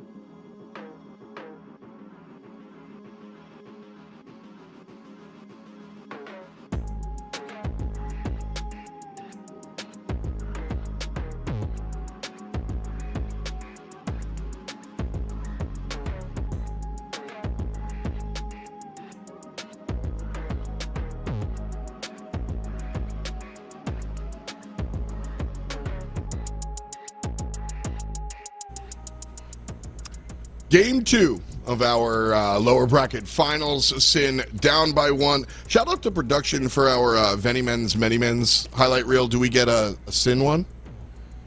I'm getting a no. All right, so we just get one team during the break. Either way, now is Sin's chance to go ahead and either make that highlight reel or make their bed and go to bed, because this is the elimination game. MennyMens, they played reactive in game 1. They just kind of answered what Sin was doing, looked good. I'm going to ask a little bit about their identity here, Falcon, okay? We're jumping into the draft here. I feel like we didn't really get a chance to see what they do outside of the Richter selection. So if you had to define MennyMens, who are they? MennyMens is named after Ven, so obviously he's going to be... main character is probably a bit too much for his ego, so I'm not going to say that. But he's definitely the shot caller in that team. He's one of those playmakers in the jungle. Goes more of a damage route, more of a carry route a lot of times in that. I know he played Rampage last game, but he loves the Feng Mao, he loves the UA, he loves getting those big damage numbers, those big kills. And a lot of team does just play around what Ven does, so a lot of objectives, a lot of maybe invades, and just seeing what they can do with that. So when that kind of fails, that's when they falter. Just play through the jungle, kind of classic. Rampage going to be banned out this time by Sin. Terra and Rampage banned out. Not the Richter. Blue Jay, are we mad about that? Or is this the big brain play that needs to happen? I think this is fine from the side of Sin, honestly. I think as long as you're taking components away, like the Argus, like the Rampage, from the side of the Richter, it makes their job a lot harder in the game when you just don't have a target that's standing still, right? And you actually have to, anticipate where the enemy is going to be moving. But I do like this approach from Sin. Completely get them off comfort picks and make sure that you're doing something different. The Yurei and the Wukong obviously coming out because you're not going to give those over to the first pick of Sin. So those bans kind of being like not going to be specifically targeted over onto anybody, just kind of banning out those characters. Kwang coming out for Sin though, they obviously like this character. I don't hate it as long as they don't facilitate obviously a similar comp that they had in the last game around it. But yeah. I get where you're coming from, and I would agree most of the time with the Rampage ban. The thing is that we saw those Richter stuns unassisted sometimes as well. Like That's true. I ban the Rampage, and I say, show me that you can hit that full without the stun, but you already did in the first one. So maybe we see the Richter here for it won't be first picked. Instead, we get Steel and Gideon. So some more setup here. Falcon, a little bit of a different vibe rather than from the long range, but still looking towards initiation. Yeah, a very big change up from VennyVen's. Gideon's probably going to go with that tank build we have been seeing outside of the last set. I don't know what was going on there with Darkin, but going to be having that shield augment, and just getting those big ultimates. That's going to be facilitated really well with that shield slam, just making sure that you can hit multiple people and keep hitting it with that CC. I think that Steel is going to be off lane. I think Bondrude is going to be piloting it. Secret could be going as support as well, but I'd like to see the Richter again just because of how potent it was, so we'll have to see what MennyMens does. Well, the Grux shows up again. It didn't really work out for Sin last time around, but I want to talk about Grim. Grim has been banned out a whole bunch. Blue Jay, is he one of these characters like Yurei where you kind of ban him because he's really strong and every once in a while he gets on through?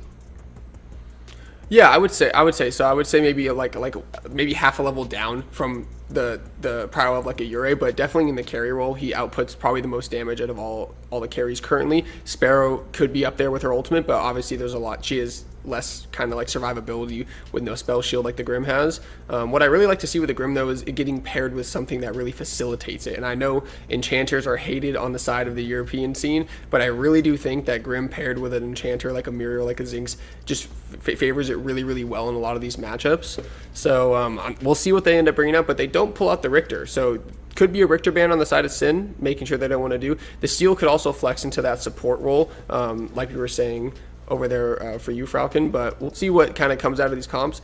One thing I do want to mention is I do like MennyMens switching it up, making sure to kind of keep Sin on their toes. It shows the the confidence that they have in their drafting ability. So don't forget grand finals in the future as well. Team Immune is definitely watching this one go down and taking notes.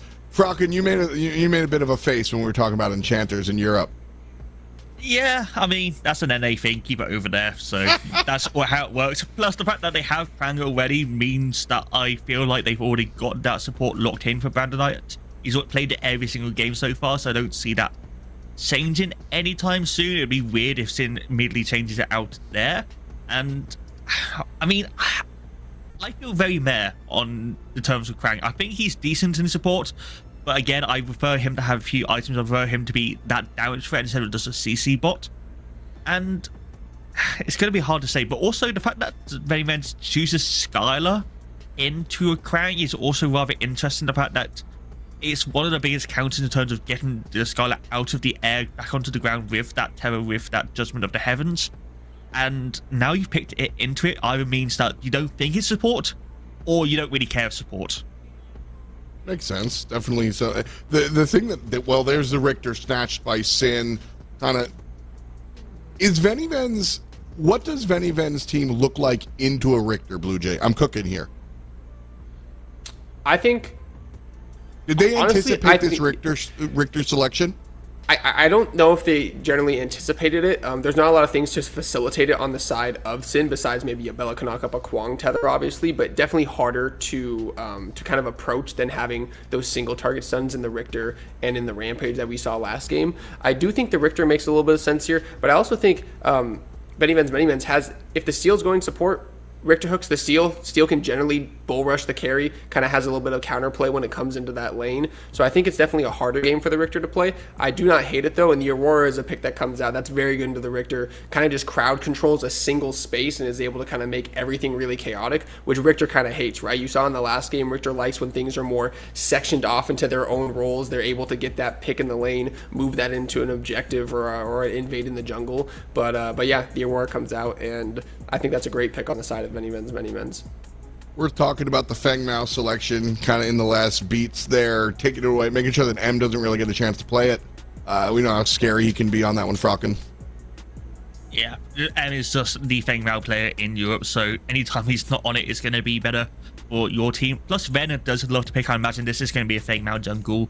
He can be in solo, but isn't as strong. I think Bondrude is also going to be playing that Aurora. I think it's going to be still support. But saying that, it could be the other way around. We have seen Aurora support in the tournament so far. I believe it was yesterday where we saw a Aurora support game.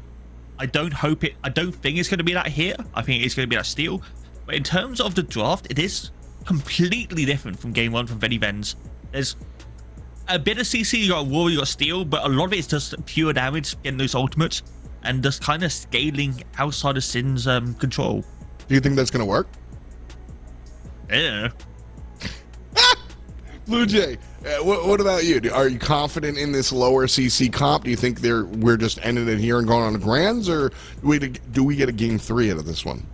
I think there's a good chance. I do want to say I like that Sin just completely changed up what they were kind of doing. They kept some core pieces. I really like the Bellica pick coming out from their comp. Really good into the Steel. Very good in the Feng Mao when he dashes on top of you. I think Shin is also a very, very good and confident Bellica player. So I'm wanting to see him across the map a lot more this game. I think there's a good chance that we actually just see a 2-0 on the side of VennyVen's.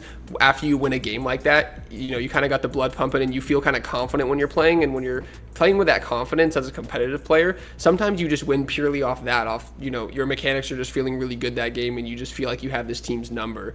So but I do like the side of Sin's comp. I think it gives them a better opportunity in this game. Do I think it will end up making a difference in the overall result? In my opinion, probably not.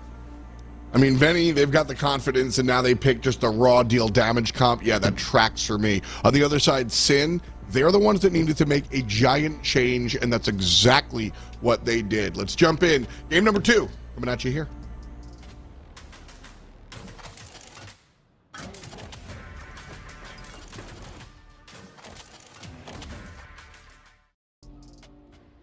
Gamers, welcome in to another game, an excellent Predecessor play.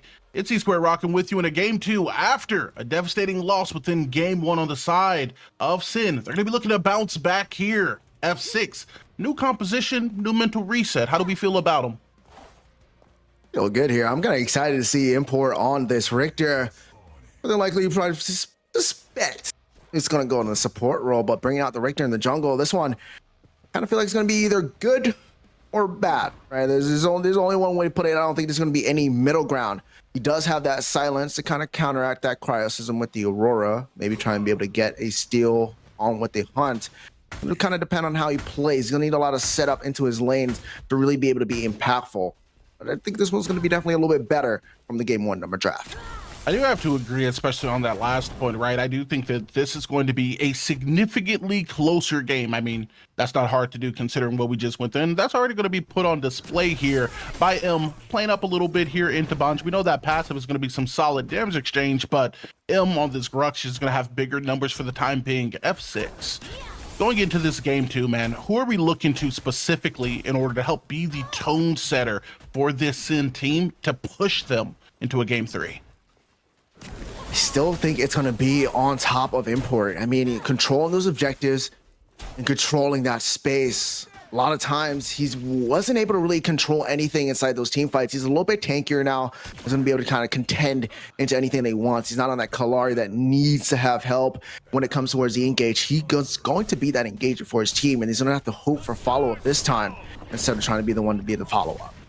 And I think that he is going to have some pretty solid follow-up, right? Grim has been in a very comfortable position throughout the meta. We've seen him get heavily prioed in P's and B's throughout the NA scene, and I'm more than 100% sure, let's call it 110% sure, that that's going to translate pretty well if he's able to scale out comfortably. Something we saw in the last game was all of these lanes on the side of Sin were very much so playing from behind, and it looks like at least early here, maybe that'll change.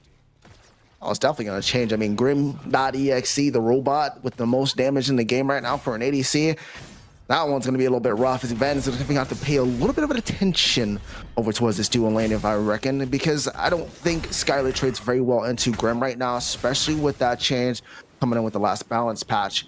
But a little bit thing we saw earlier on was I'm being forced to use this blink, losing the level 2 advantage. So that's already a losing lane on the side of Sin. And when it comes down to just being able to have the resources available, I'm kind of waiting to see how M plays that lane, especially with no blink, not a lot of mobility on that Grux. And I need a little bit of attention on the side of Import on the opposite end of the teams. And this is something we've seen VennyMens, MennyMens do within the last game, as now Import's going to be looking for the Riplash, but the spell shield is just going to eat it. One thing that I do like about this composition on the side of VennyVen's MennyMens, though, is going to be the fact that if you do get Riplash, you have multiple characters that have an answer for it, right? Skylar can quite literally take off. You got that Void Tear coming out of the Gideon. You got a spell shield and a blink coming out of the Fang, and then that glacial charge on Aurora. This is a very mobile team that it's going to be as easy to displace without the follow-up of a skewer. No follow-up is always going to be a big thing, right? Just do you or don't, right? So there's a lot of setup there on the side, though. I think with that tether into maybe just like a landing site there for them eventually to be able to either get a Riplash or that skewer might be the biggest setup they're going to have inside that dual lane. But they're going to have to make sure it hits and lands. And with that, Skylar, it's a great counter here for Mennonite with the Kwang to be able to pull her down out of the air, especially when you're just out of sight, it's just floating around and you're just at this Grim and you're just like, man, I can't shoot this bird out of the sky. Please stop being on a different playing field. This one's definitely a matchup that's going to be a little bit squirrely and dicey.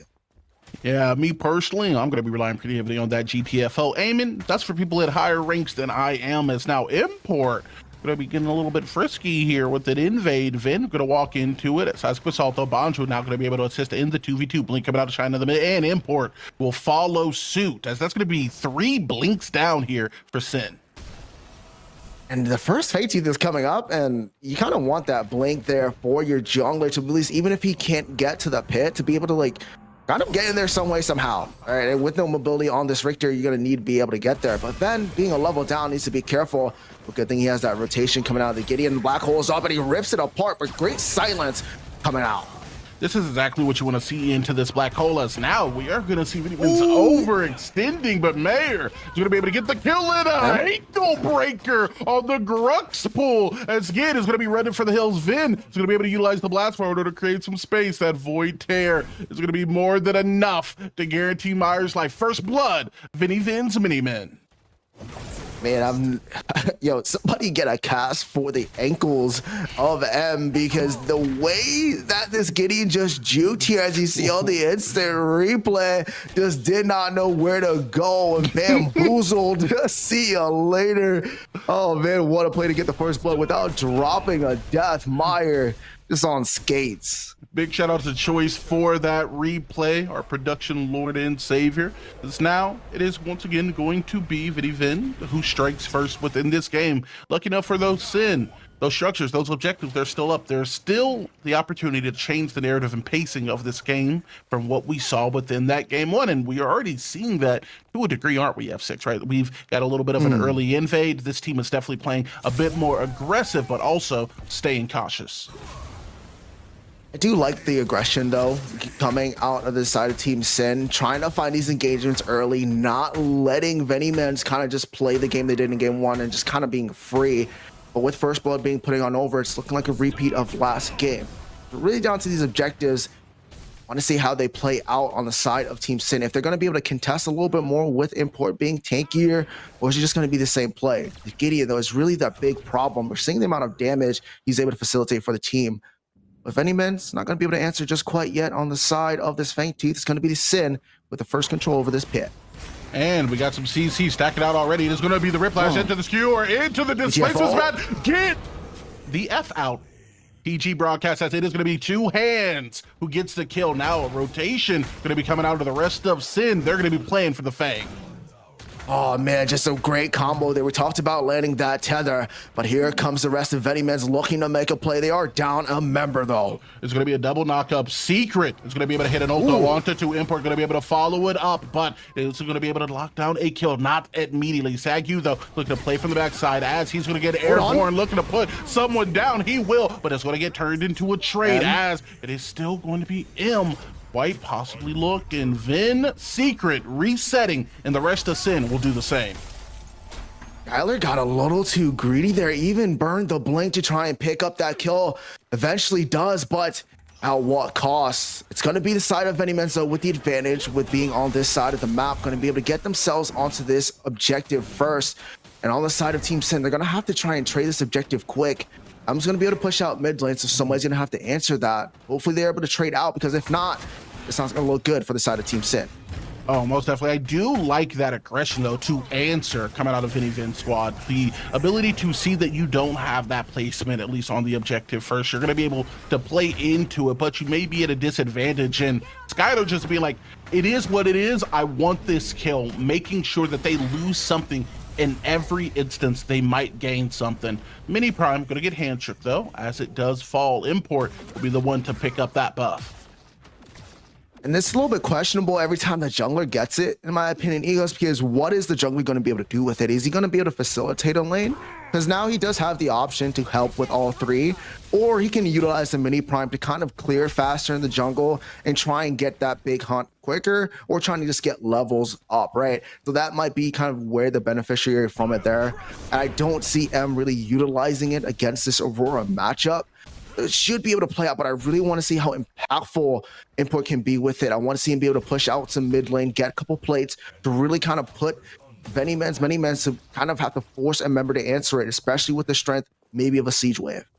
I'm more than happy to know I can crack any book and know that me and you, we're going to be on the same page. I want to see Import in a lane. I want to see him making a play for a gank. Even if it fails, he's making a play for plates, developing a goal differential for his team to maybe help them get some form of a lead. If not overall, then at least in one of these lanes where you have these carry characters. Ven going to be doing a little bit much of the same. It is going to be that Earthshatter coming out just for the CC. Myers going to get some damage guaranteed as Riplash comes out. Sadly, it's coming home with no one on it. Just not quite in range. Didn't get the augment there to kind of increase the range on it. It's going to have to use that electrocute augment to help with that jungle clear. But it's still this dual lane that's awfully quiet, but not the jungle though. Import looking at Ven, maybe possibly able to get a kill. Myers looking for a rotation. Here comes that Riplash into a skewer. Shin's on the way, but the blink out of Ven is going to be able to lock it down, but the chase is still on. Dude, there's not a Murdoch in this game, but they're in hot pursuit. A key use of the mobility, though, is going to be enough to get Ven out as two hands. Is going to be able to get a kill onto Secret over into the duo lane. We've been seeing them struggle significantly more than game one, and that is in no large part, in no small part, my apologies, due to this Grim pick. The pressure has just been on for Sin. I mean, it's just the kill priority that you have in that lane, right? Especially when you think about the damage that the Grim does. And once you have that kill priority and you have lane priority, there's just so much that goes into your favor. And that's what they have with this Kwang into the Grim.exe, right? Somebody gets a little bit too far away. Here comes the GTFO. We've seen that land already with somebody that's able to use the torrent space to get in to be able to create a little bit more space on top of it. And you just always have that utility. And if the import plays a little bit more into this lane, that's going to be crucial for them to start to win over these Fangtooth fights. Yeah, and they need to be able to win over these Fangtooth fights, right? We talked about it within game one. Losing and going down on those Fangs, it never feels great, but if you're able to secure one of those late game post 20-minute objectives, it can help you turn the tail of the take, especially that Primordial Blaze, which can help you win some of these fights. But if you're able to develop some of those earlier, you're not only going to be able to take away a lot of the lead that they had with the last game, you'd actually be able to get that for yourself. Get that plus 8% to the movement speed alongside that Blaze. Run down your opponents. And if we want to see a game 3, I think that's exactly what we need to see out of Sin in this game 2. And what we're seeing out of MennyMens, thievery going around in that 2 camp. It's always so highly contested. Every jungler's dream paradise is to get a 2 camp for free. And Ven's going to be able to pick that one on. Import a little bit hostile here. Might be looking to get a little get back here inside the mid lane, but we didn't see too much prior out of that mini prime. Second Fangtooth is on its way, and the rest of this team Sin is looking like they want to keep this aggression on, maybe get a play on the road.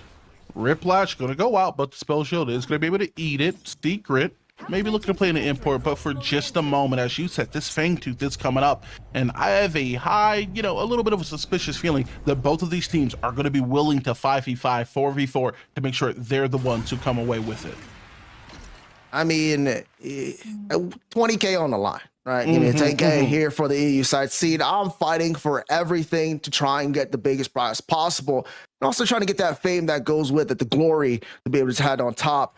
So you want to be able to get everything out of these matches. On the side of Sin, they're already down 1 game. They're going to be looking to take this to a game 3. It's going to be in this engagement on Ven in the mid, but it's going to force out a little bit of a dasher coming out of Ven. But still the prio of this team Sin, they're looking to control this mid. We see M on the earlier rotation than the Aurora, so they should have that prio in mid to push that lane up and start to kind of float around this river and trying to see if they can get their first Fangtooth of the game. Yeah, it's going to be import first in the pit. 2 hands in. We're going to be able to follow him up. Brandonite still going to be near the river. Bondroot going to be looking to walk in, coming from the backside. Crowds has him in off the blink. Is going to be able to lock down 2. It's going to be a skewer that does rip him out. 2 hands. It's now going to be looking to retreat. Secret's going to be able to blink in onto the backside. A big shield slam into the damage is going to be way too much for this team to handle. Sagyu is free casted from the back, and Secret is getting melted. Ven able to get the kill onto the enemy jungler. Import will fall. What ultimately is going to be a 2-0 trade, at least for the time being. MennyMens are still going to be looking for the fight. It's going to be a pullback coming out of M onto the Grux. Secret does get knocked up before he gets sat down. That's a lot of damage. He's Gruxing as Shin is now going to turn all his eyes towards Sagyu, but the mobility may be just a little bit too much. Bondroot made a bit off more than he can chew. Shin is trying to get fed. It's now going to be 3 of the men, many of them, you can say, who step up just to get put down. My God, what a play there from Shin to at least capitalize on the jungler to give them the hunt advantage. And now Import is back, but what a long engagement there, Ego. That one was a slow burning fight, but Secret with the big shield slam there, catching 2, unlocks with the atomizer, taking people down to particles. Oh man, that was just a great fight, and Shin just had no mana. I think if Shin had mana there, that fight definitely turns in a lot more into the favor of Team Sin.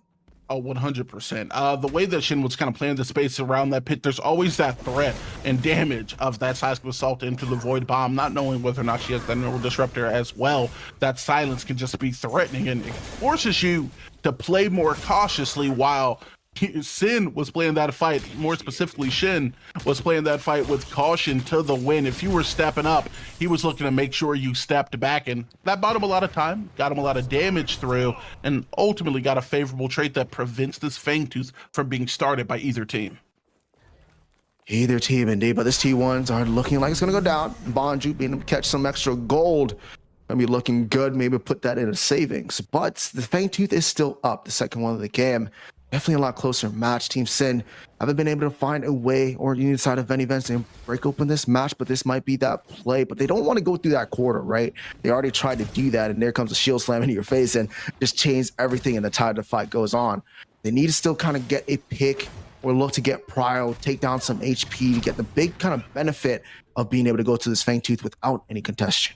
Yeah, they're able to get a pick on either side, right? I have no point of hesitation in my mind that they are going to immediately full send down one of these objectives. We're only 4 minutes until the big objectives start coming up here with that Prime as well as the big Prime. So looking to capitalize here while we're still generally in that mid-game threshold. It's going to be Bonju, it's going to be Vin starting the Fang. You're gonna have setup here. It looks like gonna be another trade here once again on the side of Team Sin. They knew they couldn't get Prio over there onto that side of the map. They just took a heads up and said, let's get this mini Prime and try and see if we could utilize it. Adam's going to be the one to pick it up this time, so I don't think that T1 is going to be safe for too long. Hopefully they're able to open out this mid lane since the root swap here with Shin and M to be able to kind of get a little bit more agency inside the enemy's jungle. But with that trade, VennyMens go up 2-0 onto the Fangtooth. They have that extra duration on their buff for 50%. And they're also going to have that 8% out of combat movement speed, picking up that second one. The third Tooth Fangtooth Monty going to be right around the corner. Team Sin is going to have to answer. If 2 T1 towers do not fall with the use of this mini Primer within the time that it's up, I'm going to be honest, I think that this is just a terrible trade that sets MennyMens in a significantly better position. Not only are they going to have the active passive now, but at this point of 6, they're going to be able to threaten that 3-Fang Monty, right? Being able to make sure that if Sin doesn't show up, or even worse, if Sin gets knocked down, allowing them to get that 3rd Fang in a bit, they're going to get that big plus 8% to their power, plus 8% to their armor. And that is not the position you want to be in when it looks like your enemy is gaining momentum. They need to lock down these towers and develop some type of goal lead, but the person who has this Prime is defending his tier 2. Hey, like you said, I mean, you're going to have to find a way, right? And we know how close these fights are. And if you get that 8% damage and armor, these fights are not looking close anymore. They're going into the way of the people that have that 8% buff all around. So they cannot give that one up. They really need to play this 3rd Fangtooth, but M is going to need to capitalize with this mini Prime, eventually get this tier 1, keep Bonju in lane a little bit longer, but Secret might be the one caught out. Oh man, he can see that one squad was going to be a bull rush that leads through 2. Still, he's going to find himself in a 2v1 situation until he isn't. A little bit of CC will be enough to dissuade them from playing any further, but we're seeing both of these teams start to migrate over to this left side. It looks like they're looking for a fight. They're trying to get some invades off, right? They're trying to potentially keep Ven from getting some farm, give Import a little bit more. They want to get Import to where he's at the point where he can do anything, but the block hole into a Rithies into a triple shield slam. It's just deleting health bars, and it's going to be Brandon Knight just not going to be able to go anywhere, and that's 2 members down. Oh my God. We used to dream of days like this. Welcome to the T1. That's going to be 3 down in the mid, and now it's going to be Vin, it's going to be Secret, it's going to be Meyer playing to take the T1 tower of Sid. There's no way you group up at the center of a T1 with a Gideon and Steel lurking by. It was just too free. The combo is dangerous, and we're seeing the lethality of it there. My goodness, what a play there by VennyMens, and that was a big play, a big shift in momentum for this VennyMens team. They now get to get some invades off. They open up the map with the T1, what Sin was trying to do, what they needed to do. There you go. But they were not able to capitalize, and it's going to be VennyMens capitalizing once again. Brother, after that instance, man, me and Casper are going to have problems because I would be punching the air. We get the Gideon out, let's leave. No. You turn around and Steel's there ready to stack the CC on you like pancakes. It is such a tough position to get out of, especially when you know it's a position you didn't really need to be in. Now they're gonna look to corral another 3 members. Lucky enough for them, it's gonna be CC that's not gonna be available for the other side, allowing Import to easily get this kill on Secret, who stepped a little too far out of the T1, but the tower does still stand. Standing strong on 10 toes, some might say. They get the pick, but they don't get the objective of that T1 tower to at least even out this mid lane for them to start to create some openness. But the third Fangtooth, ladies and gentlemen, getting ready to spawn. They're looking to take down this T1 on the side of Team Sin, but they also have to play around this Fangtooth objective. They need to make a play. They need to get vision down. It's one of the big things I can see right now. I mean, there's nobody can see anything over there on that side of the map. They need to be able to get some information to be able to start to make some plays, but it's a waiting game to see who can get the advantage, get that pick that they need, or even get control over the pit. Oh yeah, it is going to be a waiting game, but we don't have to wait for very long. It is going to be a full engage. I mean, at this point, hey, what do we got to lose? It's going to be Sin, all of the members now playing for this Fang. They're going to be looking to deny that third. It is going to be a burn that is fast enough to prevent them from really getting any contention on the back end. It's going to be a team fight. What can you do? Import going to be looking for the pullout as the black hole does get its minute. It's going to be scared to be able to follow, and a significant amount of damage is going to bury Meyer onto the left side. This fight will migrate. Secret is going to be looking for some sort of setup. Finn is going to be looking for a place to bury the last dino. M goes down, and it looks like Two Hands has enough damage to keep his team held up. Bondrude is going to be within the danger zone. Import is going to be able to pick up a double, and it's going to be the Aurora who is separating the team fight, but only for a moment. Sagu is going to be looking for more. Two Hands has them, but Sagu has his, and they're rated E for everybody. And Brandon Knight is now going to be looking to play back towards the river. It's 4 members down for Sin.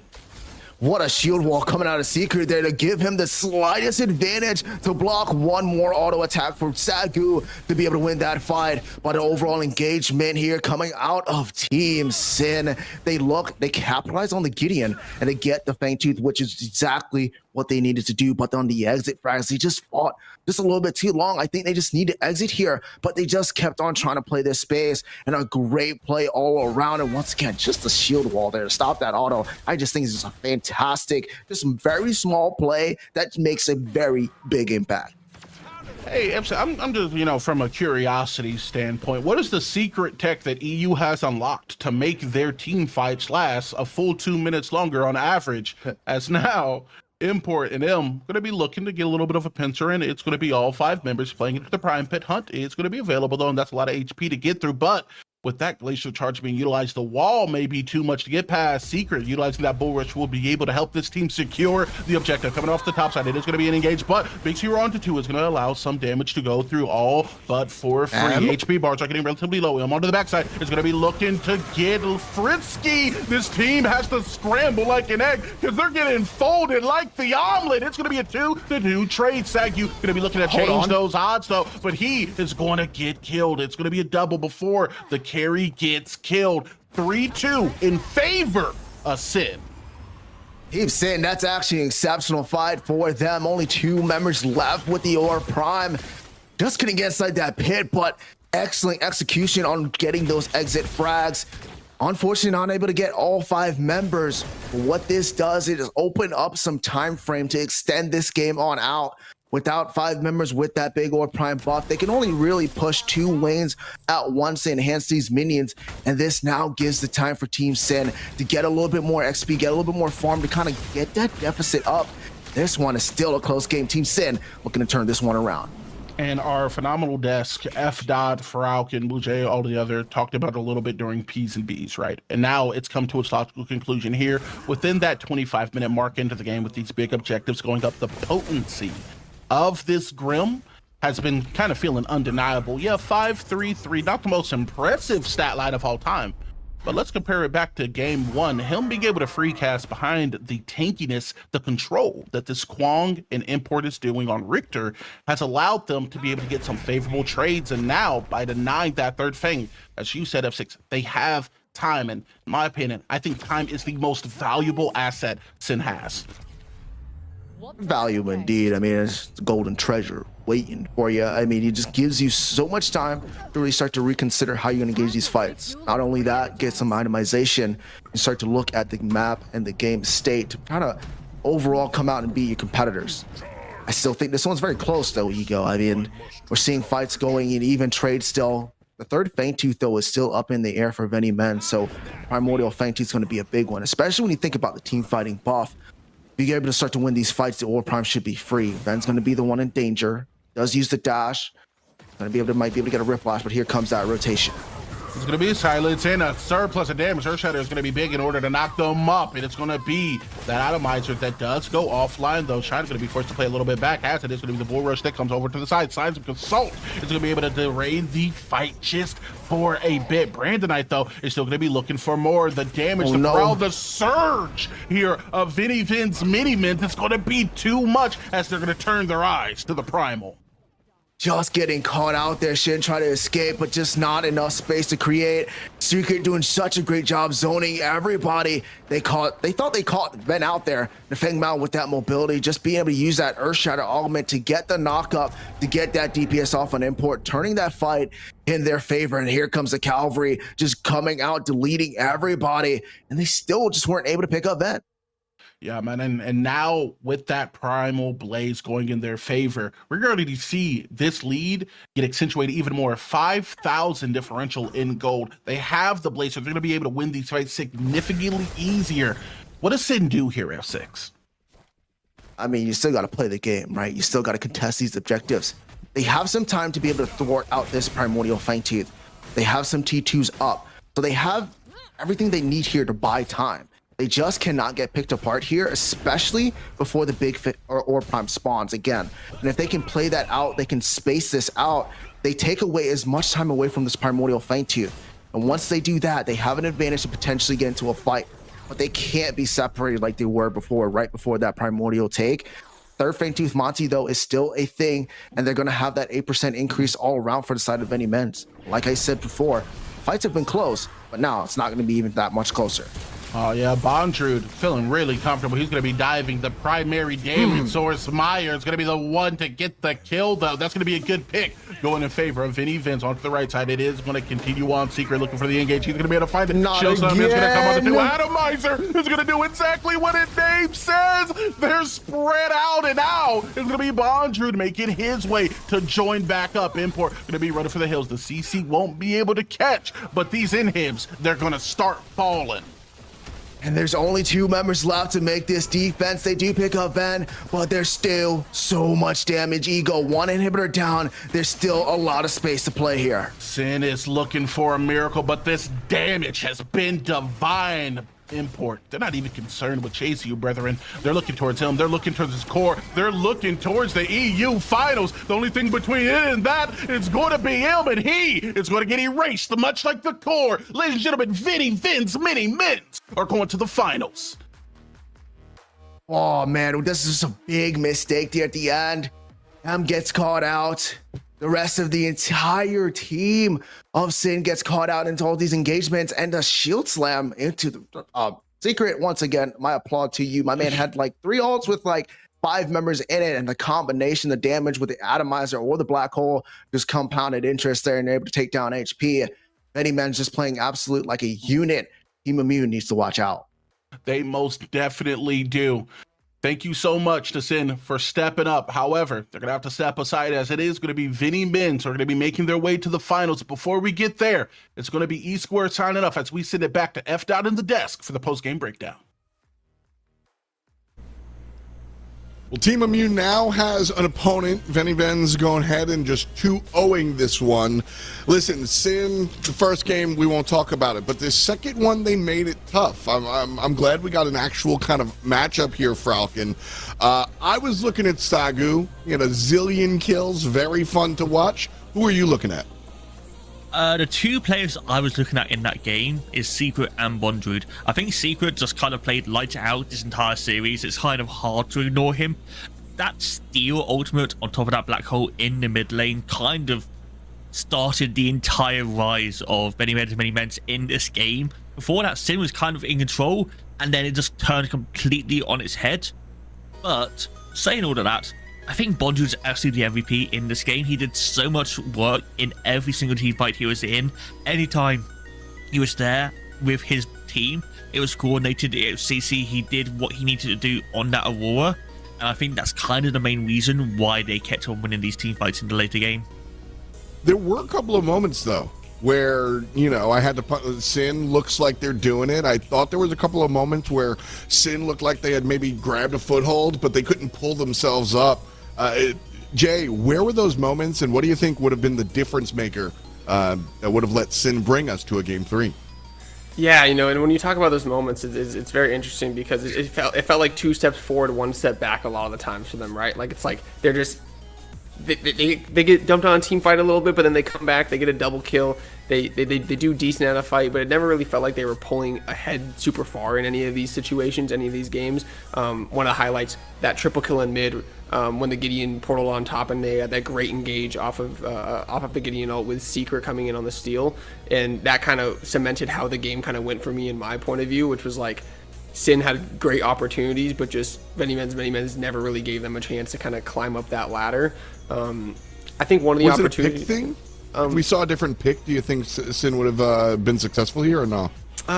I honestly don't. I wouldn't put it down to like a draft or a pick thing. I think that maybe they could have done 1 or 2 things a little bit more different, but I think they had a comp that they could have won, which is all you can ask for in the game of Predecessor. You know, loading in with a composition that you feel comfortable playing, that you have chances to win the game with, and that's just the key. And they had that in this game, and they really didn't, capitalize on it. And one of the situations right here you're seeing in the highlights right now is they were still in this game even after, you know, that scrappy Orb Prime fight where they do kill 3 of the opponent, and they go for that pick, they run down to the enemy's tier 2, and they just get collapsed on, and you don't even really get like an end game team fight, which is what we were looking for, which is kind of unfortunate. Yeah, that was my take as well, Falcon. We're 2 for 3 right now. Just looked like VennyVen's was the better team. With all due respect to Sam, all things considered, it seemed like VennyVen's was the better team on the server today. In terms of just in gameplay and team play, yeah, definitely. I do think there is still a world where we are in a game 3. I think if just 1 or 2 different positioning is happening, if that mid lane ultimates didn't happen, then there is definitely a chance that Sin took that game we are now talking about in game 3 instead of talking about the grand finals. Saying that, although it still happened, MennyMens still came out on top. They still got that W, and now we're getting a rematch from 2 weeks ago, which was an absolute banger of a series.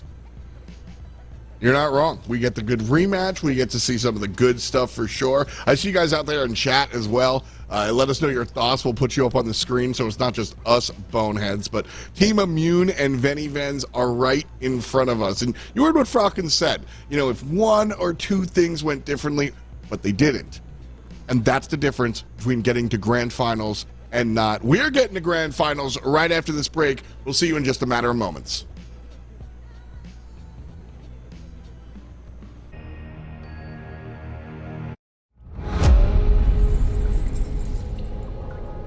You were my master, my teacher. But all you really taught me was what it feels like to be betrayed. Your insolence dishonors us all.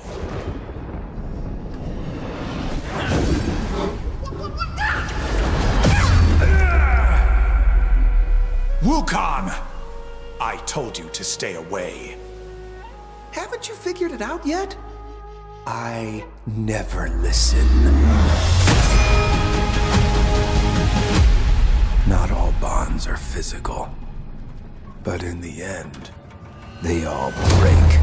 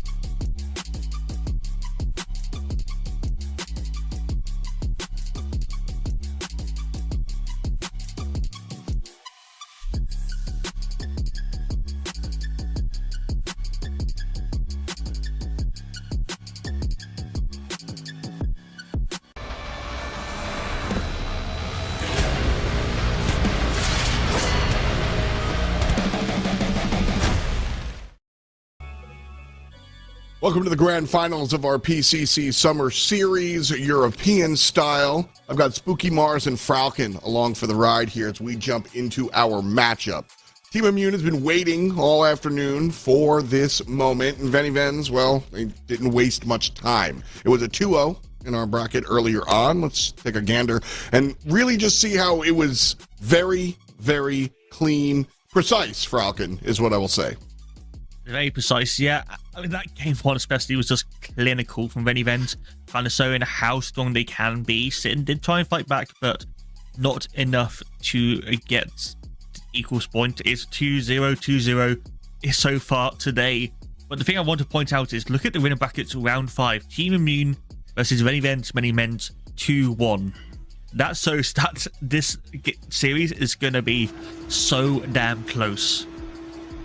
The 2-1 is a very big deal. If you're newer to the Pred world, Team Immune, they're the guys. They're Naruto, man. This is the longest European team running.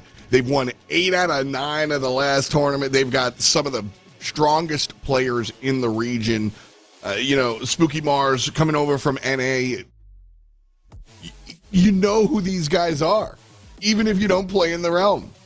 Yeah. Team Immune is so well known. They're such a powerhouse in the EU scene. They are known across the regions, right? If you're NA, you know who these guys are. You've probably played against them, right? Team Immune is not one of those EU teams who think, well, I don't want to deal with ping. We're just going to stay in our region. No, they are more than happy to take that venture across the pond, have some competition over in NA, and they put up results there as well. They don't win as consistently. We largely blame ping for that. But it just goes to show you just how good these guys are. And it also shows you how tight this competition is for VennyVens as well. Being able to take that game off them the first time they clash, that is a big morale boost when Team Immune so frequently just sweeps their competition.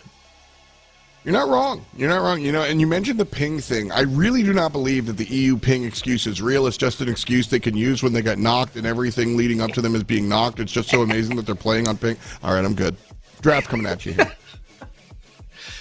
I'll be prepping like that. Man. You cannot. Welcome to esports, baby. That's what we do. Okay, we're in the bleachers. First couple of bands coming at you so far here in Europe. We've seen honestly like a similar song, like a rhyming song to what we heard over in North America. Monkey King's really strong. Nobody likes to see Yure. Terra occasionally makes it through, but in general, you gotta look out for her. But now that we're here at the top, I think the Yure, the Monkey King, we're still having those convos, but now it gets a little bit more specific, Falcon. When we're looking at Team Immune, since we just got a chance to see VVV, the other team, Team Immune, talk to me a little bit about like what to expect out of their picks and where VennyVens might want to go as far as the bans are concerned. So, in terms of Team Immune, the problem is a lot of them have very big champion pools. The big thing that a lot of players talk about with Team Immune is the fact that Morose in the offlane kind of only plays Bruises. He only plays the Grux's, Zarus, doesn't really play any sort of magical counters outside of counters, doesn't play tanks. I mean, you can see that the Greystone ban, that is directly towards Morose, who has been playing the heck out of that recently. And that's kind of the big issue with the champion pool in terms of Team Immune. Every other player in their team can play kind of anything they want. So targeting that off lane is going to be a good thing for VennyVens. So the Countess, we saw the Countess and some other kind of squishier selections over there in the off lane yesterday. Is that something that we might expect to see against Morose here, Falcon? I don't know how much Bonju plays Countess, honestly. It could definitely be the option. I feel like it's more likely that Morose picks it up himself. But again, we've seen so much Grux today. I know Blue Jay, who's no longer here, doesn't really like the pick. But if you want to see how effective Grux can be in this meta, just look at how Morose plays it. Saying that though, okay, never mind. We'll see how much it's effective in that meta. Thank you very much, Morose. Will prove my point immediately. Yeah, I mean, here it is, just, El Grutas, big bruiser. We heard from Blue Jay, NA guy, doesn't like Grux. Spooky Mars, other NA guy. What's your take on Grux? I'm not as strongly opinionated on Grux as Blue Jay is. I think he certainly has his place. I don't know if he's the first offlaner that I'm looking for. I think he's much better if you know who you're competing against, because now VVMM has the option to put someone over there who's just very safe. Zarus is still open. The evade really makes it a little bit more difficult for Grux to find success there, simply because he can dash away from the pole, he can dash out of the way when you try to go for the knockup, and he can poke you from long range a lot more effectively. Will they go for it? Not in this top three. They're more concerned with getting their duo lane online. Most likely this steal going to be in that support role. Doesn't really play well into the Grux as an offlaner, so you can rule him out there. But so far, the Grux now has some room to breathe, and you can take this second wave of bans and kind of take away one of those bigger issues for him. Falcon, I am looking at this Greystone ban, and it's not something that we see all that often. To me, that reads Team Immune likes this pick. Who's Greystone being taken away from right now? 100% Morose.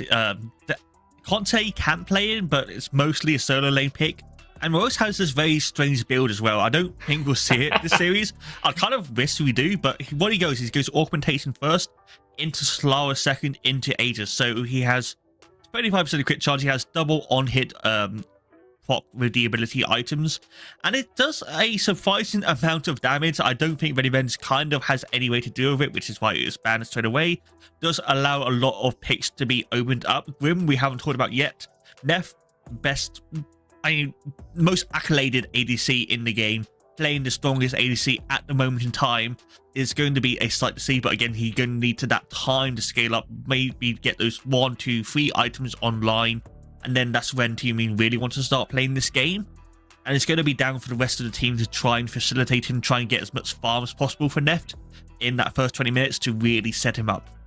So Immune's looking for a late game. They wanna play this for the long run. Late, yeah. Mars, on the other side, is the Twin Blast, we're only halfway there, sure, but with the Steel, the Twin Blast, and the Giddy, are we also looking at a team that can scale into the late game, or is this, or VennyVens, do they have to change and make sure that their last two selections are later? I like this duo lane from VVMM because it doesn't really fall off very hard. It's good early to mid. Steel brings a lot of CC, he has a lot of engagement potential, and honestly, Twin Blast is one of the better ADCs for just poking your opponents in the early game and looking for those early skirmishes, and looking for those fights. They're safe enough that they can scale into the late game, and frankly, Steel is just good at every point. You want to shield slam somebody, do it at 5 minutes, do it at 15 minutes, do it at 35 minutes. It's always going to be a pretty big impact as long as you're placing it well. The Countess with the crunch in here as well. This Countess scales very nicely into the late game. Also has that split push potential, so even if the team fights aren't really going your way, that's all right. You've got options now to split this map, still find the pressure, and try to leverage something more into your advantage. Huge point there with the Countess. I mean, that's what I was fishing for when I asked that question. I was like, all right, the comp here, it works well in the mid game, but as the game gets later and later and that Grim gets taller and taller, where they're going to go, I like this Countess. I think she's like you said, it'll scale late, but also gives them the bailout if they want to go in and split push. And then the last selection, Richter. Richter was all over the highlight reels in our last game, of course. Now on the other side for Team Immune, Falcon. This is your home. You're used to seeing these guys. You know their scrims. You know their world. You see their draft. Do you know their game one result? Looking at these two team compositions, I think it's going to be down to protect the president. I just have a world where I was before the final Richter pick was like, does Penguin actually play Grux support and we have the thing in the off lane? But no, that's gone from my mind completely. Thank God for that. The problem is with Team Immune right now is that they have a lot of damage. They have a lot of burst ability, potential. They have a lot of carry potential as well. Like 4 different roles can carry this game depending on who gets ahead. But MennyMens, with that Countess, that Countess, they can kind of get anyone they want. There's no real peel for the side of Team Immune outside of self-peel from the likes of How It's So Old, from the likes of the Reaping Nast to escape. And if it's only one person fed, if it's only net fed, then I don't know how the team fight's going to work for Team Immune, because I think MennyMens is just going to be able to get onto the target they want, burst them down, and then take the rest of the fight. You don't sound confident. It sounds like TI are coming through with like this confidence draft, and you're not so confident in it. I'm confident in Team Immune. I'm not confident in their draft. Perfectly said. We've got the grand finals in front of us. Team Immune have been waiting. VennyVens have earned their way. We've got potentially 5 games in front of us, and it all starts here.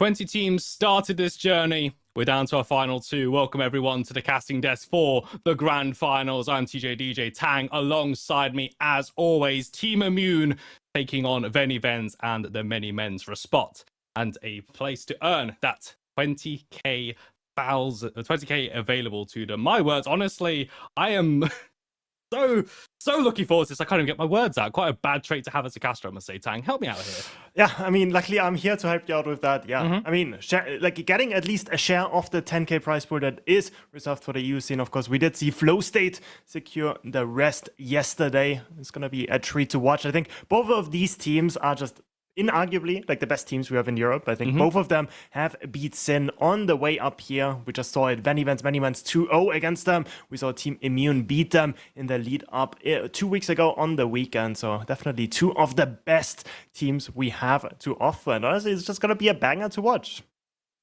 It's going to be amazing to watch. And I know that's what everyone here wants to see. They want to go down to the Sanctuary map. We're going to cue that transition. And once more, my friends, I ask you to let us know in that Twitch chat, where do your allegiances lie? Team Immune taking this one, or VennyVens and the MennyMens on dethroning the top team in Europe? Game 1 going to begin. Let's find out. If you think of you, Predecessor, you just think of Team Immune. You think of people like Neft on that ADC role. I think they have just been making a name for themselves. There has been community tournaments, the Fang booths. Almost every single one of them won by Team Immune. Neft himself, 8 out of 9. The rest of Team Immune, 7 out of 9. So all of them have a lot of accolades. And the one Fang booth they have not won. They were actually playing with Venom and Bondrewd against Neft, I do believe. So that is sort of a bit of a rivalry as well. They are former teammates. They are also friendly, apart from that. And now they're going to face off for the big prize pool on the Sanctuary. I just love that about this scene. Like, all these players know each other so well. The rivalries that have been built up. I say it is friendly, it's cordial, but at times when $10,000 is on the line, all that moves to one side. The only thing that matters now going to be how you play the game. And as we've highlighted before and what we've seen, these are the top 2 teams in Europe. Team Immune, with that pedigree already behind them, it's up to the MennyMens to see if they can match it there. And as this day has gone on, we've seen a very much a definitive 4th seed, 3rd seed to 2nd seed to the 1st seed. And that's going to be what's decided here. No shenanigans early on. Neither team really wanting to get too ambitious right now. It's a pretty standard start. It's a standard start we've seen in this game before. As I said, like 2 weeks ago on the weekend, it went in favor of Team Immune. That's why the 1st seed, but it went 2 for 1. Also, like the 3rd game looked really close. So Team Immune definitely not sort of like the uncrowned champion already. Instead, MennyMens, they definitely have more than only a shot at winning this. And I think in this game in particular, we have to highlight the jungle duel once more. We did talk about it in the previous cast. Ego and F6 did a great job at highlighting sort of Import versus Venom. Now it's going to be Conte highlighting this Feng Mao for Team Immune. He has been making a splash in the EU Predecessor scene since he made his jump, has been part of some NA teams as well. Mythic, formerly known as D-Lab, had him as a previous jungler as well, has won tournaments previously as well. And Venom, of course, also a very successful jungler in his own right. So it's gonna be about who manages to pilot this series better. Just a wealth of experience across the board. Now it's going to be a matchup, especially with the conversation about who is the top jungler at the moment in EU. Ponte, Ven, and Import basically are part of that conversations. This may be a deciding factor on that right-hand side as well. It's also where it has been decided. We've seen Bondrewd as well on home soil. who also was playing in the North American finals just yesterday. Here he is on home ping, going up against Morose on their signature picks as well. Conte with an early gank, Bondrewd with the Shadow Slip. Conte blinks to try and intercept, but cannot get the killing blow. Shadow slipping away with the blink. Reaping dash used by Feng Mao did not have to use the blink, luckily enough, so he's still gonna have that up. So small advantages gained for Team Immune. It's hitting that right hand side. They know that this offlane matchup is very volatile. This counters into the Grux. If it swings one way a bit too heavy, then suddenly we are gonna have a problem on our hands. Venom not making his entrance quite yet, has been farming up instead. Conte securing that sign buff for himself. Both junglers feeling happy, but Bondrewd, the one suffering on that right hand side. And this is Bondrewd. I gotta say that it feels like his natural environment. You know, if he has to play the weak side, if he just has to weather the storm, then so be it. But honestly, if he can get ahead and on a contest pick as well, that's just ticking time bomb. We've seen time and time again what happens when a countess is able to fully take over the game. Definitely a feast, not so much a famine. So that's something for the MennyMens to keep an eye on the right-hand side, that win condition. But maybe as our camera pans over to the left-hand side, the duo lanes as well, Neft and Penguin versus Sagu and Secret.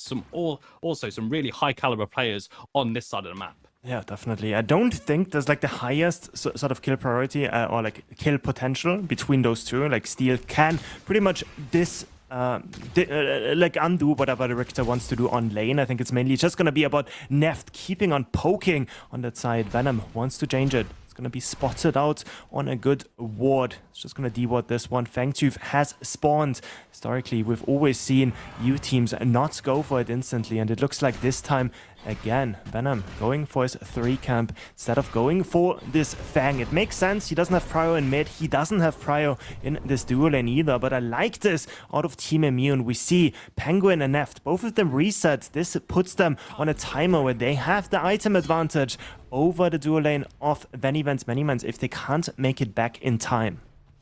And Conte showing on the mid wave, also being on the left-hand side. Duo lane for the MennyMens has reset now is a massive numbers advantage over on his left-hand side.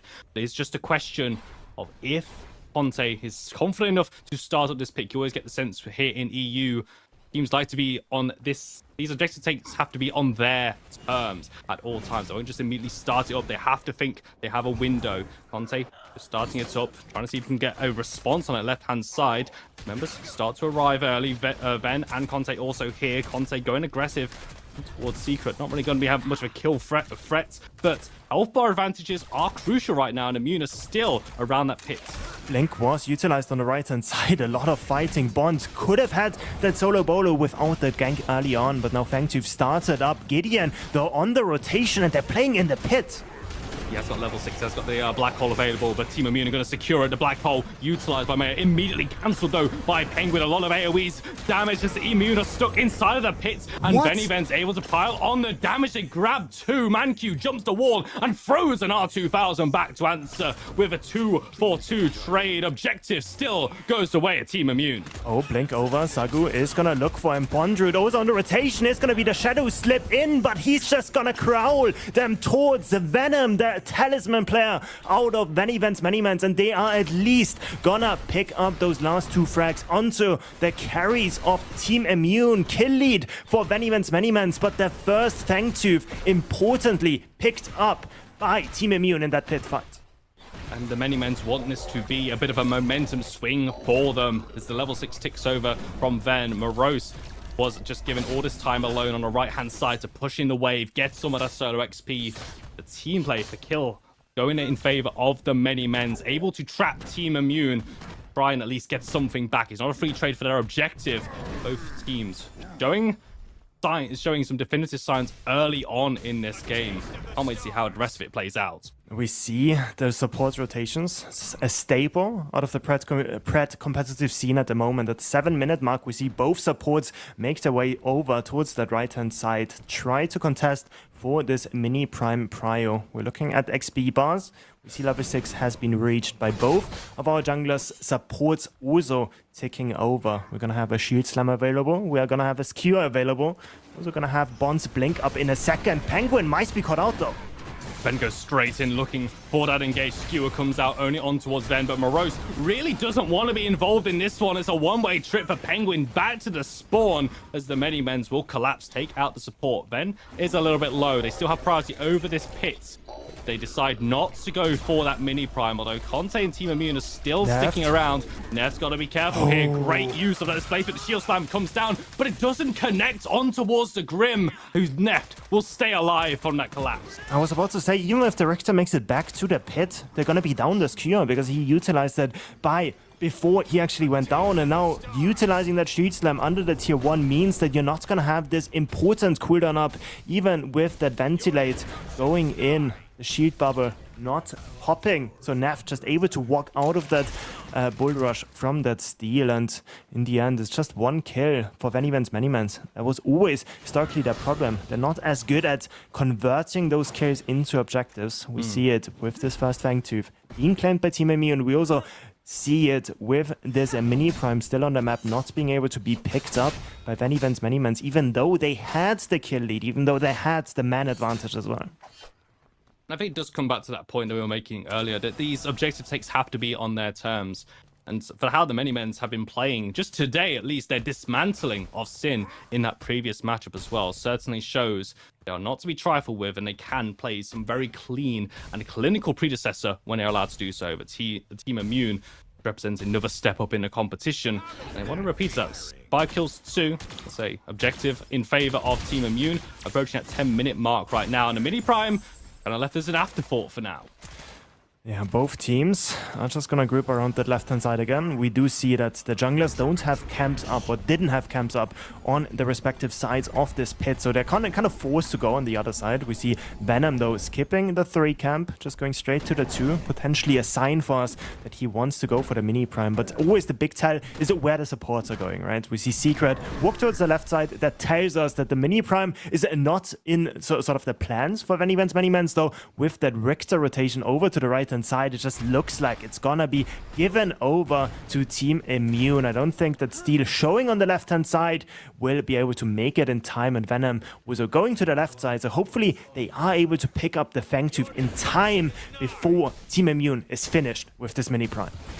And this could still be very dangerous because this mini prime buff, whoever it finally gets given to, is going over to Neff, and they are heading over towards the Fangtooth. This is a massive buff to give to the AD carry. This is a fight the MennyMens want to take as they wait for the Fangtooths to spawn, but they also lie in wait for Team Immune, looking to collapse. Secret will show himself. Penguin walking forward the front line, takes a lot of damage. Skewer will come out on towards Ven. Conte jumping forward. Morose pulling back too. Secret with the shield slam coming down, but Jungler is going to fall with a black hole over the top once again. Interrupted as a huge clash happens inside of the river, but the MennyMens are falling apart. They're crumbling. Neff able to deal so much damage before Bondrewd finally puts him down. Can't get over the blast flower. Does take this shadow slip over to the right hand side. Bondrewd will live, but 4 of his teammates are out of this fight. Oh, they wanted to collapse, but the big problem was Bond was not in the fight. He was behind Team Immune. So even though they set up this Fnatic Death Brush in the picture-in-picture, they just get collapsed on as a 5-man. So suddenly in the 4 versus 5 Penguin,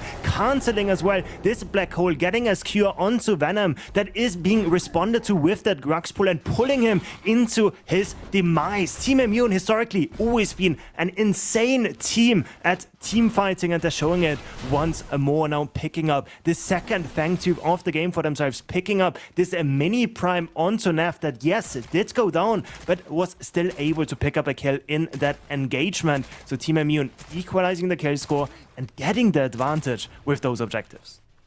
And this, for a lot of teams going up against Team Immune, almost feels like a death sentence. When you hit that mid-game transition, when the objectives and the skirmishes start to occur, if Team Immune are even or slightly ahead against lesser teams, that's sometimes enough for this game to basically be over. And Team Immune are here, 12.5 minutes. The kills are even, but they've got all of the objectives in their pocket, and they're not forcing the issue too much. They're not overplaying their hands. You got to get the sense that they're really finding that comfort, though. They know they have the lead, and they know they don't need to overforce it. I mean, they got those picks also on the correct places. We were talking about the Feng Mao a bit beforehand as well. And suddenly we have him pick up a lot of those assists as well. Grux is caught out in a bad spot, only has the ultimate up. No blink to make it to safety. Even Morose, El Grutos himself is not gonna be able to run away from the vengeance of Bond and Venny together. So it's gonna fall on the right side, but it's not being able to be traded out for any of these objectives. Important pick though still. We talked about the strength of the counters in the side lane, of the volatility of what this matchup really is.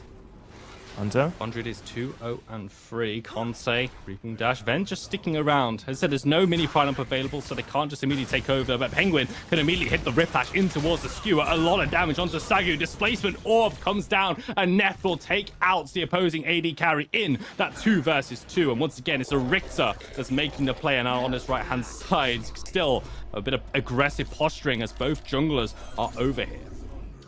Hunter is just gonna wait for Venom to stop the recall and then just play spoiler to Bondru. That is just gonna get ran down. Does have the shadow slip up, not using it. Maybe not enough mana there as he just tanks the Earth Shatter, maybe for BM as well. But Conte, he doesn't really care about the kill because the big thing is getting this entire wave, denying it from Bond, and also potentially just getting this tier 1 for his Grux.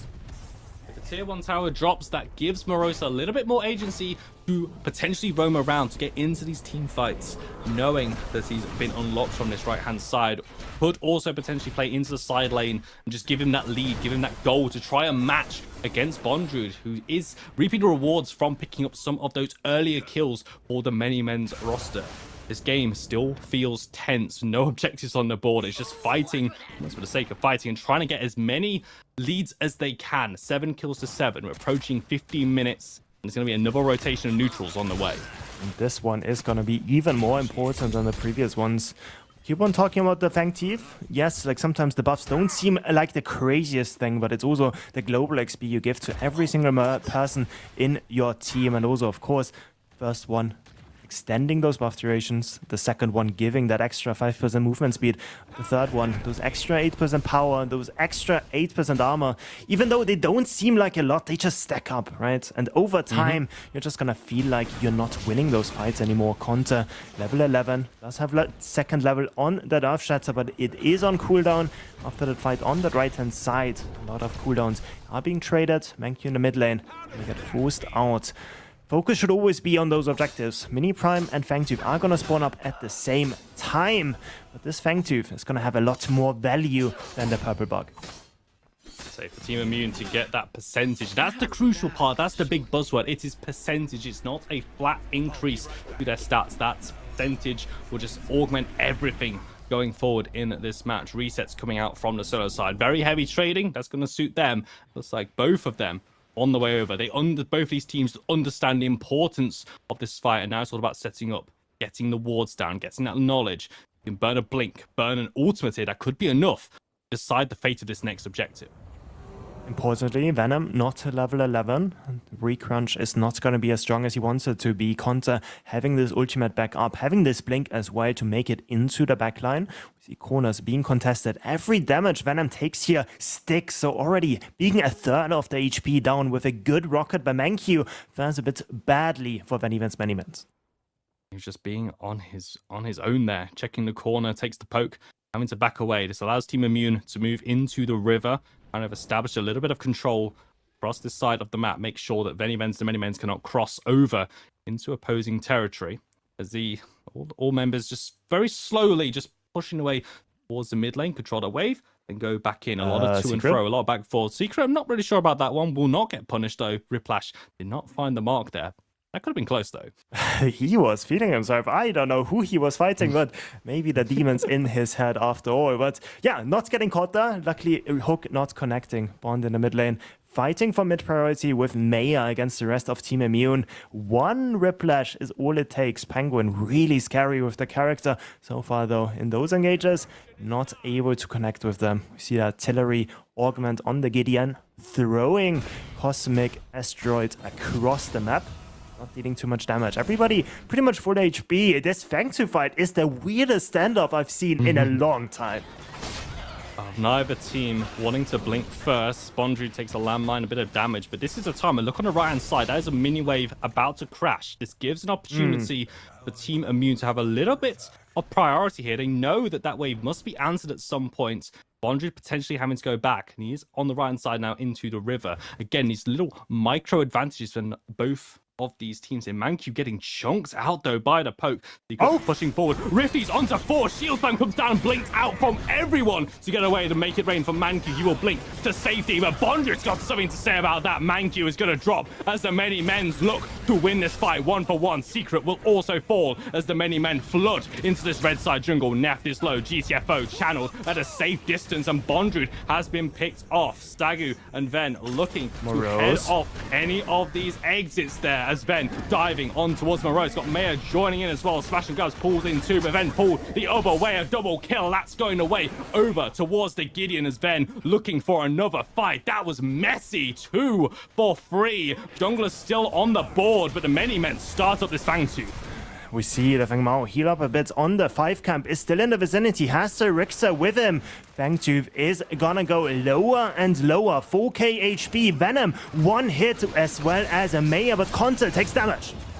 Secret's gonna go in. Conte also looking for that reaping dash to blink to follow, and he's gonna get the kill on towards Maya, not even thinking about the Fangtooth, using it as an extra member, but unfortunately, so were the MennyMens. Conte is down, and a free hunt, a double kill for Ven as they take that a third Fangtooth. Oh, the reset on the Feng Mao, getting that frag. I was thinking that if he gets the Gideon, he should be able to catch that TB as well. But we see in the picture-in-picture this engagement by the steal by Secret, blinking in, not connecting too much onto anybody, but forcing those blinks out and being sort of like in the right place for this fight to commence. And MennyMens, they finally pounce. They are done being the punching bags of Team Immune, and they strike back, getting that kill lead back into their pockets, and importantly denying this third Fangtooth of a game from Team Immune.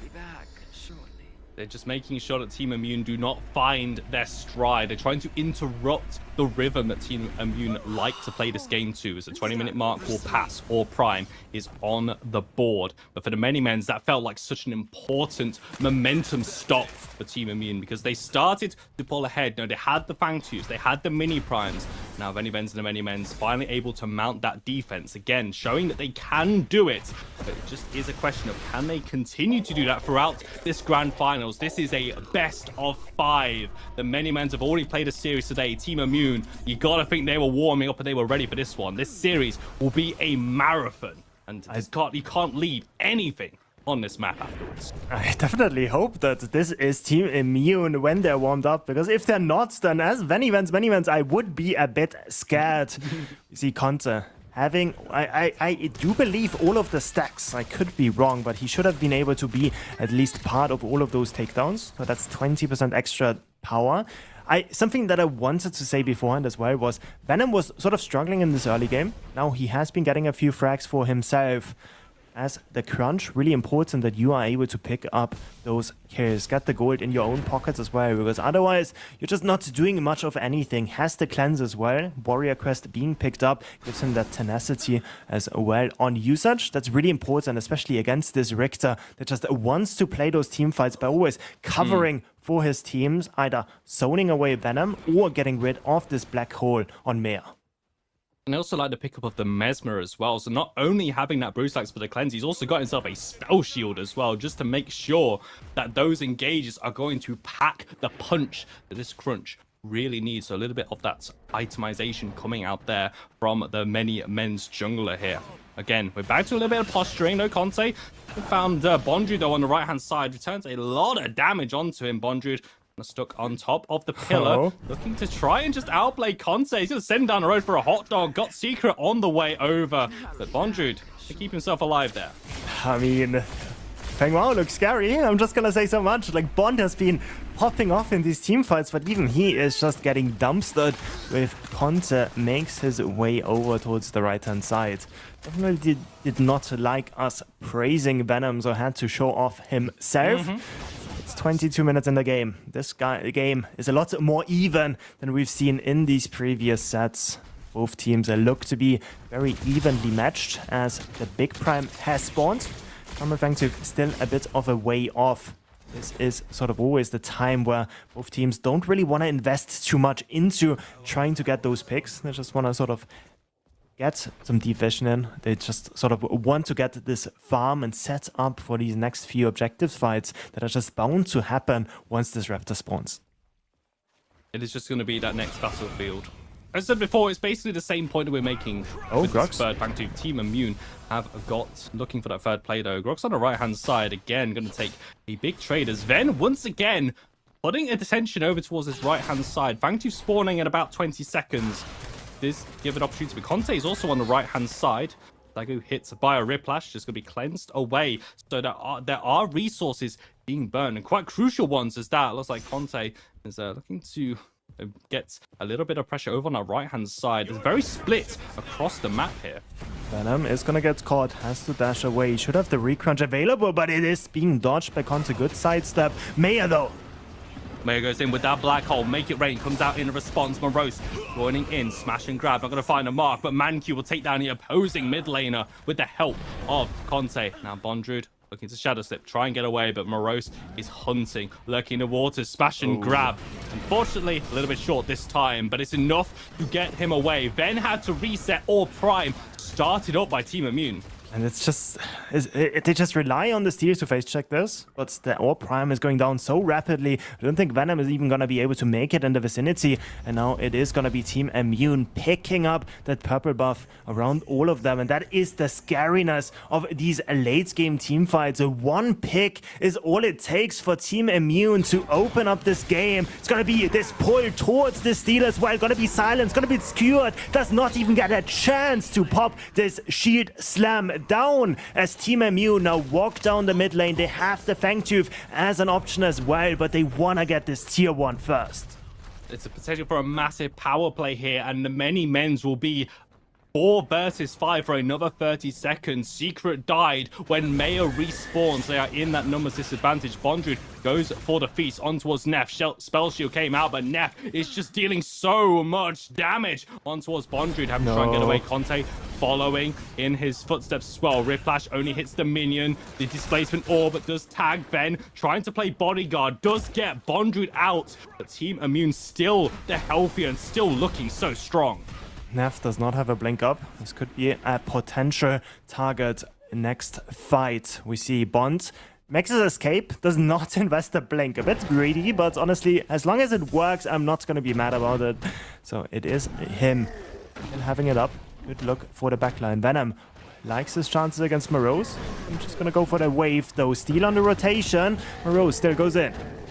Looking to fight this one out. Ultimate is going to be popped as well. Smash and grabs fullback. Ven Morose looking to just do it all himself right now. Ven ticking down. The blink comes out. El Grutos blink looking for the follow through. Morose Gruxters all over the MennyMens jungler. Now he's got to deal with Secret, but Morose has just got that bloodlust ticking. And here comes the rest of Team Immune. Bondrewd is out of this fight. They move into this left-hand side, forcing the MennyMens back underneath their inhibitor. Morose comes up huge in game 1 of the grand finals. He just does not fear MennyMens whatsoever. He just walks in. There's no S key on his keyboard as Grux does what Grux does best, which is approach and swing his axes. The core is going to be the next target. Hook connects and Sagu explodes.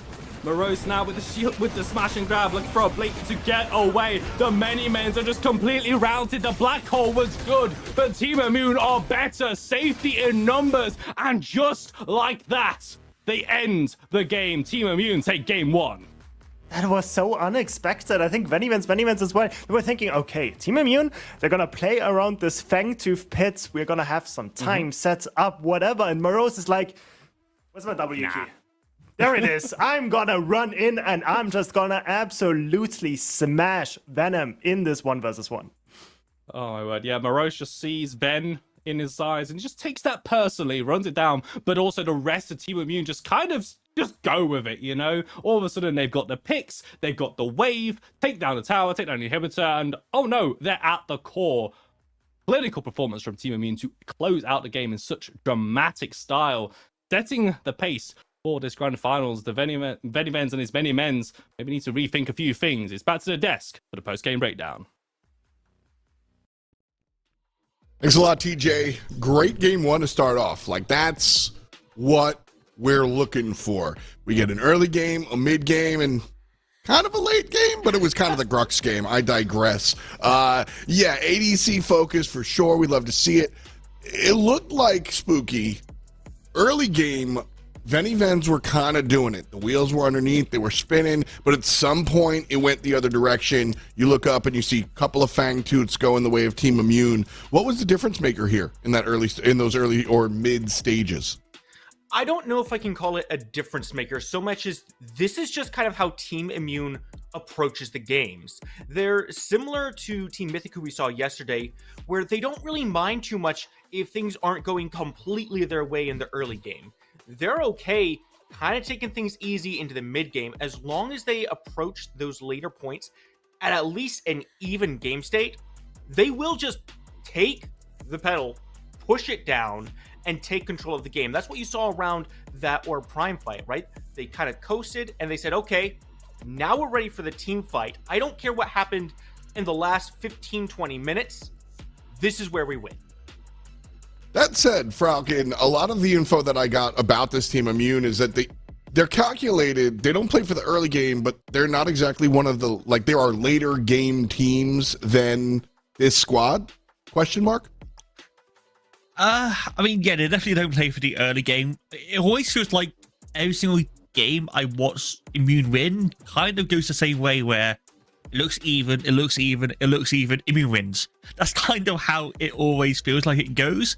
And this game is never just a classic one where, I mean, we've seen it in the Fangtooth fight here, where they actually lose this fight thanks to Secret, but 5-6 minutes later, they have one pick. They take out Maya, they immediately go Orb Prime, they immediately bait the Fangtooth, and then from there, you just go burr, and then the core dies. Also, we gotta talk about the rhinoceros in the room as well. El Grutas got his Gruxus. We watched him do it. I'm gonna ask both of you here, actually, because I'm not sure we'll be in consensus. Do you think we see a Grux ban here? Spooky, you first. No, I don't think we see the Grux ban.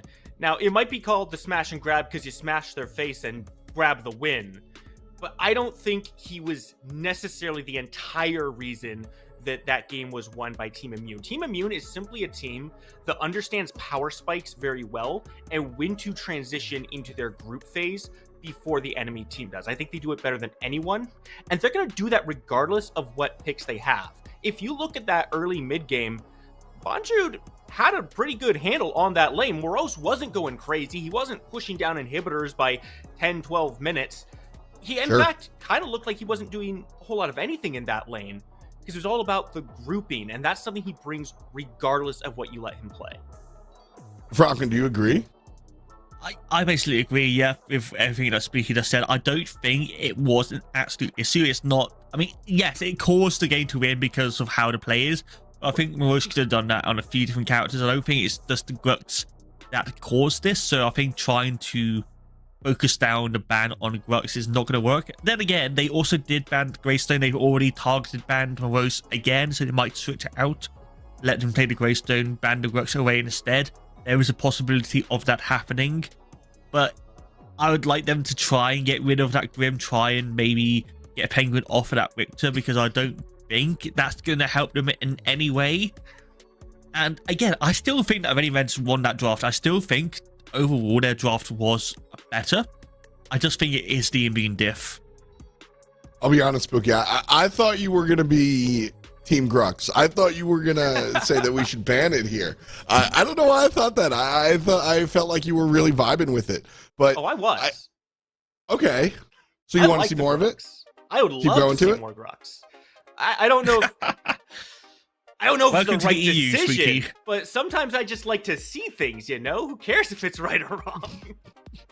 That's why you're here and not playing. That's why you're here and not playing. Okay? That's the reason. Game 1 in the bucket. I gotta go yell at Spooky. We'll be right back with game number 2. I promise. Spooky.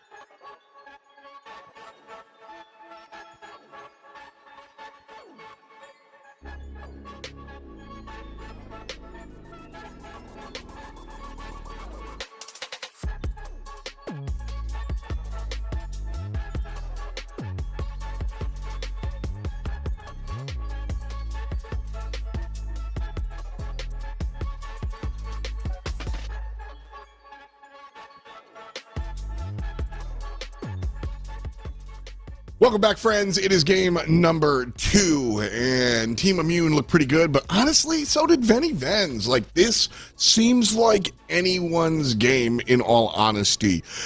Coming to you here, Falcon. That last one, VennyVen's might have had, we can argue about it, but I think a lot of people thought that they might have had the ever so slightly better draft, wound up going the other direction. What percentage of the win do you think has to do with the draft? Like in this matchup, not asking for a predecessor, but with these guys, I mean. In the matchup, I don't think it matters the most. I think it matters more execution with both of these teams. A lot of them don't. There's not really that many solo kills you have in the offlane, and that's about it. Most of it is those team fighting, those coordinations. So I think in terms of draft, I would probably give it about 30%, which for me personally, I feel like that's on the low side of things. But that's how I feel with these two teams in particular. That's where I'm feeling as well, Mars. Like, it just seems like these guys, whoever is playing better on the field at the moment wins the game. Do I still have to watch my mouth? Yes. It depends. We'll see. All right. I think Falcon's kind of nailed it here. I'm of the opinion that games are very rarely ever decided in the draft. I think the execution matters far more than what you've picked. Granted, there are some times where the draft just goes sideways. I think we saw a little bit of that earlier today with, I believe it was actually Sin against VennyVen's, where the Kalari just ran to 3 tanks and couldn't do anything. Yeah. Oops. But most of the time, and especially with these two teams, the skill level and the execution is far more important than what you've picked. It's how you use what you picked, and if you know why you pick what you pick. And frankly, at this level, everybody does. Team Immune knows what they're doing. And obviously, they liked what they had before, and after going back on that Grim is no surprise. Yeah, the Grim, I forget who said it before, but yeah, you've got your like number 1 ADC playing the number 1 ADC, and we can argue about the particulars, but that's kind of just where we're at here. So across the way, the Kwang has been really high up, first pick for a lot of these matches. I think prioritizing the Grim for your ADC, right? You're enabling the guy. Kwang over on the other side here, Falcon, essentially that second pick.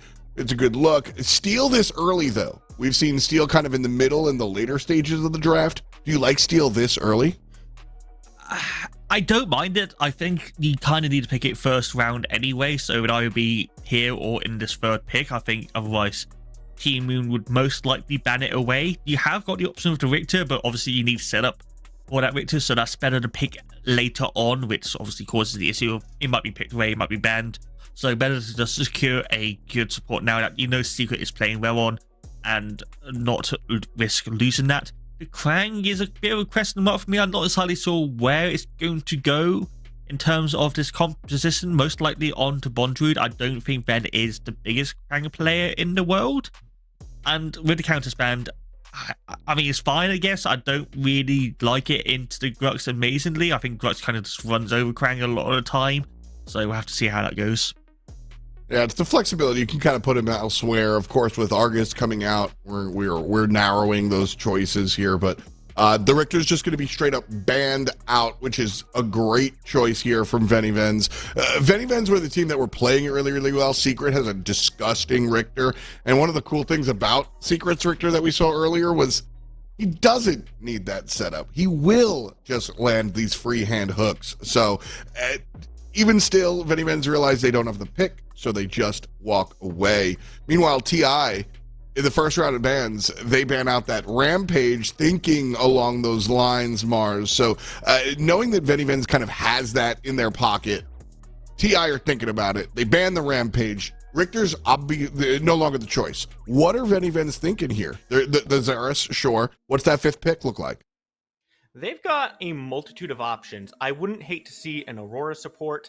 I would like maybe a Decker support a little bit more than that, especially with the Zars here. You can get those double cages up, really restrict the movement, and can really make those pits a little bit difficult to navigate around. Sure.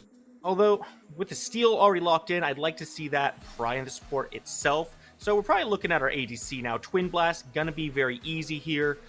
Maybe a Sparrow, since you have the Steel on your side. The shield wall is the biggest obstacle for that Inner Fire ultimate, so just take that away. slap the Sparrow in, and frankly, Grim doesn't play that well into the Sparrow himself.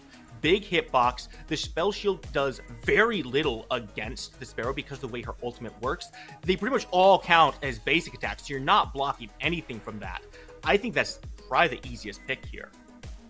Greystone's really interesting. There's some cool stats that we have. There's some cool conversations that we have. But Falcon, you obviously got excited here, man. What are you thinking? What are you talking about?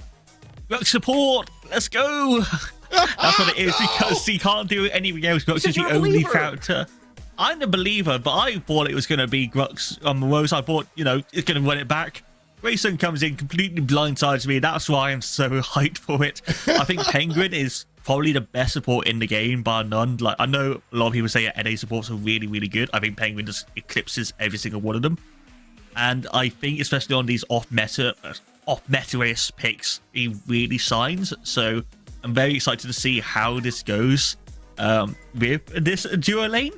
And now that Rose also gets to play this Grace, so we can see that unique build he picks up as well. And I'm just so now excited for Team Immune's composition. I think this is a really good comp from them. Maybe the Gideon's a bit out of place, but I'm very concerned now for MennyMens.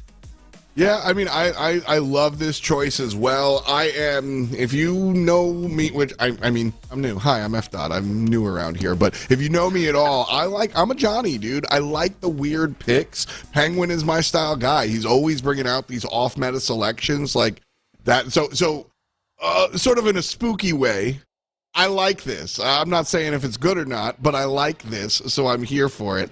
That said, I also agree with Falcon. I think you're playing through Grim. You're playing through your late game ADC. I think that's the right choice. Mars, real quick before we go in, me and Falcon agree TI looks a little bit cleaner after this draft. Do you think so as well? I'm going to say VennyVen's just be the dissenting voice here. I do think they have a very strong engagement composition, and I don't see a ton of good disengage coming out from Team Immune here. Obviously, with the Greystone, if you get engaged on, you can fight for a little bit, then go into Stoneforge Soul, get that second health bar going. But frankly, you're kind of looking to keep your Gideon safe, make sure he doesn't get shield slam, try to find a torn space above the fight to open the black hole up. Then what are you going to do if the Kwang comes in and tethers you back down to the ground? I think VennyVens have a lot of good tools to fight into Team Immune right now. Makes sense. But by the way, I said, oh, brother, because I thought you were just saying, I'm going to disagree for the content. I'm glad you backed it up and you got something real. We'll see if VennyVens have something real, because TI certainly do. The Grux is in support. You already know who's on the call. Let's jump into game 2.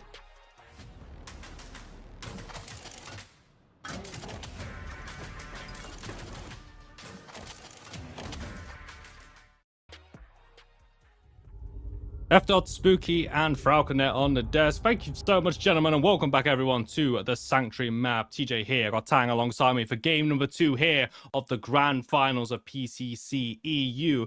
Gotta say, though, Tang, looking into how that draft went down, get the sense that Team Immune very happy with the style to play, and they're going to keep going at it. The VennyVens and the MennyMens seem to have a few more options available to them. I really liked this a lot more, though, out of MennyMens. I'm gonna be honest, like, I was a bit blindsided by the Rex supports as well. I know that Penguin loves to play it. I am not certain if he loves to play it into a steer, though. I think it's just that the Greystone was open, and I don't think Marose wants to Grux into the Kwang. There's a bit of a painful matchup. So picking up the Greystone, one of his staple picks, together with the Grux, of course, as well. It's gonna fare pretty well for this off lane, but this dual lane, I think it might be a bit problematic, because usually as the steal, or usually as the Grux, you're really good into characters like the Kwang or the Drixter. They don't necessarily want to be in your face, but instead they want to sort of like pull apart your ADC, or they just want to poke you from distance. But a steal, he wants to be in your face, so he kind of does the same as the Grux. It's the same. Also has a little bit more of that tankiness. Well, of course, the Grux is all about that damage, that high pressure support. I mean, that's the theory behind it. We did see Chich bring it out in the Black Lotus versus Sin game on the very first series that we watched today, and unfortunately didn't quite see the vision there. But as Franco said, massive fan of Penguin on support, highly rated. this is just the player that we need to maybe see the best out of Grux, but as you say, Tang, not really going to be against the greatest of odds there. You can see a little bit of that interaction. The unstoppable bull rush cancels out the smash and grab. Yeah, exactly. That is one of the problems. Like, the upside is you have permanent prior, right? The Grim just has a lot of wave clear, and the Grux also helps with that that smash and grab. Of course, left hand side is going to be ult buff still contested by Sago and Secret. It's going to be the dash in. Penguin not going to connect with that pull. Could have been really badly. Penguin needs to find an RMB to heal back up. Something else though, TJ, that I want to highlight, apart from this dual lane that of course is fantastic to watch, is those junglers once more. We have the repeat with Feng Mao on counter for Team Immune, and then we have the Saras in the jungle for VennyVen and his MennyMens. He is very proficient on the character, loves to play it. Also did see him start on the 5 camp instead of the red buff, so that would allow him to get this 7 camp clear in his first clear. Well, Feng Mao is not going to be able to do that since he started red, so it's just going to be a bit of a timing difference between those junglers. And they have pretty good timing to literally appear at the river camps and near enough at the same time. Then moving into the red side jungle, potentially thinking of the top rope angle. Try and go for the gank, but also Conte still around mid lane. Very dangerous here. It's a bit of a fight on our right side over that cyan buff. Still mid laners. We've got junglers in the vicinity, and Ven with the first gank of the game. Eve Crystal is going to land. That's a lot of CC. Taunt Space came out late, and Mangyu forced to blink. Conte looks for the counter engage. He's got no minions on his side and doesn't have the help of his mid laner. Reaping dashes to reposition there. VennyVen and a MennyMens coming out a little bit better there, I feel. Yeah, definitely. Getting the blink out of the Gideon. Yes, he still has the Taunt Space, but that is still going to cause him to have to play a bit more defensively. Mangyu, we didn't get a chance to talk about him much in this early game, but he has a lot of upside as a mid laner. Now, always finds those insane plays, but sometimes he also over-aggresses a tiny bit. I think that's what we saw in that NA section, where Team Immune was also participating, just not making the final top 4 cut. So we see now Gideon not having this blink up, left-hand side still more trading, but slowly but surely Neft running out of mana. Then being on this left-hand side means that Team Immune, they need to be a bit more careful now pushing those waves. They're just able to move back, just kind of chill and relax, not needing to overstep. Granted, that they have got a bit of a cushion here with a 1-game lead in this best of 5 series. We still got a minimum of 2 more games of Predecessor left to enjoy between these two teams. And I'm always a fan of that, and I think I speak for a lot of others as well. But Team Immune, especially with how VennyVen and MennyMen have been playing this event, how they dismantled Sin in that previous game, still need a bit of a statement victory here. They say they didn't make the cuts in the NA PCC, but this time winning EU in a convincing fashion to really solidify their spot, best we have in Europe. And definitely is. Team Immune and Predecessor EU is sort of synonymous. Maya in the mid lane being forced to blink out. It's just going to be that reaping dash follow by Conte, threatening this kill. You don't want the Feng Mao to get those frags early. They can cascade into a lot more once he gets those passive power upgrades.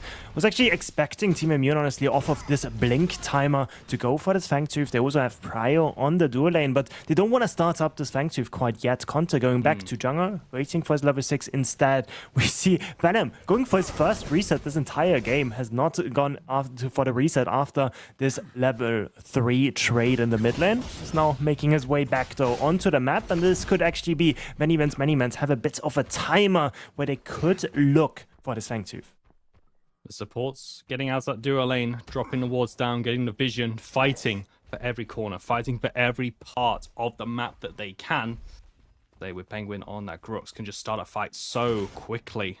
That's the style that they want to lean in. I mean, looking across the entire board here, there's so many, like, on paper, kill-heavy kind of lanes where fights can just happen immediately and there's a lot of damage. But here we are, 6 minutes in, 0-0, goose eggs for both teams. No one really able to find that first punch just yet. Might have to wait for the objectives to get that first blood. Doesn't help that the only blink blown is in the mid lane, and even though Argus, he's the one that can actually be targeted, the Gideon definitely can't for VennyVen, MennyMens, as that left-hand side, a bit more heavy trading. Gonna be Secret having first move into the river. You see it being started up. Mangyu is just gonna drop some rocks down. Conte coming from spawn, but he's not gonna be there in time. This is an opportunity for the VennyVen squad to get this objective and maybe look to get out cleanly. Ultimates are available for near enough everyone here for the MennyMens. It's only duo lanes across both teams who will not have ultimate for this one. Objective secured, cleanly taken, recognizing the opportunity and getting out cleanly. Good starts from the MennyMen squad. You see, we also saw that Kwang, Bondrod was walking towards the mid lane, so in case there was a fight breaking out, they would still have the numbers advantage. So MennyMens, they realize they don't want to give this early objective stacking over to our side of Team Immune. Conte, go for the invade. The few of those camps away, now having a bit of argy-bargy inside of the red side jungle. Then, no, of course, this is his home turf, able to get away though. Secret with the shield slam hits level 6 before Penguin and Sagu able to, but Conte Mancu on the way over, and Shield Slam is down. They are able to get back to the tier 1 tower, but 4 members all of a sudden turn up. I mean, if this was one of my games, enemy missing would be the call out of everyone right now. I think they knew it. It's just a bit of a question mark play there, but to be honest, Secret was already out of position when he channeled that Shield Slam, so he must have sort of invested that anyways. But yeah, definitely one of the least impactful Shield Slam I've seen. Just a spell bubble together with a sidestep of our Grax should mean that this next mini prime objective should go the way of Team Immune. Important support cooldowns missing. We still have the flash onto the Grax that has those reduced cooldown timers on it, so can just run towards the mid lane, for example, just blink at the Argus, blink at the TB, and we see MennyMens. Yeah, actually the one starting it up instead, but I don't like their chances in this fight.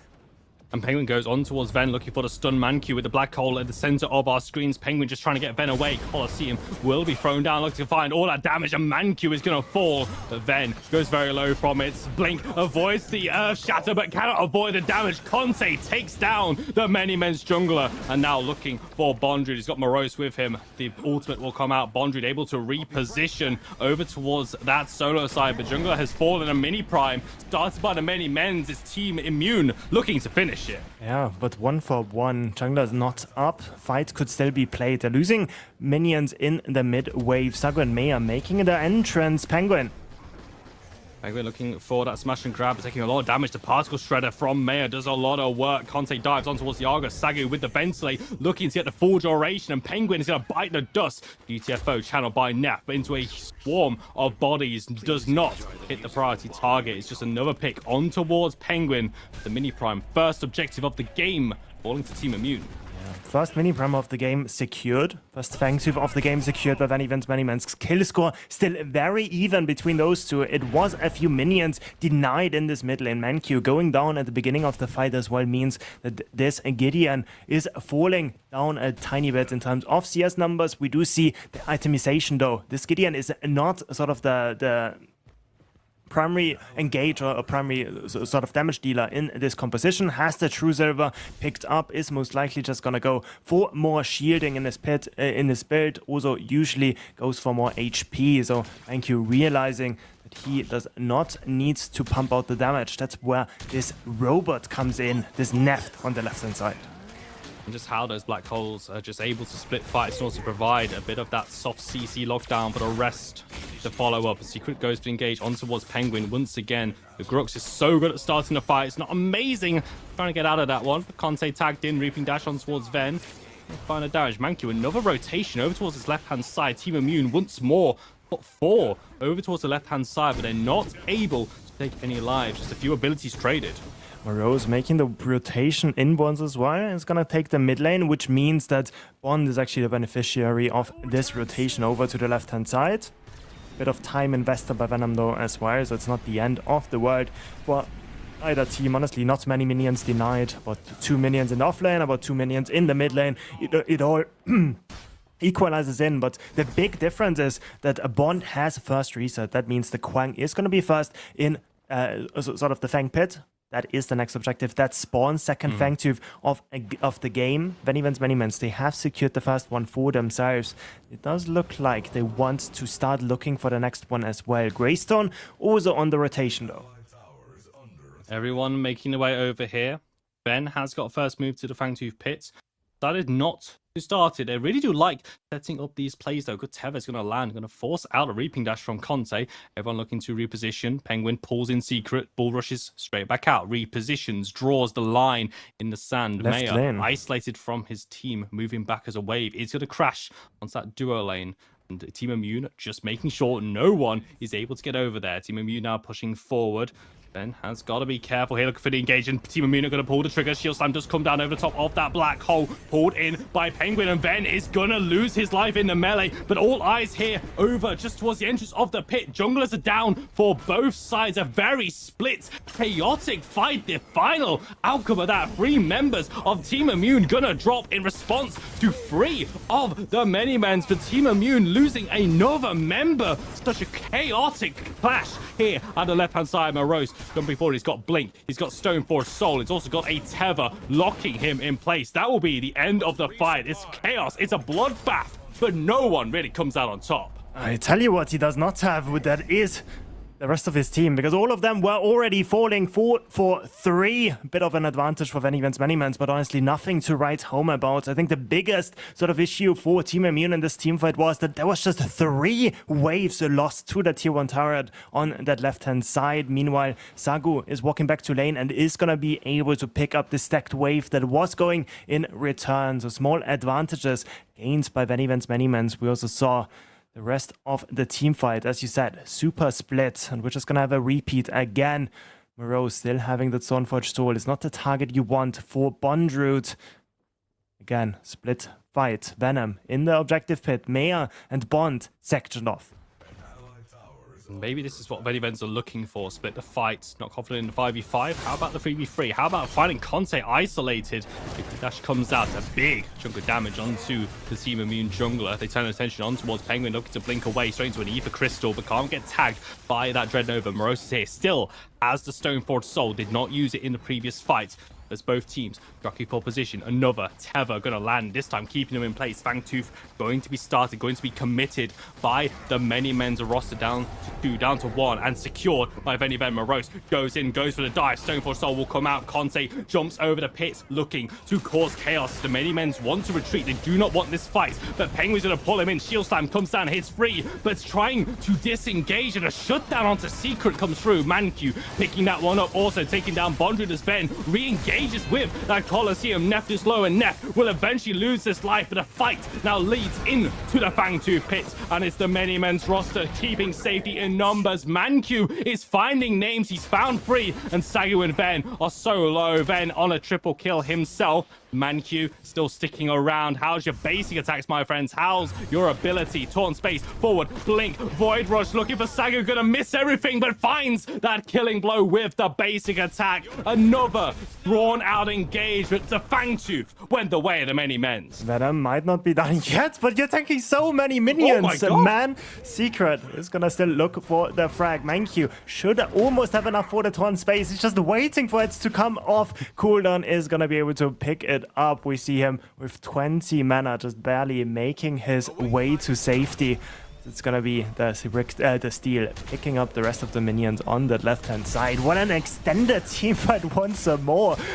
Usually we see in the EU, we see long team fights with nobody falling. This time around though, Team Immune and MennyMens, they definitely are throwing punches, and they're not holding back at all in these fights.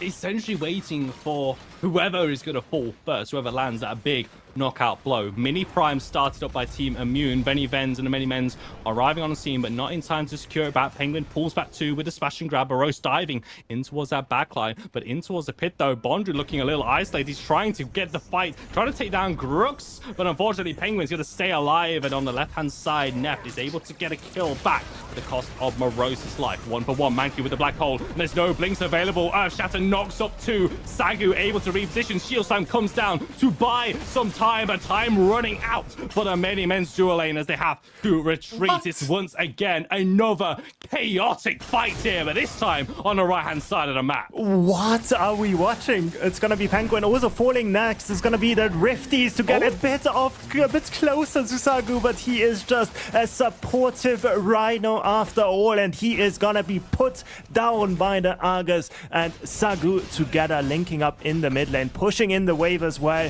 Conte able to secure this mini prime before this chaotic fight broke out once more. VennyVen's MennyMens, they're getting the better of these fights though. Slowly but surely, they're edging out this kill score. 1 kill by 1 kill. Suddenly it's 14-10. 2 Fangtooth secured. And I'm already looking towards this third Fangtooth. That is going to spawn in another minute or 2. And that is going to be so imperative for Team Immune to deny. They want to deny it, and they also want to make sure that they're just not allowing the MennyMens roster to get that momentum their way. These have been very chaotic fights. If they get that third Fangtooth, that could be enough to just push this game over the edge. And these fights might be a little bit clean as the Colosseum comes down in a duo lane. Rifties from Secret pulls in too, but Nef's in trouble. Split away, having to blink. Drops down, but 3 members of the MennyMens will crowd out the Talisman ADC for Team Immune. Neft has lost his life. Fangtooth still hasn't spawned, but it gives priority to the MennyMens on the left-hand side. It gives priority, but honestly, it's not the worst outcome. I'm looking at those ultimate timers. Pretty much nothing was used for MennyMens, for Team Immune. The only thing really was this. Ooh. Whoa, okay. Yeah, the only thing was this Grim ultimate, Grim Blink, but yeah, I mean, obviously getting that pick onto that Fang Mao as well, denying this a mini prime, what a frag this was, getting this tier 1 on the left as well. So obviously, while they still have those ultimates, they have a lot less gold now than this VennyVen's MennyMens team. Shoutouts to Maya there. I was not aware of your game, I'm not gonna lie here, but finding that pick on towards Conte, a very important frag to get here at least. But with the Fangtooth, just we're looking at the wards coming down, of course, Team Immune have done a good job. They've been able to drop a lot of wards down. They know exactly what's going on here. Conte spawns onto the map. Ven immediately starts this one up. Yeah, it's not going to be Conte making it in time. They have so much damage with Maya ticking over to level 12. This one is secured.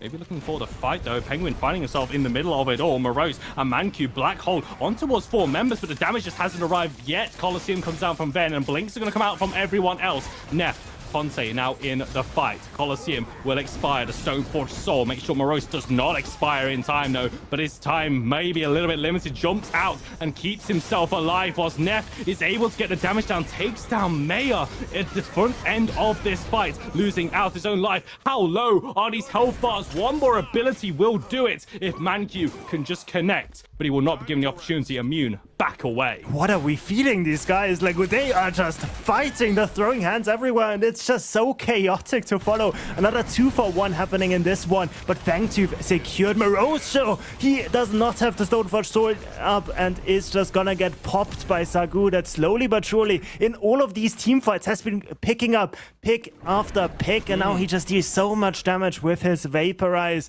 that Morose did not expect the damage coming out of him. And it's exactly what you said earlier, Tang. All of these fights, the fight for that second Fangtooth, the fight for the mini prime, VennyVen and MennyMens were able to just narrowly edge out these fights, and all of that has started to build up kills going to who they need to. Sagu is 4, 2, and 11 for the VennyMens roster. That's, you know, on the quick maths, he's been involved in 15 up to 20 kills the MennyMens have. That is frankly nuts at this point. 20 minutes in the game, the Orb Prime dropping onto the map, resets coming out. And just, do these teams really need any other opportunities to fight at this point? Because they're literally throwing everything right now in game 2. Yeah, I think that the rest of MennyMens, they're like, Bond, wrong direction. We want to fight. Let's go right side instead.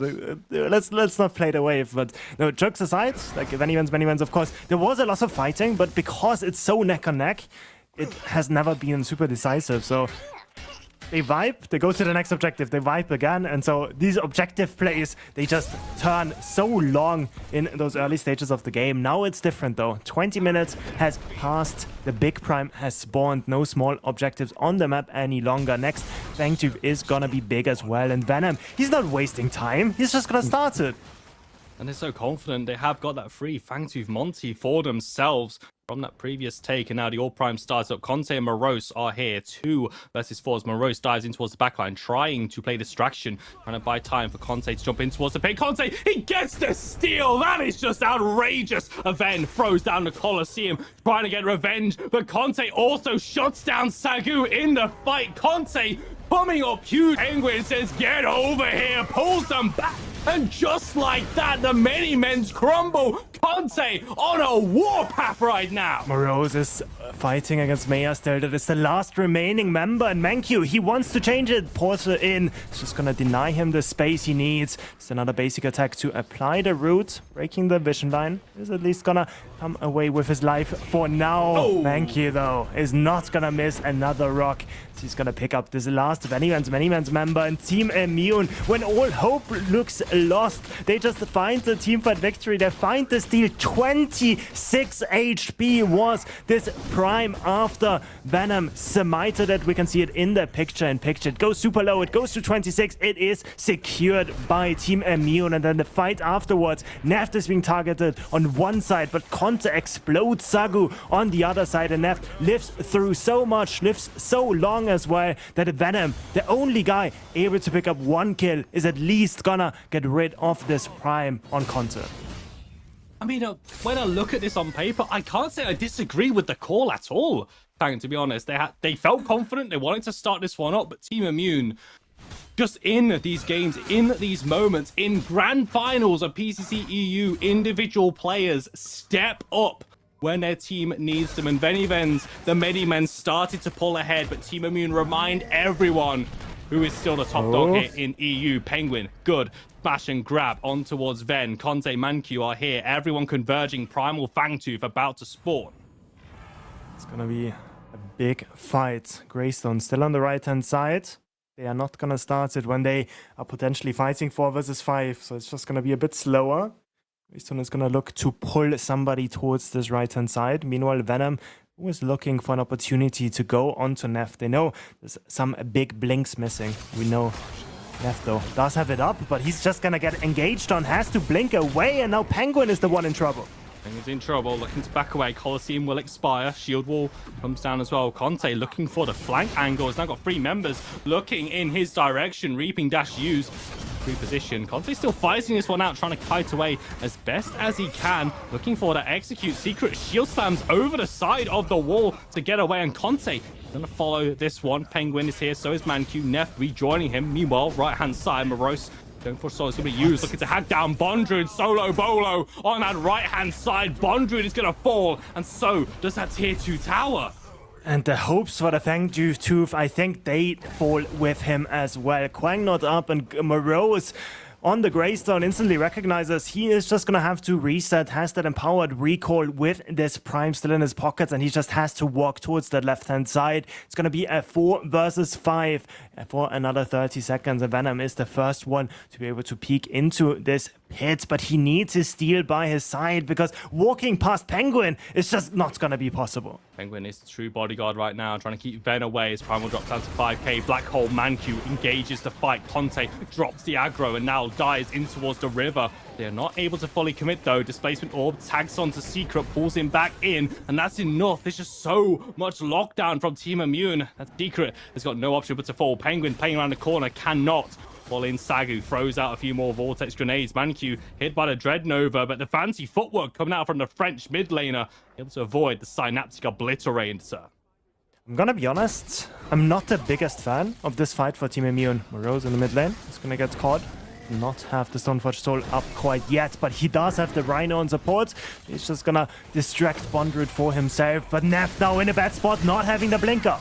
They're going to look towards him. Ether Crystal throws everyone around, and Neft is stuck on the corner. We'll go down. Conte dives into 4. Hamstring does so much work, spreading the slows around. He's able to take Ven with him and puts down his opposing jungler. Sagu looking to reposition, but Conte, the Earth Shatter, comes down, and just like that, Team Immune find yet another team fight win. Maya will blink out, trying to get away from the rest of the Team Immune squad. He will run to the hills. He just has to run away from Morose. I was about to say I didn't like the turn from Team Immune, because realistically, Ceres can't ever walk into the pit with Grux sort of shadowing him, but Mankyu goes in with a black hole, so they have to turn, so they don't get the objective for themselves, which in hindsight actually works out pretty well for them, because now it's still up and they can transition that into the double bubble buffs, because Big Prime is about to spawn again as well. 3 members still down for VennyVen's MennyMens. It's just Steel in the vicinity, but honestly, he's just there to look at them, right? He's just a tourist. He's like, oh, you guys are getting rid of this dragon? Oh, that's cool. Just providing the audio commentary for the rest of the team, just to make sure they all know Team Immune are taking this fight. And Secret just kind of moving forward, back and forward, thinking about the shield slam. The Primal Fangtooth is going to be secure. They leave it for a little bit just to make sure that they're able to all make their way over towards that right-hand side. They have eyes on the double bubble buff. Primal Blaze in their hearts already acquired. They now want that purple hue around their shoulders. That is going to be their target. It's Raptor secured. Prime is going to be the next one. We saw Conte win the 50-50 beforehand against Venom. I don't think they want to try it one more time, so I expect them to just play the waves on the left side. Only wait for somebody to respond to them before they pull the trigger. They have the big advantage in those team fights. This true damage coming out of a 27-minute Primordial Flame is just nothing to scoff at. Gonna be a big fight for VennyVen's MennyMens. They still have some advantages in their pockets. They still have the third Fangtooth secured for themselves. That's extra power and extra armor for themselves. But honestly, TJ, in all of these team fights, didn't really look like it did much for them. No, you really get the sense it's just not doing anything at all. Side of Team Immune, just playing into 3 Fangtooths, playing into a team that are slightly ahead and still coming out on top. The depth, the mental of this team really is something that should be studied, I gotta say here. Grouping up around your Prime, Team Immune, gonna start this one up. Mayor, Secret Sagu, Ven, around here, Bondred on the lane, or Prime, bound to third, down to half, slowly but surely. Conte can steal, maybe so can Ven as your Prime. Lower and lower, but they're going to drop the aggro. Penguin looking for that smash and grab. Double Dread Nova lands. The Secret looking for the re-engage. Black Hole comes out from Mancu as they're trying to engage this fight. Secret with the shield slam on towards Penguin. Bondrewd slams down in towards Neff, trying to get the AD carry out of it, trying to deal with the Grim. And Sagu is there to follow up Neff, and the dual lane have fallen. And if the VennyVen squad can lose a game at the Orb Prime, maybe so can Team Immune. Morose, the Stoneforge Soul, gives him a new lease of life. Enough time to jump the wall, but the dual lane is down. VennyVen's not very healthy though. Probably can't carry this one up. It looks like the end result is going to be some kills and the MennyMen squad backing away.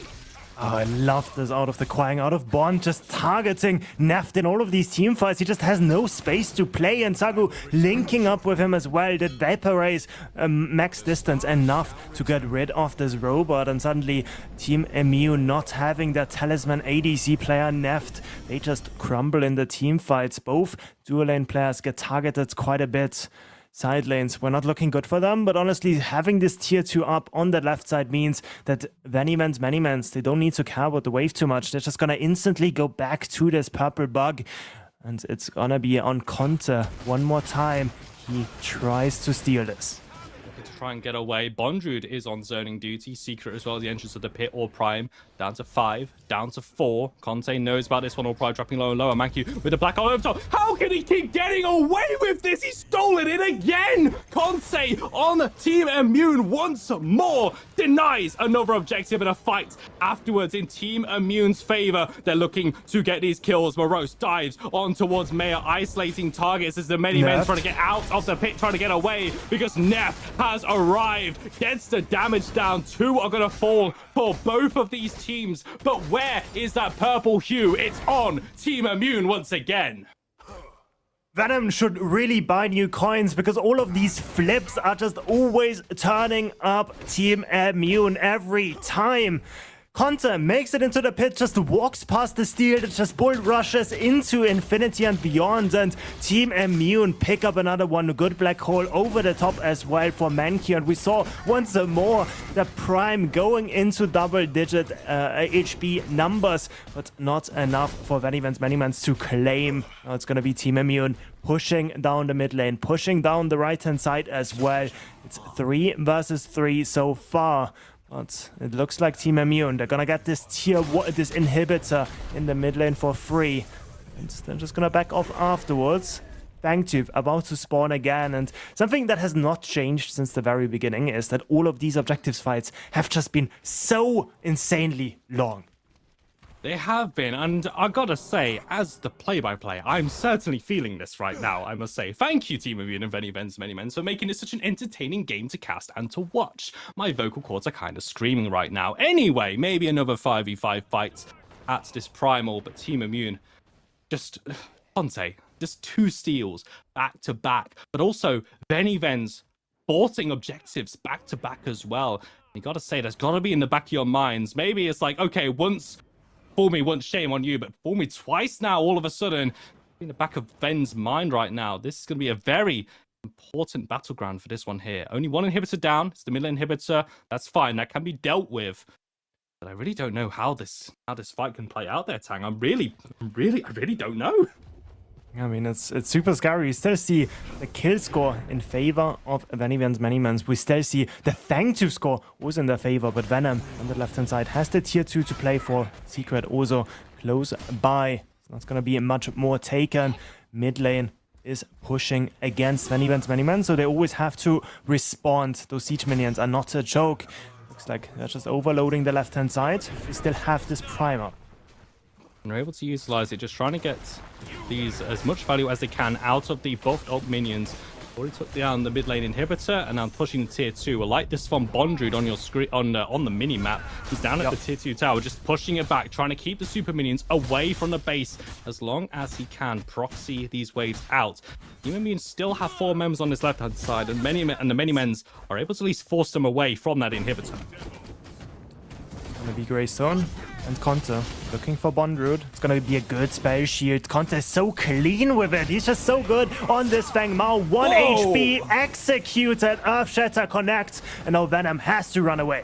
If Bondrude's not here, that means Nev can free cast. What an engage from Team Immune, just like that. They pull the trigger, and the MennyMens must run to the hills. They've lost the steel. They've lost more members. It's Penguin pulls in even more to the blender. MennyMen are down. Triple kill by Conte. And just like that, it is an ace for Team Immune, and the base will surely follow.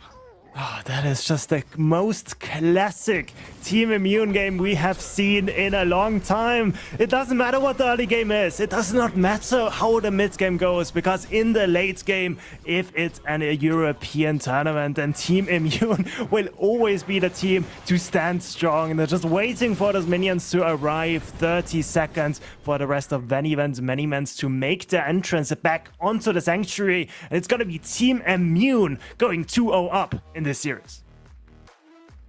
Yeah, Team Immune are just kind of crazy. Am I right there? Moving on to championship points here in PCC EU. VennyVen's and MennyMens, again, they're looking good, looking strong in the early game, but just 2 moments, 2 steals, and that entire game flips on its head. That was absolutely crazy. And for the VennyVen's MennyMens squad, this is probably going to be the most important downtime in between games probably this team's entire history. They need to find some form of response time, but Team Immune, they're looking good. I mean, they definitely do. I think for VennyVen's MennyMens, honestly, I like the draft. I like the approach into the game. I disliked the execution, of course. I think maybe don't let those primes get stolen away. I to be honest, I still like the thought process. I think in both situations, they should have like 80, 90% chance of actually taking it away. But I think zoning not really working out. I think Secret not connecting onto this elusive counter that was just, I don't know what he does on Fang Mao. It definitely doesn't look that way if I see other Fang Maos play the game. But yeah, I mean, he just dodges everything. The Steel not able to zone, and then of course the Ceres not able to win this 50-50 against this Fang Mao. Definitely sealed the deal for VennyVen's MennyMens in this game. Monster performance from Team Immune's jungler. And there's a lot to think about going into game number 3. We're going to throw it back to the desk, the post-game breakdown. Thanks, TJ. Thanks, Tang. 2 in a row. This one was a banger. A little bit of a barn burner here. This is, Falcon, is this kind of what we expected? It depends on how you think of the game. I wasn't expecting 2 Orb Prime steals, but in terms of the actual game flow, this is kind of what I expected, yeah. Early game to the mid game, it was a VennyVen's MennyMens game to lose.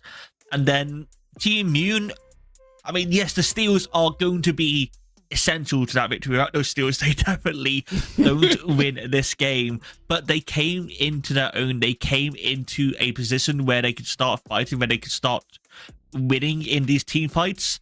And again, it was basically the exact same point as the first game. It was that 22 to 24, 25 minute mark where they got those power spikes and they started to come into their own.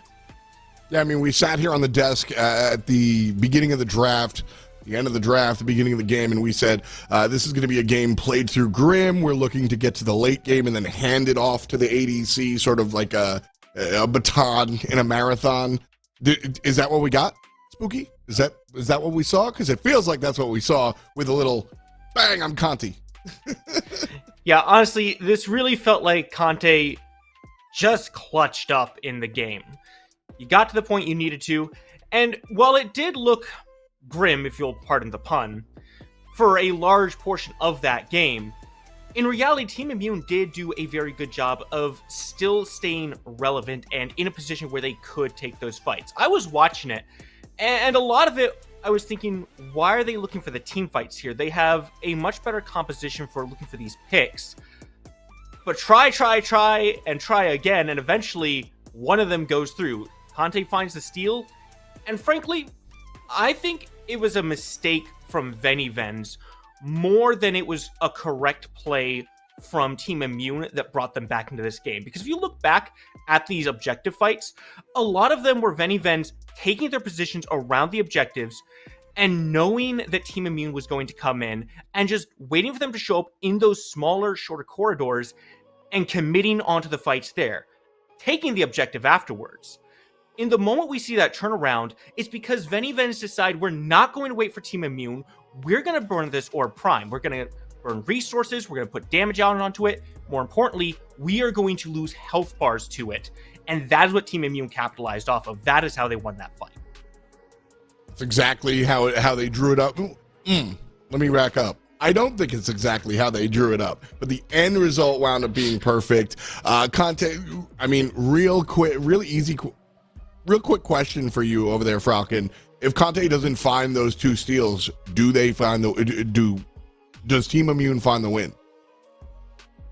I can't say for certain because I can't see alternate dimensions. I can't see different worlds where that happens. I'm sorry, guys, I'm not God, unfortunately. But in terms of the probability, it is significantly less, especially that 21-minute mark. If MennyMens got to that Orb Prime, they would have had so much momentum going into that Primal Fangtooth, where I think that even if Immune tried to go for the steal, tried to go for the team fight, and got the steal, I don't see them still winning that team fight just because they would have lost multiple towers. They might have even lost a inhibitor by that point in time. So the second one was just the icing on its cake, but that 21-minute one was so important to the game.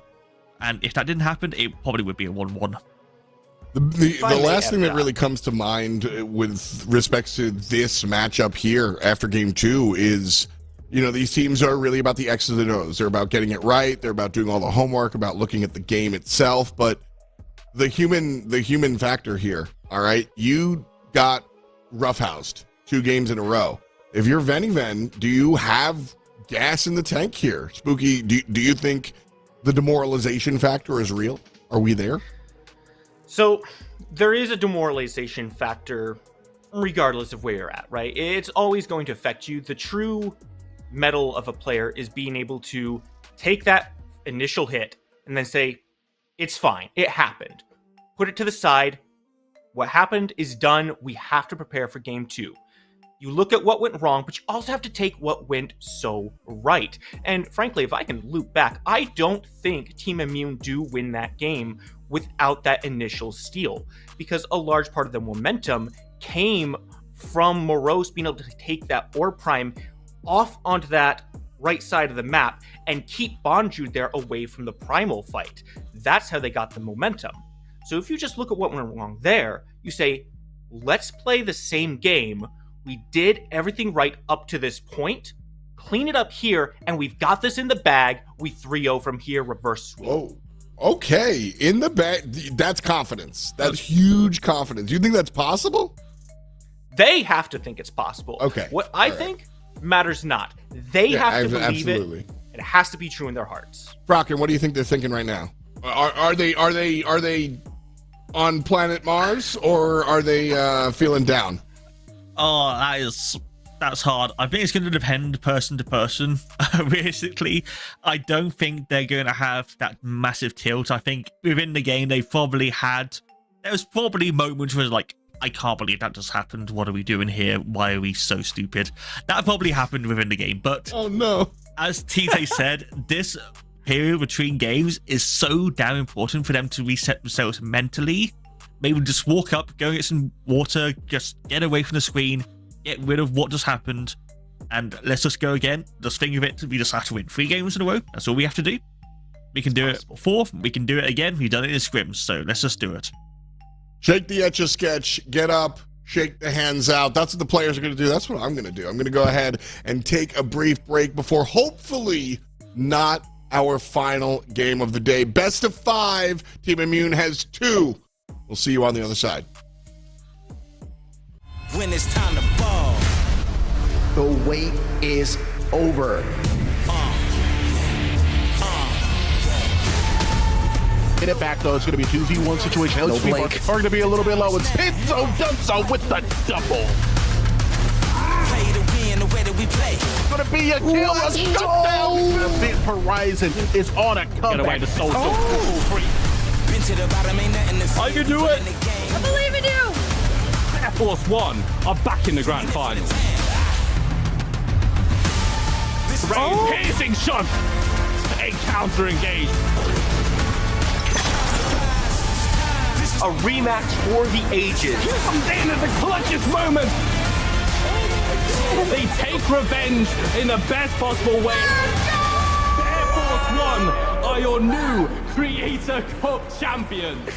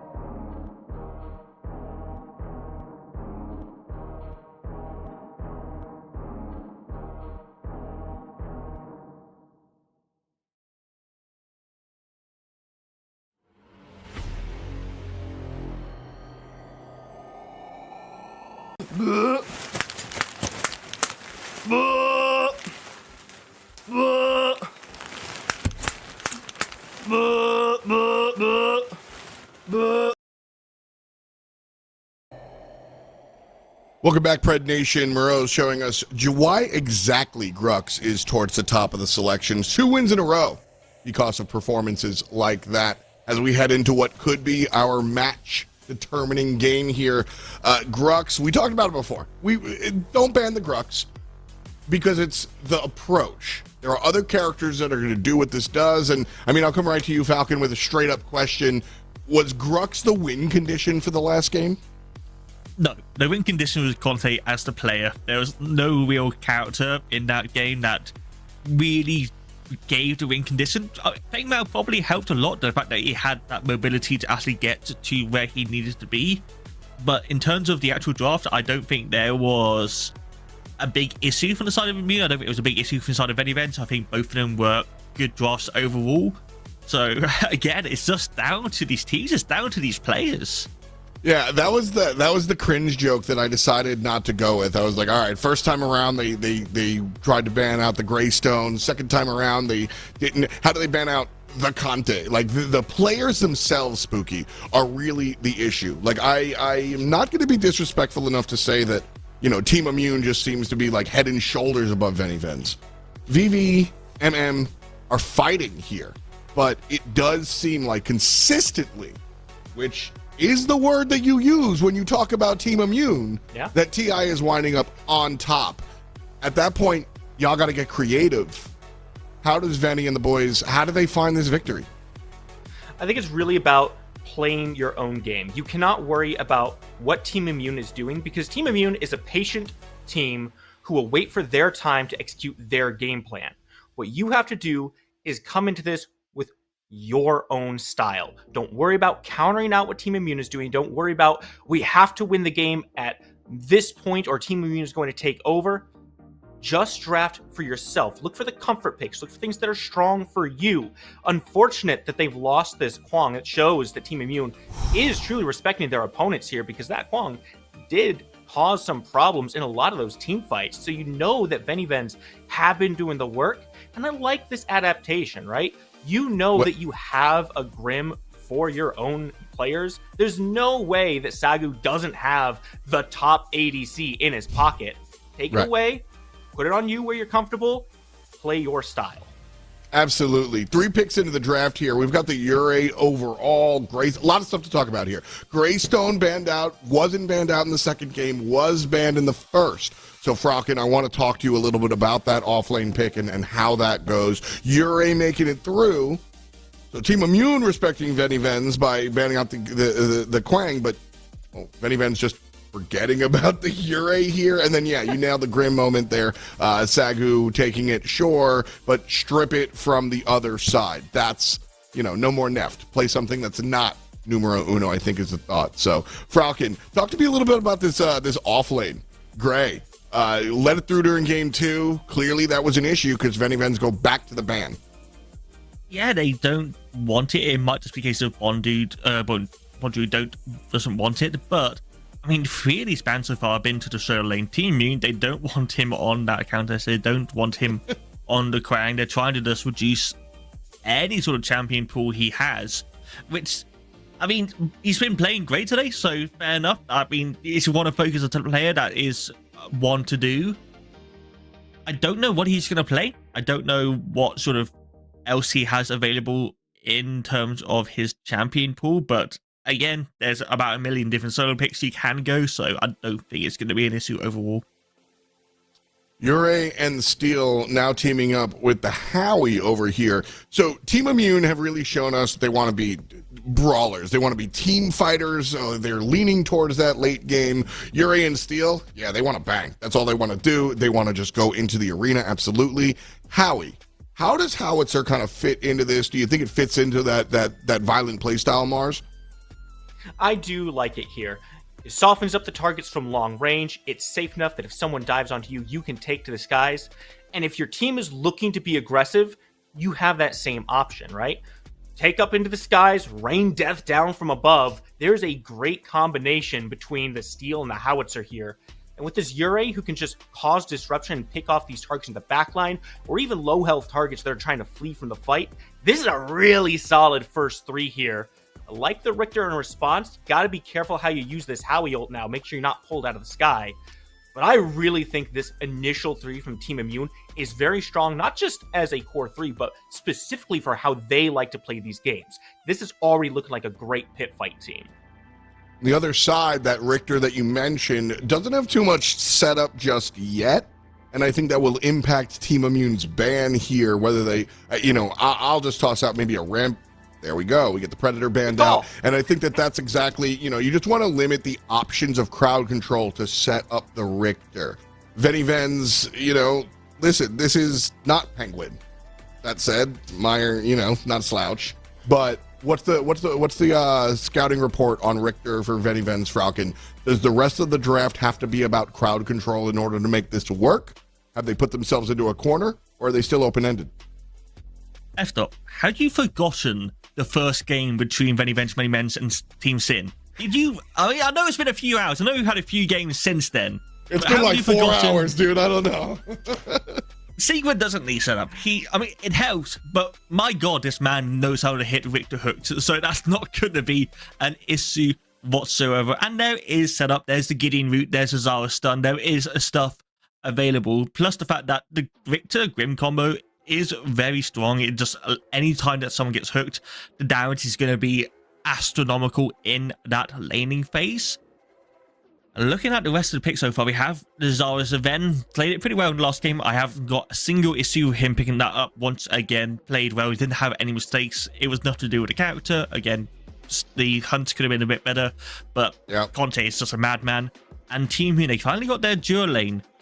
This is something that I am kind of interested in, because you have the Kira, you have the Decker.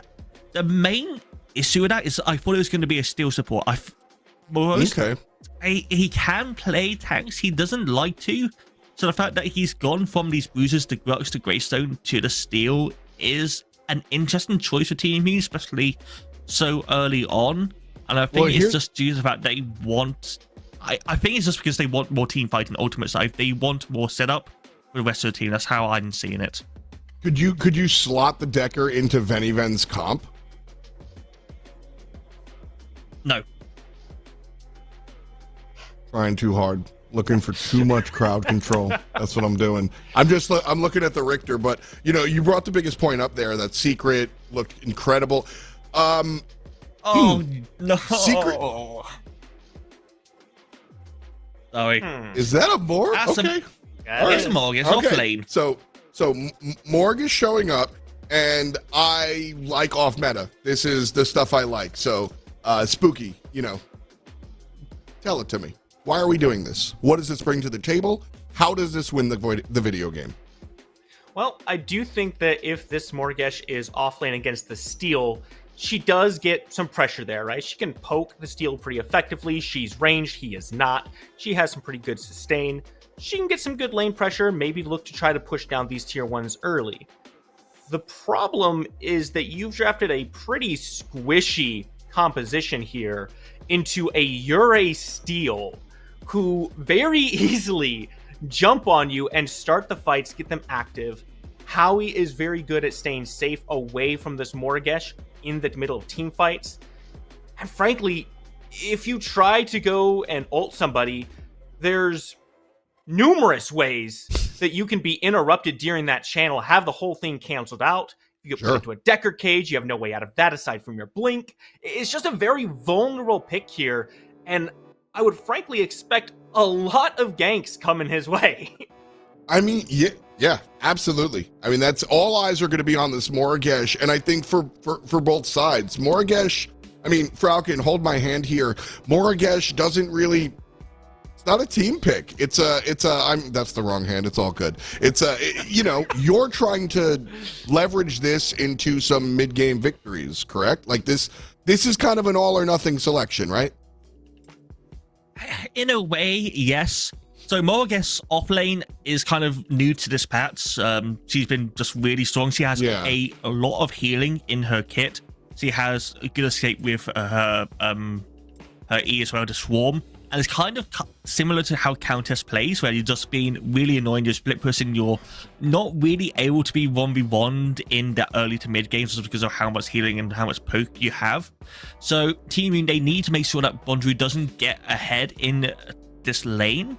In terms of team fighting though, it's definitely going to be worse. I don't think it's going to be helpful against the side of Team Immune, but I also don't think you're going to be doing that in the first place. So I'm very excited to see how this plays. But also, I'm very sad for Morose because this is not going to be a fun lane for him whatsoever. I mean, I'm going to bring the hardest hitting of analysis. Either it's going to work or it's not. All right, boys. 1-word answers. Does it end here? Spooky? Yes. Falcon? Yes. I hope not, but it could be the case. This is a best of 5, which means it's match point for Team Immune. VennyVen has looked good today, but can they look great right now is the question.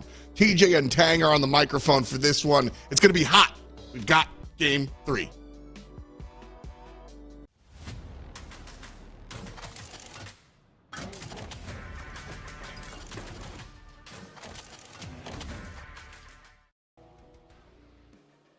Thank you so much, Desk. Welcome back, everyone, to the Sanctuary map. It's all comes down to this. All or nothing, I think, is the keyword I want to go for. Game number 3. Championship point for Team Immune to walk away with a $10,000 prize pool and a spot as EU PCC champions. The MennyMen have got to mount some form of defense, and time has been running out. TJ here, Tang alongside me for this one. This should be a banger. This will be a banger. I think Bond promising us that with this Morigesh pick on the right-hand side, that's something we associate with him, right? He has the infinite champion pool, but now bringing out the Morigesh for the first time in an official game. Yeah, I've talked to him. I've talked to Bond a bit. Like, usually the rationale behind going the Morigesh is that she is one of the few lanes that actually wins against the Countess. Now he's gonna pilot it into Morose on the steal. Has the augmented shred, that magical armor when she basic attacks. So she is gonna be decent, but at the same time, it's a flat sort of shred. So what that means is if Morose indexes very heavily into magic resistance, slowly but surely, like, Morigesh is just not gonna do much against the steal anymore. And I am seeing that skin. I'm seeing the Mastery Bondrude. I respect it there. The level 10 skin coming out. So clearly, he knows what he's doing. You'd hope as well. One of the better off lanes that we have in the scene at the moment. But yeah, I mean, bringing out the Morigesh, like, right now, that is the respect. I got respect to you, my friend. Respect to you, because it is all or nothing. You either win this game or that's it. Game's over. Tournament's done. You sit in that second place. I'm a bit surprised. Looking at the jungle pathing, we see Venom now invading towards that right side. Penguin with the rotation as well. Gideon should have first moved, but the Decker rotation just completely unnoticed by VennyVen's MennyMens. Won the fight against Conte, wanting to punish this early game from this Ure, but with the advantage, they're just gonna go in. Manq falling, good spear. Venom getting first blood. The Spear of Near finding its mark, and a first blood to start that VennyVen's wanted. But Ven has to try and get away. It goes for a little bit of a loop-de-loop. Conte's low, and a blink will come out to get away. But the first blood has been drawn by the MennyMens roster. Not over. Still sticking around it. It's not quite over just yet. You see, Ure is on the camp, invested. The dash is going to be stolen away by Richter, but I think he wanted the Ure instead that is going to be able to make it to safety. But now Howitzer is back. Another stun is going to land, and Ven has to get out. A full rotation coming out from the MennyMens. Dual lane is over here just to escort their jungler. Make sure that Team Immune can't all of a sudden pull this one back against them. Signs Life with a good start for now. Also, Bondru getting a good start. Morose blinks away. The respect coming out against that ranged offlaner. I mean, respect, but also, like, because he values his life. It was just he wants out of this lane, man. One more mark away from falling there. And I was looking actually on the top of our screens. Look at the HP bars go super low. Morose almost had Bond there for a second, but this swarm granting so much health regen towards this Morigesh, also granting that damage reduction. That's exactly why Morigesh is good into some of those burst heavy matchups, like the Ure, for example, as well. So maybe that's also why Bond decided to go for it. VennyVen's MennyMens, they pick up the first frag again in this series. And this time, it's off a really early and good invade by Venom, recognizing that the Yurei is not strong in those early levels. The Conte, I think, also wants to play mind game, starting the blue side instead of the red side to sort of like make Venom second guess himself. But he just goes straight to the 2 camp and is able to pick up this howitzer for his troubles. And potentially looking at this offlane and thinking that if Conte starts on Orion's side, if Bondru just gets too aggressive, very easy gank for Conte to go over and just try and alleviate some of that pressure. Doesn't play out that way. But that first blood going to VennyVen's early as well. I think that's one of the earliest first bloods we've had in this series, especially last game as well. It took a very long time for the first kills to drop. Ven is getting so aggressive on this map, playing almost like his tournament of life is on the line, but Conte is going to get a good trade with a Severance and also finding those Whispering Echoes. Ven does not have a blink, and Conte hits the Severance, hits the reset, and sends Ven back to base. Venom did not respect him whatsoever. He just walked past him, tries to go for a barricade stun onto Morose, that of course with that shield bash, with that bull rush augment is just able to ignore any CC, so he just walks out. And suddenly, yeah, I mean, Venom looks a bit silly there for a second, went for the D-ward, and Yura is like, okay, I'm just gonna pick up this frag and equalize the score back to 1-1. Left hand side, the only lane we've not really had time to talk about with that action ongoing in that red side jungle. Interesting, because now Sagu, for the first time it feels like in this game, has sort of like the priority pick in the ADC role. Picks the Grim, a lot of priority on that character on the EU side. And also for this lane as well, giving him a bit of a better push at this. They're able to deal with Neft and Penguin. Neft on that Kira, not a pick that we see very often, but immediately conjures images of that late game, rocking the dust, thinking of what Cure did yesterday in PCC NA finals as well on that pick. And now it's going to be in the hands of the best ADC that we have in EU. You've got that in your mind. If these games go late, Neft is a win condition. So maybe this dual lane needs to just beat them down. Penguin going low. Let's favor Deca pick as well. But the MennyMens doing quite alright on his left-hand side. Big Secret connected there with a good Whiplash, getting Penguin really, really low, not getting this blink out of the support, but at least making sure that Neft is now alone on the left-hand side. Good wards though, making sure that they are aware of Venom stalking around this left-hand side. Gold buff should be up. Venom ticking over to level 6. Looks like they might be going for this Fangtooth on spawn. Ven, in the back of his mind, is thinking, is this really what I want to do right now? Because Conte is on this map. So he's just going to be waiting here. It's kind of crazy, you know, like we spoke about the EU scene when it comes to objective play on their terms, wanting to not go for the flips, maybe go for a favorable trade first. Then Ven decides to go for those flips and kind of backfiring. So maybe a little bit of second guessing around his objectives. And Conte moving forward and start the Fangtooth themselves. I don't think it's gonna be spotted out by VennyVen's MennyMens. Sarah's resetting there as well.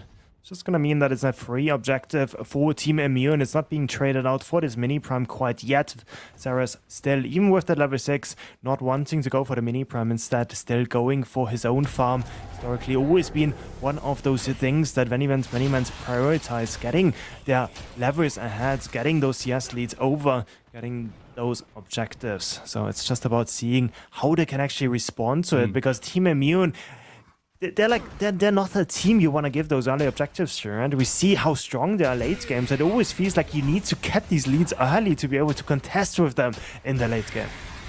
I think when we look at Team Immune historically, it's like that's kind of been one of their weaknesses, been that early game, and teams that just want to play aggressive seem to do a little bit better against Team Immune. But if you allow them to scale, all of a sudden this game goes from 0 to 100 very quickly against your odds. Team Immune, 1 kill to 1, 8 minutes, back to a more level, even playing field right now. A bit more of the pace that we've been used to from this grand final so far. Forcing the reset onto Morose. It's still a bit of a weird timing. Might be able to start it up, but because the Steel actually got the reset, it's going to mean that he's going to join the fight with an item advantage. Penguin also on the rotation, and now Venom is in the pit. Might be the one caught out, but Secret is here. Not going to connect with this cure quite yet. Penguin does hit a very nice double stasis bomb. There's not any follow-up to be joining with that stun. VennyVen's going to start up the objective once again, but Secret moving back. MennyPrime just chucking out a little bit of damage. Containment fence used. Morose as the front line. Bull rushes on towards Sagu. Has got ultimate. Has got Blink. Shield Slam will come down, landing on towards 2. But the rest of the team isn't there. Morose goes in way too deep. GTFO stabbed in the back. Not deep enough. That's why Mayor is there to get the killing blow onto Morose. But a few question marks from the Team Immune solo lane. Now Secret in a world of pain. Caught out. Throws out an impale. Someone please help this Richter as he waddles away. Conte blinks forward. Soulstorm pulls him back. Gets the kill. Colosseum out from Ven to try and answer back. To try and get revenge. But he cannot get the killing blow with the Spear of Nears. Bondrewd looking to run down Conte. And Sagu's there with a 3-pointer to take down the jungle. What is going on? A bit of an overplay there by Steel, by Morose. Neft is still on the left-hand side, but now he makes it back in. So even though the Mini-Prime is still not taken, Morose might be able to play spoiler. 100 HP. It's going to go into Sagu's pockets that did lose pretty much his entire tier 1 for this. So honestly, I think for Team Immune, if they just play a bit more reserved there, just stare at VennyVen's MennyMens, don't engage the fight, don't go in as deep as Morose did in that fight. Almost looked like he was a bit tilted of having to play against this Morigash on the offlane. Then they just get something on the left side, and yes, they traded for the Mini-Prime, but at least you wouldn't give over those important frags. But Roche just being personally offended by laying against this Morigash. Based opinion, I must say here. I think any one of us would not like that matchup in the slightest. But a little bit of uncharacteristicness coming out from Team Immune, as you say, Tang. They just play a bit like Team Immune there to favor them a lot more, because if Neft is just able to freely farm, gain these levels, get these items, there's your win condition right there. It's really on the MennyMens to make those sorts of play. So much gold into Neft's pockets. 4 platings, plus the first tower gold. That is just, he's just eating good. Bond, the guy in danger now. Conte on the rotation, not having that Soulstorm available, but I don't think he needs it. The Sign buff is going to be taken by Bondrewd by looks of it. Swarm will be procced, looking to get away. There's a shield stand there to knock up, and just a nice bit of CC. Blink coming out though. Soulstorm comes in from Conte and is able to get the killing blow on towards Bondrewd. A good dive will come through on that right side. Getting that cooldown just in time to make sure that this Morigash is not breathing any longer. We're looking at those turrets, and even though the Morigash should have permanent prior, we also see 2 platings missing on that right-hand side. Sagu finally getting covered by Venom and Secret. Just gonna push on the left side with this Mini-Prime, but they're not getting as much for their troubles as they're hoping for, as they're losing plays on that right-hand side as well. Yurei now making her way in, not having this ultimate up. Looking for an angle there. The Whispering Echoes just coming out. A few little kunines to back of that support. As the gateway is going to be taken by Morose over towards his left-hand side. Secret will spot this one out. On cooldown utilized, but we look towards the map, we look at the states, we look at the timer at the top of our streams and see the Fangtooth is spawning and see Conte immediately look towards it. Maybe think second bet, thinks better of it. Yeah, they see the rotation of Bonds. They see it on a good ward in the river. Neft having to jump in. Colosseum connecting together with the Skewer. It's a good combination, but is it good enough to win this fight? They've already grabbed Neft. That's a good start at least, and 1 pick might be enough. But Ven is a little bit low, but Bondrewd just cleans up, takes out Conte. Jungler is down, and this is the VennyVens that we wanted to see against Team Immune. They take the fight, take the pick, and take the Fangtooth for themselves. And finally, Venom gets revenge on this new tier objective, finally getting the hunts down, able to make up for his mistake in the previous game. But though, jokes aside, really important for MennyMens to win the team fight, to win this objective fight as well, because we see how hard it is for the Yurei to actually navigate those team fights. Bond just marking her, making sure that she's always in the threat of just getting the dagger stabbed into her back, and that's exactly what we saw there. Neft was the primary focus, but Bond was just on Conte this entire time, making sure that this Yurei can't join the fight. That's exactly what happened to Bondrewd in game number 1. He was constantly being marked on that countess, and now he's able to dish out a bit of the same medicine back to the other side. So far, working pretty well. MennyVen's to MennyMens, 13.5 minutes on the clock. Looking pretty good, I gotta say, and they're playing with confidence. Secret in the red side jungle of Team Immune at the moment, linking up with Maya in that mid lane as well. It's been a bit quiet in that mid lane, I gotta say, between Maya and Manq, but a lot of the fighting just kind of happening elsewhere. I think it's crazy, yeah. Because if we think back on like how MenQ was perceived in the scene, he was always like the guy just like half a screen in front of the rest of his team. Always like the guy in front of his front line, but now he has been mellowing out quite a bit. He has been doing a fantastic job of always being sort of like the secondary damage, never the guy to get engaged on. Has still been having some pop-off moments as well. So I really like this, like to see this out of Team Immune, like how they have evolved over these last few weeks and months that they have been together as a team. So definitely Team Immune really strong. But yeah, VennyMens, Mea picking this guy up has been a blessing for them.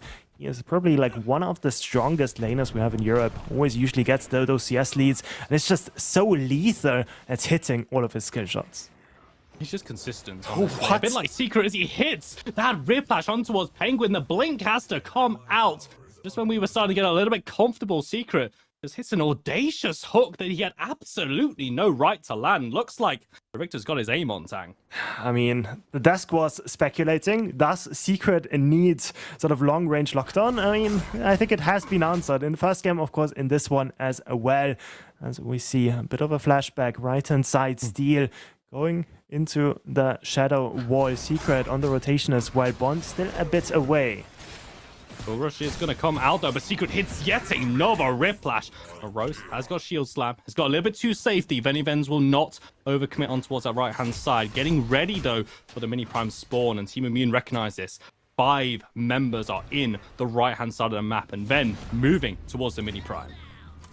Need to find a pick.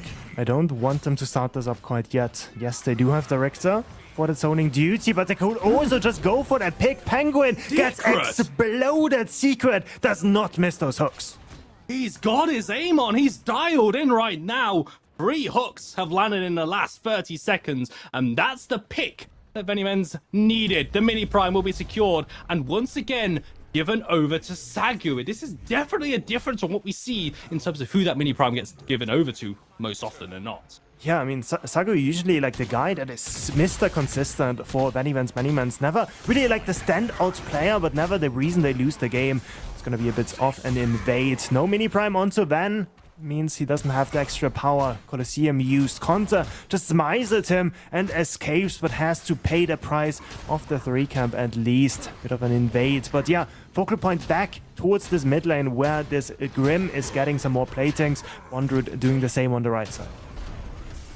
And this is just getting gold out of the map. There's a lot of standing gold inside of these structures, and it's so important to knock them down, give that gold over. Whoever is able to take them down, it's just free gold, literally just waiting if you're able to find an advantage. VennyVens to MennyMens, once again, not for the first time this series, off to a good start. But with 16 minutes, nearly 17 minutes, Team Immune have been biding their time. I think, Tang, that this next fight is going to be the big test. If Team Immune win this, then we know basically what we're in for the rest of this game. But if the MennyMens can do it, the game all of a sudden gets a lot more interesting. Secret might be the guy caught out now. River buff given over to Sagu. That's probably the best one he could hope for.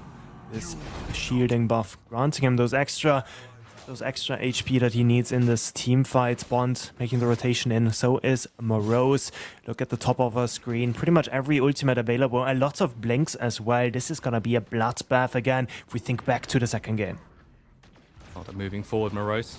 Field wall thrown down early. So is the containment fence, not able to track anyone down. Sagu and Ven will secure that Fangtooth pretty easily. Secret hits the Whiplash onto Conte. Immediate Anima Burst, looks to get away. The Soulstorm comes out. Conte trying to lock down. Black Hole comes down. There is the curse. Damaging Conte is out of this one, but so much was used to try and get the jungler. VennyVen moving forward. Containment fence comes down. Secret with the blink, with the Riftwalkers immediately cancelled out of that Impale as the Make It Rain comes down from ManQ. Bondrude is here though. Look, getting that damage down. Secret just joining him, trying to isolate Neff, who procs the dust, gets the reset, but cannot get the highlight wheel play. It's only Secret, but here comes Ven. He crashes down, takes the kill, but will cost him his own life. Team Immune, for the first time in the grand finals, are aced by the MennyMen. Oh, the MennyMen, they find the fight they were looking for this entire time. And I think it's all off the back of Bondrun on this Morigesh. What an unlikely thing to say, but it's just the case this game. He has been on fire, marking Conte in every team fight and then just linking up with his support in secret to get the rest of the frags in as well. Double Skewer connecting onto the backline. Skewer, Secret playing out of his mind this game as well, and MennyMens, it looks like they have woken up and they are looking to get a big lead again in this third game of this grand finals. If there was any time for this to happen, for MennyMens to finally join the server, it would be now. In Game 3, Team Immune, championship points, but signs of life. MennyMens have not been rolled, have not been completely outclassed, but they will not go quietly into the night. There is still a few more twists and turns in this finals, I think, despite how this game will go. Fans in the Twitch chat must be absolutely loving this right now. It's down to Team Immune. Try and find the puzzle and try and stop the train. The MennyMen are feeling great right now. Team Immune, they have been looking so strong in those mid-game points in those previous games. It's reaching that mark again, TJ, but I think this time it's going to be them being a bit more comfortable. They know the mistakes they made in the previous game. They're not looking to make the same ones again. Good cage coming out. Colosseum could have been viable on Neft. Does have the blink up, but it's an important cooldown to get. Rest of Team Immune grouping around this mid lane. Shoving out this right-hand side. Big Prime is up. Primal Fangtooth not quite yet, but we can see just by positioning, Team Immune, they're so scared to walk closer. They're scared. They're looking scattered. They know they can't freely walk into the jungle because that man on our screens right there, Secret, has now been connecting with the Riplashes, and the MennyMens have almost emergency break glass, picked up that Richter, given it to Secret, and just let him do his thing, and this has worked so well. 11 kills to 5. Orb Prime on the board. And the MennyMen, once again, in a very good position. I said that last fight was important to break the streak. This objective, surely, from just a storytelling perspective, has to go the way of Ven to completely banish the demons, because this man, Ponte right here, we know what he can do when he gets in the pit. Oh yeah, Ponte, so demonic in this previous game. Able to pretty much single-handedly win this game for Team Immune when it looked so dire. When we were in a similar game state like this, I think MennyMens, they also had the 3 Fangtooth before, right? At least this one has been traded out with 1 being picked up by Team Immune. But it is still in this game a very heavy gold lead for MennyMens. It's also like the carries have just not been touched in any of these team fights, right? Sagu not having a single death to his name. Bond also on that Morigesh, apart from this dive at those early levels, has just been playing fantastic. There's just so much damage coming out of this VennyVen's team. It really is becoming a complete performance for now, the MennyMens. They really have stepped up. And that was the concern. After an unbelievable tilter of an ending to game 2, it was how do they respond? And right now, this is exactly what they need to do. 22 minutes, or Prime available. Primal Fangtooth spawning imminently on the left-hand side. Both neutrals will be up to play. The MennyMens, I don't think they want to look for a trade. I think they want the entire house, and they're currently in the river, setting the wards down, getting the vision, and getting ready for this next fight. I'm looking at this Bond build, and he just absolutely hates mana. I think he's not having a single mana item. As a caster in offline, I wonder how he survived the laning phase, but I suppose with that auto attack augment, he doesn't care about it all that much. Reset coming in. Second big objective has spawned with the Primal Fang. We have the Prime with good vision sets up for our MennyMens team. For Team Immune, it's a bit harder. Penguin not allowed to walk too deeply into those opposing sides with, as we said, MennyMens just sort of having such a good pick potential, so much damage out of them. Secret connecting with all of these hooks makes every movement in the river almost feel like a death sentence. Going to be jump scared by that Richter just appearing out of nowhere. And that's what MennyMens are just kind of going along with. this point, so they can play around that. And also Immune not having that tier 1 tower in the mid lane. We spoke a lot in our first series today about the importance of the tier 1 tower, and I think this game state shows it right now, the difference between having that tower standing and what happens when it's not available. And showing on the right hand side, I don't like Venom posturing in the river. I think they need to be very cognizant of the fact that this would be a 4 versus 5. One is getting so much on the right side. The rest of MennyMens, they just need to bide their time. They just need to chill, because eventually the howitzer has to reset. The Yuri has to cover as well. And now we see MennyMens have this numbers advantage off the play of Bondrewd. We see them instantly start up this Fangtooth. And the Primal Fangtooth going to take that damage. 4 members in the pit. Bondrewd on the way over, but here comes the rest of Team Immune. How about this fight? Maya engaged with the black hole. Penguin goes in towards the backline. Conte with that Soulstorm pulls 2 in, but having to reposition with the Anima Burst. He takes a big chunk, but Ven's caught inside the pit, having to jump over. And now he's going to throw the Colosseum. He does get Penguin, but he's lost so much health. The Primal Fangtooth working for Team Immune there as they look to regroup, as they look to take some names. Secret is down. Bondrewd is out. DTFO channeled. Sagu stands still, but it will be taken down because Neff will show him no mercy as he gets the kill with the in-hand. And it's the 24 minutes after all, and suddenly MennyMens, they just crumble. Bond also getting picked off there by Neff that has woken up. The slumbering beast awakens for this team fight, and it's Team Immune against all the odds once more, claiming this 4th Fangtooth of the game. Maya looking at low HP bars, can't do anything about it, and Team Immune win the team fight and pick up the objective. This team is built different, honestly. It looks so good from the MennyMens, how they were playing, the decision-making, moving around the map, and then one moment you gave Team Immune an inch, and they take the whole damn mile at this point. 12 kills to 9. MennyMens to MennyMens still in a good position right now, but a team fight win. Primordial Blaze on Team Immune, and now we're all looking at the Orb Prime, and I think the dynamic of this game has just completely flipped on its head. It's flipped for sure. Suddenly we see it in the wards placed as well. Suddenly it's Team Immune controlling the river. MennyMens, they need to watch out. If they walk in too deeply, Penguin on the Decker can always section off spaces with the Decker wall, can hit those stuns from a long distance as well. And Morose, that has been pummeled this entire game, suddenly he is a level 15 steal that does not fear anything. We're looking at the waves, mid lane shoving against Team Immune, but this left one is very heavily going into MennyMens. We're going to the tower. It will bounce back. That's something that the MennyMens can play around here. VennyVen on that jungle role as well with the rest of his team. Needs to just re-establish a bit of control right now. Especially after that team fight. Need to reset. Whatever you did in between this game and the last one, I think you need to do it right now.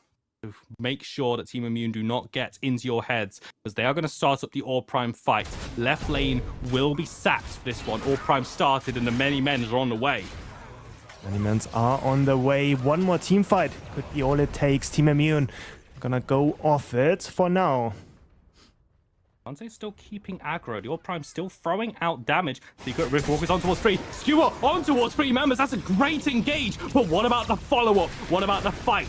Secret still in the back line. It's going to be Morose diving into more. But Neff has just awoken. The beast is here. Secret is down. And Neff claiming names 2 for 1. Morose did his job so well. Ven is still on the map. But Neff is here. Neff is here for sure. Venom, as the Saras, he has the tools to fight into Neff, but he doesn't really want to. There's no reason to, honestly. Prime not started up.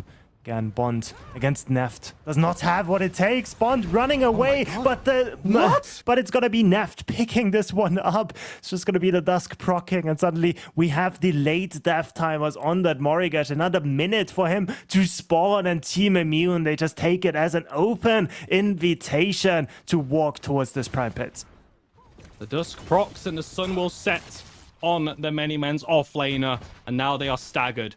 Ven, all eyes are on you. Tournament is on the line. This steal, possibly for $10,000 if you can get it. Sagu is here. Ven in towards the pit. Soulstorm gonna pull him back. Conte is very low. Ven throws out the Colosseum, wants to help us. He's gonna get the kill on towards Penguin, but he will not stop Conte. He will not stop Team Immune taking the Orb Prime buff for themselves. I like the idea of just not finishing it. for Conte. They had the advantage, but they did not want to risk it, so they just forced the fight. Penguin, he falls, but in the end, it's still a 2-for-1. Team Immune picking up this Prime and the gold lead.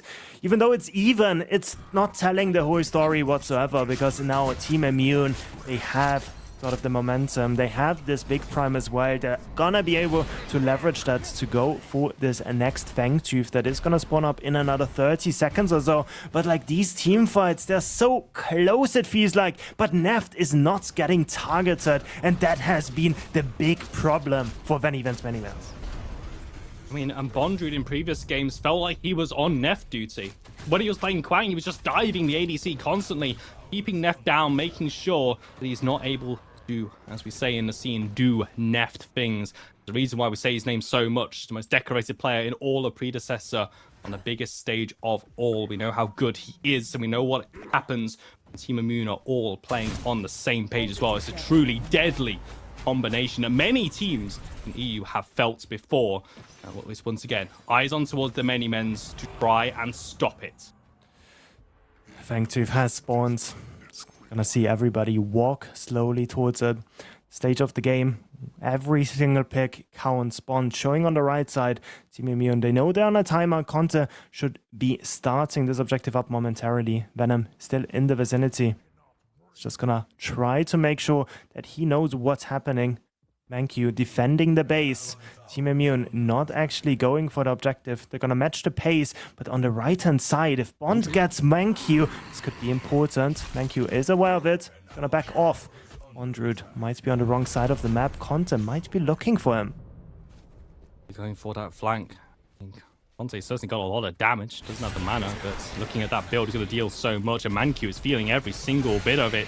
Level 16 to level 17. Mark gonna land. Curse will come out. Manq takes a chunk and a blink to follow to get away, but you cannot outrun the swarm as Bond's gonna go down. But what about a fight? Morose ball rushes forward. A fight engaging at the Fangtooth pit. Morose on frontlining duty. Shield Slam comes down as the rest of the MennyMen will regroup on the left hand side. Conte with the Soul Storm gonna pull them in, gonna upgrade that to a category 5 Hurricane. What an engage from Conte, and what a follow up from the rest of the team. It's a quadra kill for Team Immune's AD carry. And if it's one guy that deserves it, it is Neft. Bonds tries his best boxing against the Decker supports, but you gotta think he's just biding his time for Neft to arrive. Maybe it's gonna count towards this ace. It looks like it was a bit too delayed. Still, we're gonna count this unofficial Penta for sure. Neft picking up that last frag, and now it's just gonna be this base in their sights. As they walk down on towards the core, you may have an army Ven, but Immune, they only need 5 good men. And with this wave crashing down, they will remain the best team in Europe. Their dynasty will enter a new era as PCC EU champions. What an absolute demonic performance coming out of this Team Immune squad.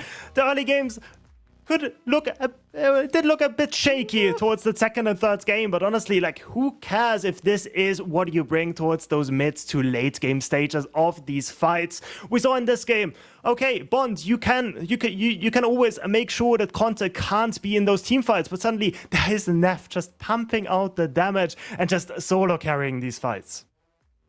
Neft woke up. He came online when his team needed it. When VennyVens were looking so good, once again, Team Immune fight back, show that resilience, live up to that namesake. 3-0 in the grand finals. Again, these were not stomps. VennyMens made it so difficult at times. One team that's left standing is going to be Team Immune at the end of it all. What series, what a finals, and what a performance from both of these teams, Tang. Yeah, commiserations to VennyVen's MennyMens, of course. They've been doing a fantastic job. We saw them beat Sin just beforehand, but Team Immune has always been a different beast. And I don't know, I feel like we've been in this position so many times with Team Immune just being the unofficial champions of Europe so much beforehand. Now they're going to be the official ones as well. And honestly, in the Twitch chat, I don't think many people are surprised by that as well, because Team Immune, they are just really, really good.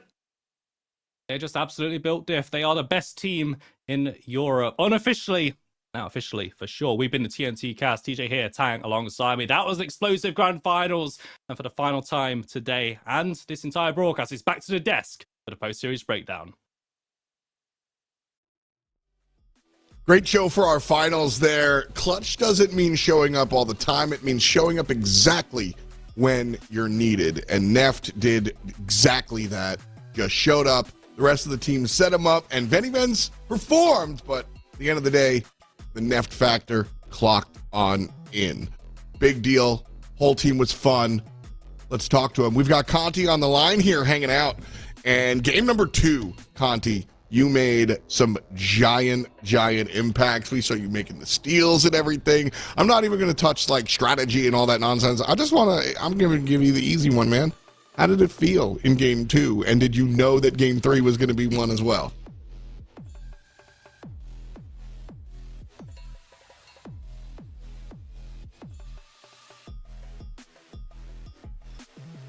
Conti will fix that in just a second, I guess. Was a crazy set, though. Yeah, that second one was nuts, man. Yeah. Oh. Hey, I think we got him. Still muted, unfortunate. Very loud in game. Quiet after it, I guess. I got a smile. Got a smile. So we know he can hear me. He can hear us. Yes. Bear with us while we deal with some of the tech difficulties. You know, I'll slang over to Falcon real quick. You know, I think this last one was largely Neft, but you got to help me out here. Connect the tissue for me, because the end was the Neft show. But how did we get there? Just through Conte mainly, just having that UAB available, having him set up multiple kills in different areas, having that solo kill onto Ben in the early game meant that it was so much easier for him in that jungle, had control in it that period of time as well. And then as well, Morose, yes, his laning phase was diabolical. There's nothing else you can really say. You can't really do anything into a mole. Yes, you kind of just got to pray that your jungler pays attention, knows that you exist, and comes over, which did happen luckily for Morose. But once he got to that team fight, he was able to set up for his team for Neft, and it just allowed Neft to free fire basically, which is why we saw those insane just multi-kills in those late game fights. And then Mars, the other side of it, you know, Neft wasn't really making all that money. He was doing the job, trust me, but he wasn't the guy in game 1 and 2. My vantage point, he simply didn't need to be. I think you're absolutely right on that, F. Neft will always show up and do what he needs to do, but Team Immune is a team that functions so well together. They don't need one person to be that guy that shows up every single time. We're not going to the game saying, Neft, you got to get this win for us. But, I mean, we saw it in Conte's play in game 2, right? Without the things he does there, without those crucial steals, that game looks a lot different, possibly the entire set. And I would even go so far as to say that without Morose in game number 3, we also see a different game, because Neft, in the fights leading up to those moments, did not have the space he needed to put out that damage. It was Morose who created that play zone for him to bring down those targets. I think we've got Conti on the line again, and I think this time he'll actually be able to join the conversation. So, right. That's on me. We won't have Conti, which kind of stinks, because I wanted to ask him here, which we can kind of talk about. A lot of teams kind of have this one guy, and I think Neft is kind of positioned as the one guy, but the best teams are really able to kind of do exactly what you mentioned, Mars, where it's play through different layers. Falcon, games 1, 2, and 3, who were the most active? Who are the biggest reasons for those victories? Do you think they were the same person in all 3 games? Definitely not. In terms of game 3, yes. You can say Neft, you can say Morose. It depends on how you view those team fights, how you view... Is it a matter of people who set it up, or is it a matter of who actually gets the kills? That is the main issue. But game 2, Conte. Game 1, again, you can throw it. I think Morose did a lot of work, but he kind of just also works on them. So that is how it works a lot of the time. So, but the main thing is, it's a different person every game. It's someone stepping up to the plate, someone saying, I'm going to carry you guys, facilitate me, and Team Immune does that. Which makes draft so hard. Like, you just can't, you know, Mars, you look at game number 1 and you're like, all right, we got beat out of the off lane. We got to ban the off lane stuff. And then, well, Penguin's going to play some ridiculous, I didn't know you can support with that pick. And then you got to ban that. And then Neff just gets grim. Like, that, I think, is one of the biggest reasons why Team Immune has been so dominant in this European world. Like, this is the, 9 out of 10 of the last tournaments have gone in their favor. Like, this team doesn't lose, man. And I think that's a big, big part of it, the fact that everybody can be LeBron. I fully agree. And I think a big part of it is that if you look at NA, you see, and even in EU, you see a lot of teams split up, reform, shuffle some players around. Team Immune doesn't do that quite as much, so they have a little bit more synergy there. They've played together multiple times over multiple different tournaments. They know how each other work, and that allows them to play around each other so effectively. I think the fact that we see these big standout moments and we can credit Conte to winning game 2 and Neff to winning game 3 is actually a testament to how well VennyVen's pressured that team, so they had to find those big plays, because typically they're just a team that's firing on all cylinders, working as one giant war machine, trampling through whatever's in front of them. This is genuinely impressive from both sides. Incredible performance. Glad we got a chance to watch it here. And, you know, as we kind of tuck things into bed, Falcon, thanks so much for letting 2 Yankees hang out with you. I'm gonna, you know, give you the floor here. Welcome. This is your region. It's been a fantastic time.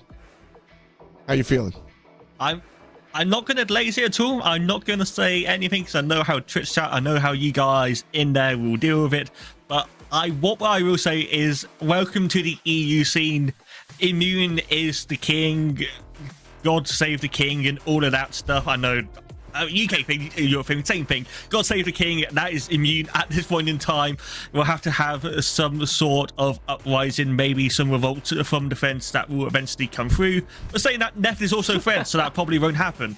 But in all seriousness, thank you for coming over. I'm glad that we finally have this massive EU scene that we can now show to everyone and finally step up to the same plate as the NA side.